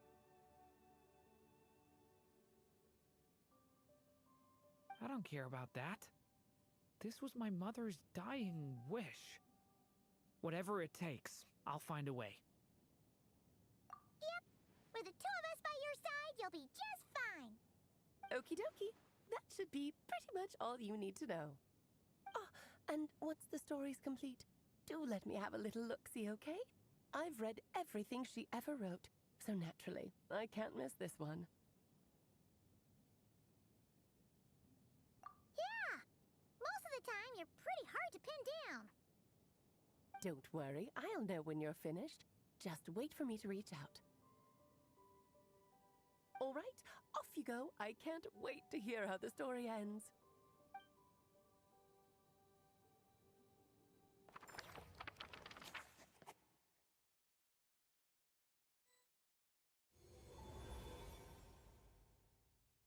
Oh, here we are again. Alice's magic really is incredible, huh? Right. Alice mentioned we should be on the lookout for clues. Huh? A corner of repose for countless tales, watched over by the honor of knights. A place for stories to sleep, perchance to dream of ancient cities and the epics of ages past. There, a witch once spent a sleepless night, and all to bring forth a story yet untold. Find the place I speak of, for it is where the seeds of this story lie. Was that a riddle? Where do you think this mysterious place could be? Hey, you might actually be onto something. Guess that means we need to head back to Mondstadt? I had a feeling that's where we would be headed. After all, it's where my mother was from, and I bet it's where she wrote this story, too. Yeah, that makes sense. Still, I feel bad about dragging the two of you along on such a long journey. Don't worry about it. We don't really have much going on right now, so we're all yours. Come on, let's go!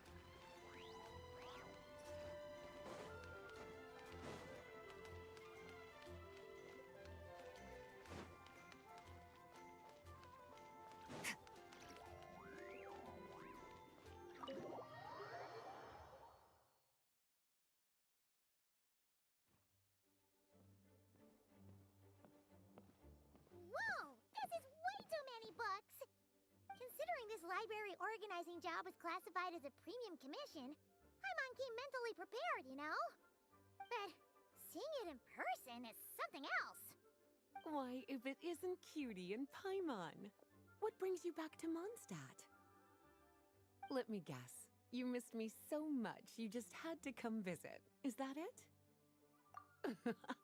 You've become quite the flatterer since we last saw each other, haven't you? Found you! We were starting to think you weren't clocking in today. Well, I wasn't planning to. But then, Catherine mentioned someone had finally accepted an important commission for the library. So I came to check on things. Might you both be here for that very commission by any chance? Ah, music to my ears. Now, as you can see, a certain anonymous benefactor has donated a large amount of books to us. Imagine my surprise when a glance down the book list revealed that each one would be an entirely new addition to our collection. There are books of all different kinds, including quite a few that are banned. Troublesome, I know. So this wasn't an odd job I could trust to just anyone. And sorting them myself? My, what a headache that would be. It would take ages. All that to say, I'm very relieved to see you here. I would treat you to some tea, of course, but looking at the state of this place, perhaps another time, yes? Don't worry, just leave the commission to us. You're as sweet as ever, Paimon. Well then, good luck in here. I'll leave you to it.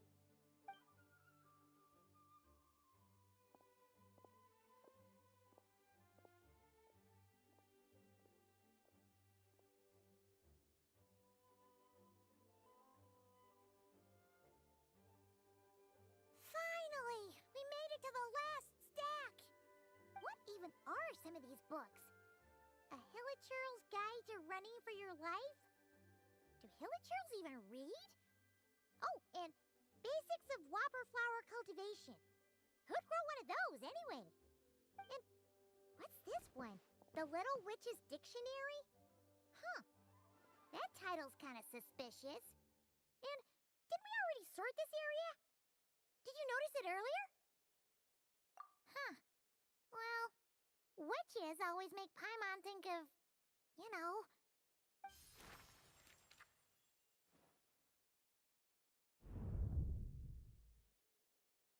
Yoo-hoo! Looking for me? Alice? How did you get in here? You must not have noticed, Paimon. I wasn't the one who barged in at all. When you opened that dictionary, you entered a mage's domain. What? Ugh! Paimon knew that book had issues. Have you ever read the storybook The Little Witch and the Undying Fire by any chance? Splendid! That makes things easier to explain. This book was written as a dictionary for that other story. The actual contents of the two aren't related at all, though. Oh dear. Namely that in... Well, wait, rather that besides, who knows? So, I gathered the mages... Well, we striving toward a common goal. Now, I never said that. Wait. Uh-huh. Much better to... Besides, it's not like this is a bad thing. Just... Okay. We'll take the dictionary. Wonderful.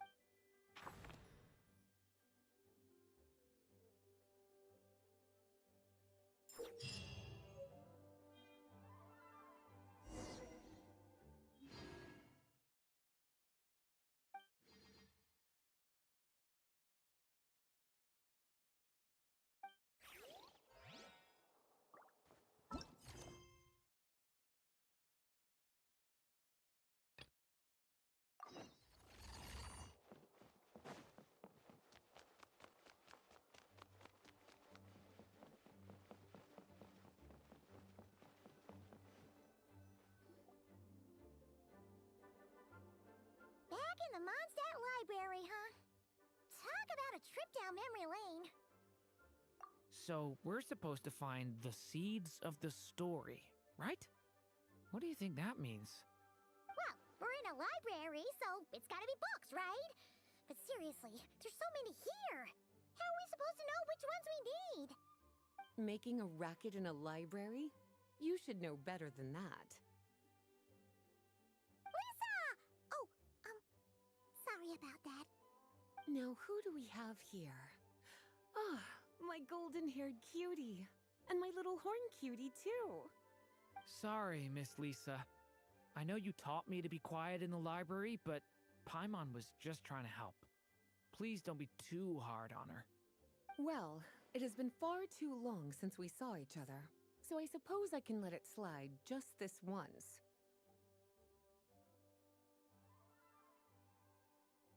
Back when he first arrived here, poor Jean wasn't sure what to do with him, so I stepped in to lend a hand. I figured, if I can handle a boy raised by wolves, then teaching one who's part dragon should be a walk in the park. Nice! Sounds like Durin was welcomed with open arms. Why, of course. Now, let's save the reminiscing for another time. I'm sure you're here for a reason. Did you need to borrow some books? It's kind of hard to explain. Maybe you could take a look at this. Oh?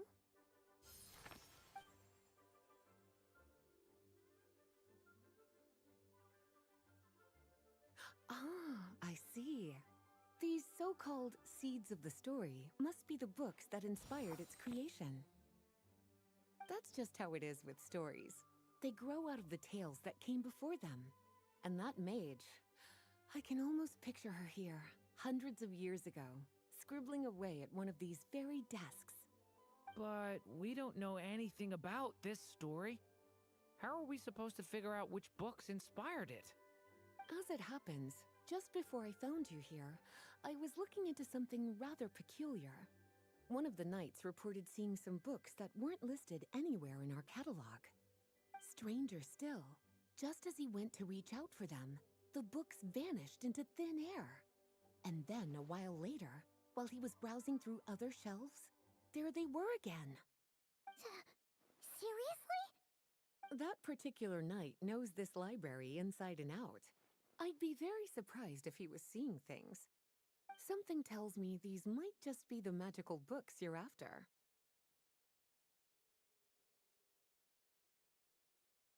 According to the report, there are 3 of these books in total. I'll be relying on you to track them down, cuties.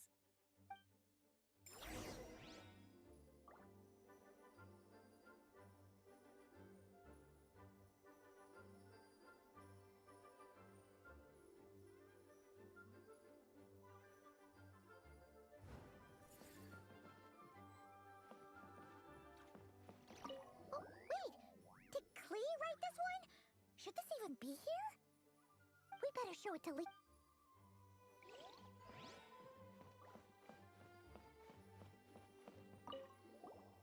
Second strongest blade. Huh.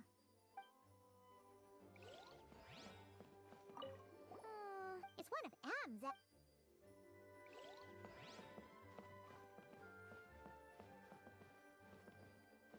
An experiment. There's some...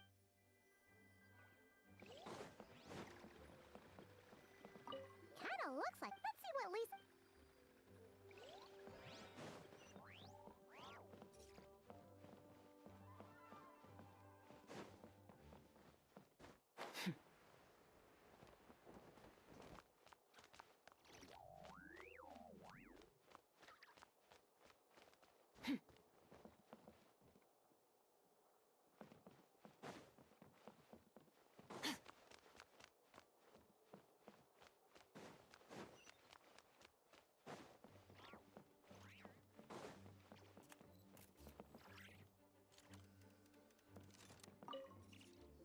Well, did you manage to find them?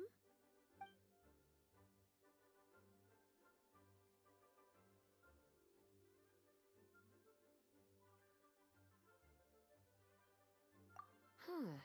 Yeah. Albedo was the... Why? He said it's full, apparently. The danger it posed was so Still. Well... Truly extraordinary. And certainly not the... So, it's some kind of book of spell? It's true. This book does contain one of Miss Alice's spells.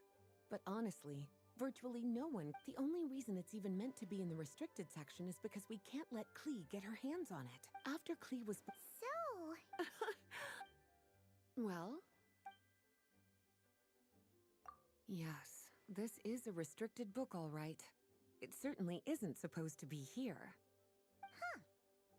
But it looks like a regular poetry collection. How did it end up being classified as a restricted book? The issue lies with one of the poems inside. You've heard of the great battle that took place on Dragonspine, yes? 500 years ago, during the cataclysm in Conria, an evil dragon descended upon Mondstadt.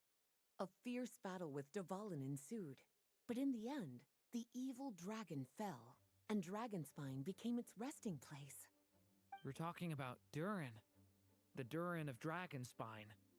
Well, the poem in question turns the whole battle into a dance, with the evil dragon recast as an innocent child who came here in search of friends.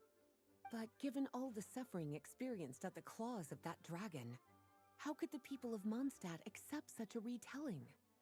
Bards are often accused of inventing history or distorting the truth in their ballads. But this one hit a bit too close to home. And since the knights back then were unable to track down the author, they decided to ban the entire collection, blot out the title, and seal it away for good. So the version in the poem, it was all a lie? I'm afraid that question is something only the dragon himself could answer. Well, would you look at that? Seems like these are the little troublemakers you're after. Forbidden. Not really something you should be poking your little nose into, is it, cutie? Sorry. Seeing as it was Miss Alice who asked you to look for these books, I won't question the matter. But they'll need to be sealed away again once you're done, so don't forget to return them. Don't worry, Miss Lisa. I won't forget. Well then, that's all from me. After all that hard work, I think I've earned myself a nice cup of tea. All right, we've gathered all the reference books. What's next?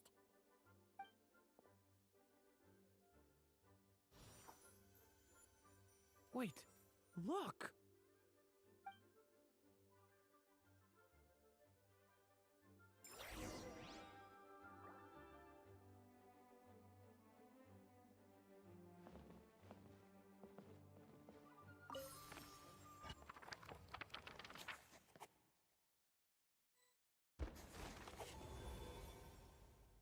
Long, long ago, an evil dragon descended upon the human world, bringing terrible calamity in its wake. Bravely did the people resist, until at last, the dragon lay slain. Later, a witch with a love for stories came upon the tale of the evil dragon, and for reasons she could not explain, felt a pang of sorrow on its behalf.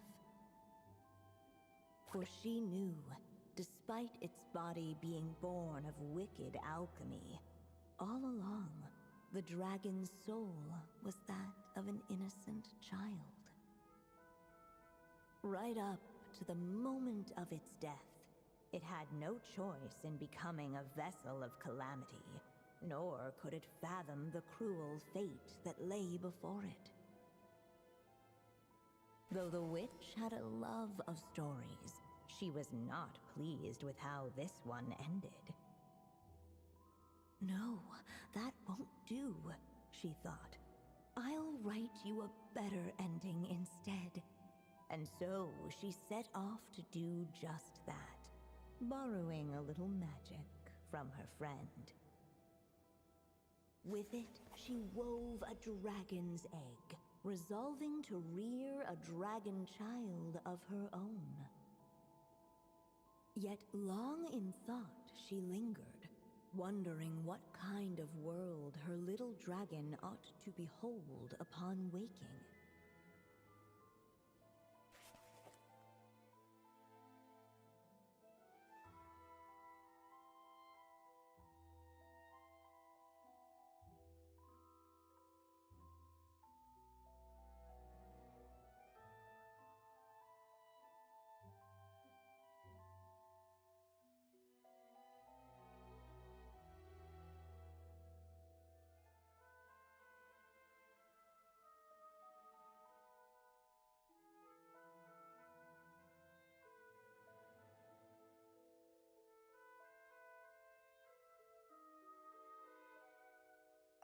At last, she made her mind up, adorning the cradle with a wisp of woodland air. Then, she quietly waited for the egg to hatch.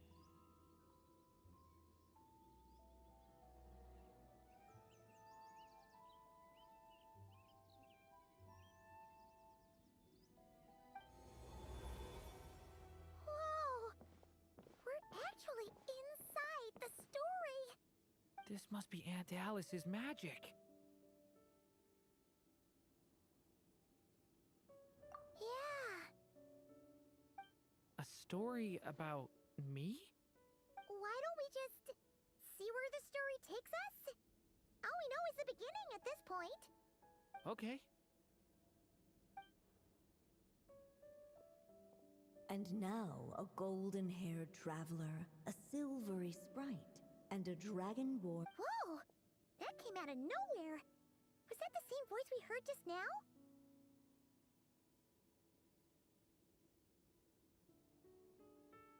Yeah. But why does it sound so familiar? I've missed this. It's just like the stories my mother used to tell me. You mean... Em? She used to tell you stories? Yeah, she loved it. Back when she was still alive. Sorry, we should focus on what we're here to do. So, now that we're in the story, What's next? The dragon youth wondered aloud. Yet all he could do was wait for the story to unfold. Of course, there's something to be said for helping it along. Perhaps a little exploration could prove fruitful. Oh! Is that a hint? Yeah, I agree.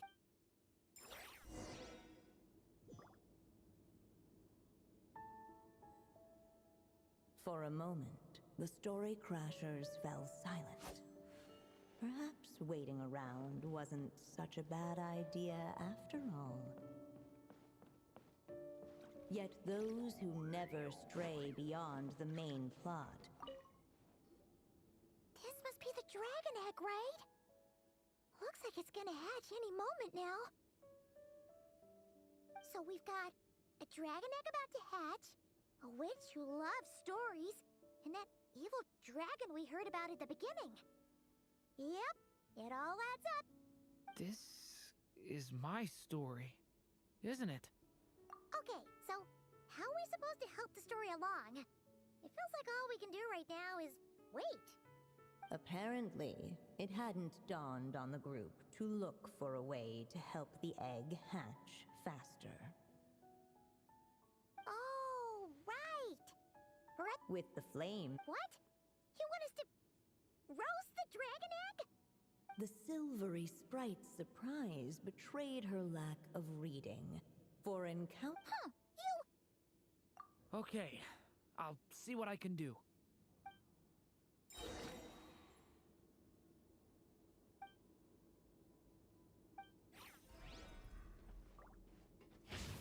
Devouring Claw!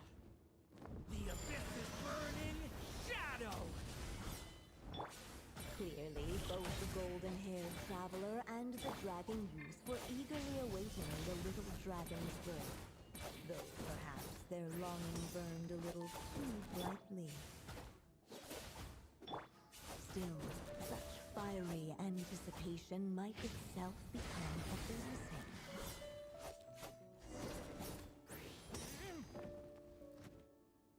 At last, under the witch's expectant gaze, the little dragon broke free from its shell. No living being has ever decided the moment of its birth. You were no exception, my child. I brought you into being because I willed it so. Just like the witch who created that evil dragon. But I promise you this. Your birth was wanted. You are loved. And you will have a different fate than the dragon that came before you. You've never told me those things before, but for some reason, I always knew. Thank you for bringing me into this world.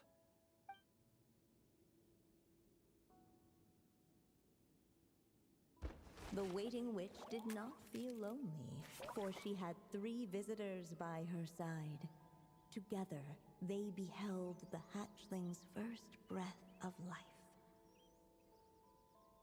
Holding her dragon child close, the witch promised him a life unlike that of the evil dragon.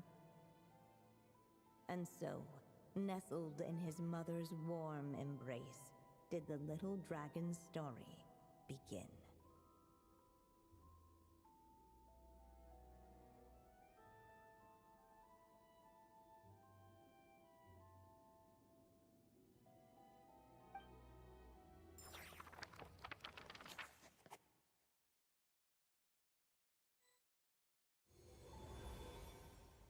Wait, isn't this Mondstadt?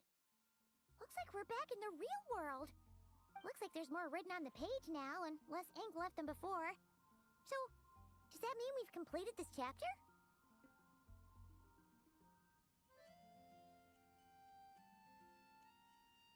Yeah, but why does M seem to think that the story isn't finished yet?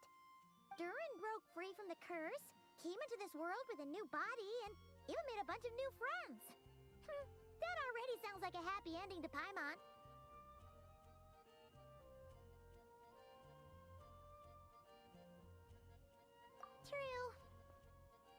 always so mysterious with these mages. Guess all we can do is wait for more clues. Huh.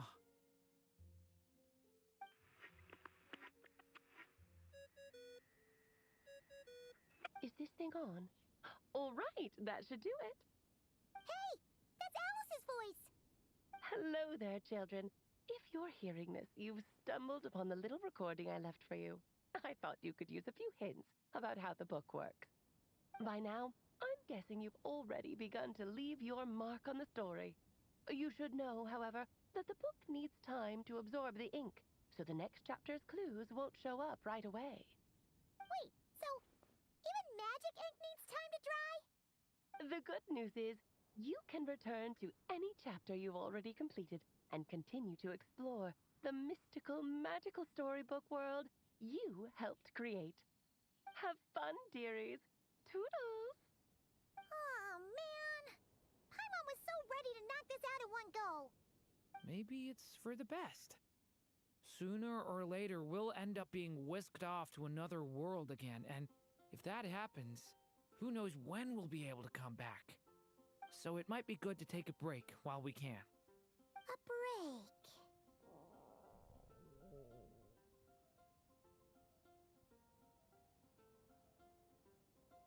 Yeah! Paimon has a sudden craving for the Good Hunter's sticky honey roast. And we happen to be in Mondstadt, so... So let's meet up here later. I need to find Miss Lisa to return those books anyway.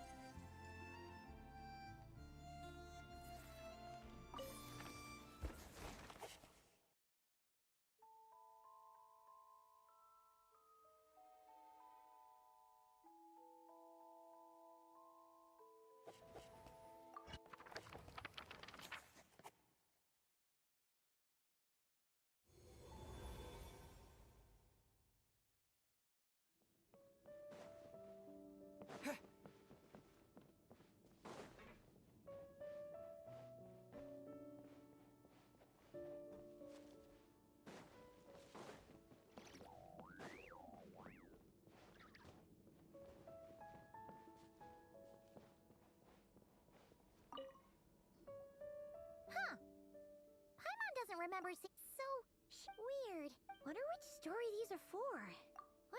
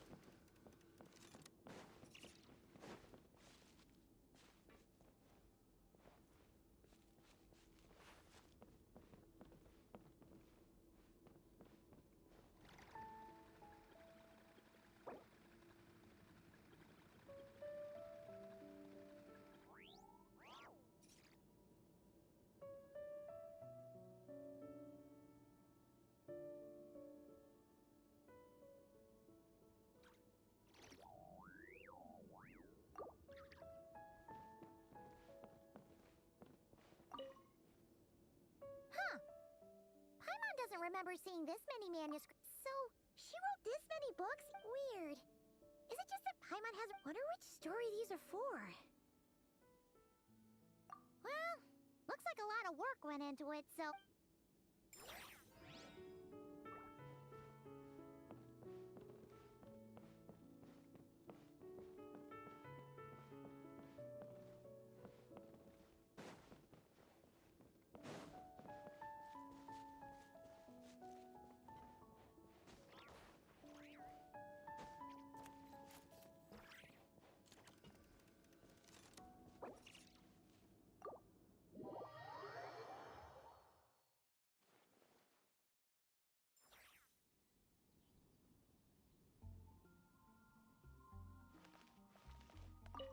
Aunt Alice said we can return to the story world at any time.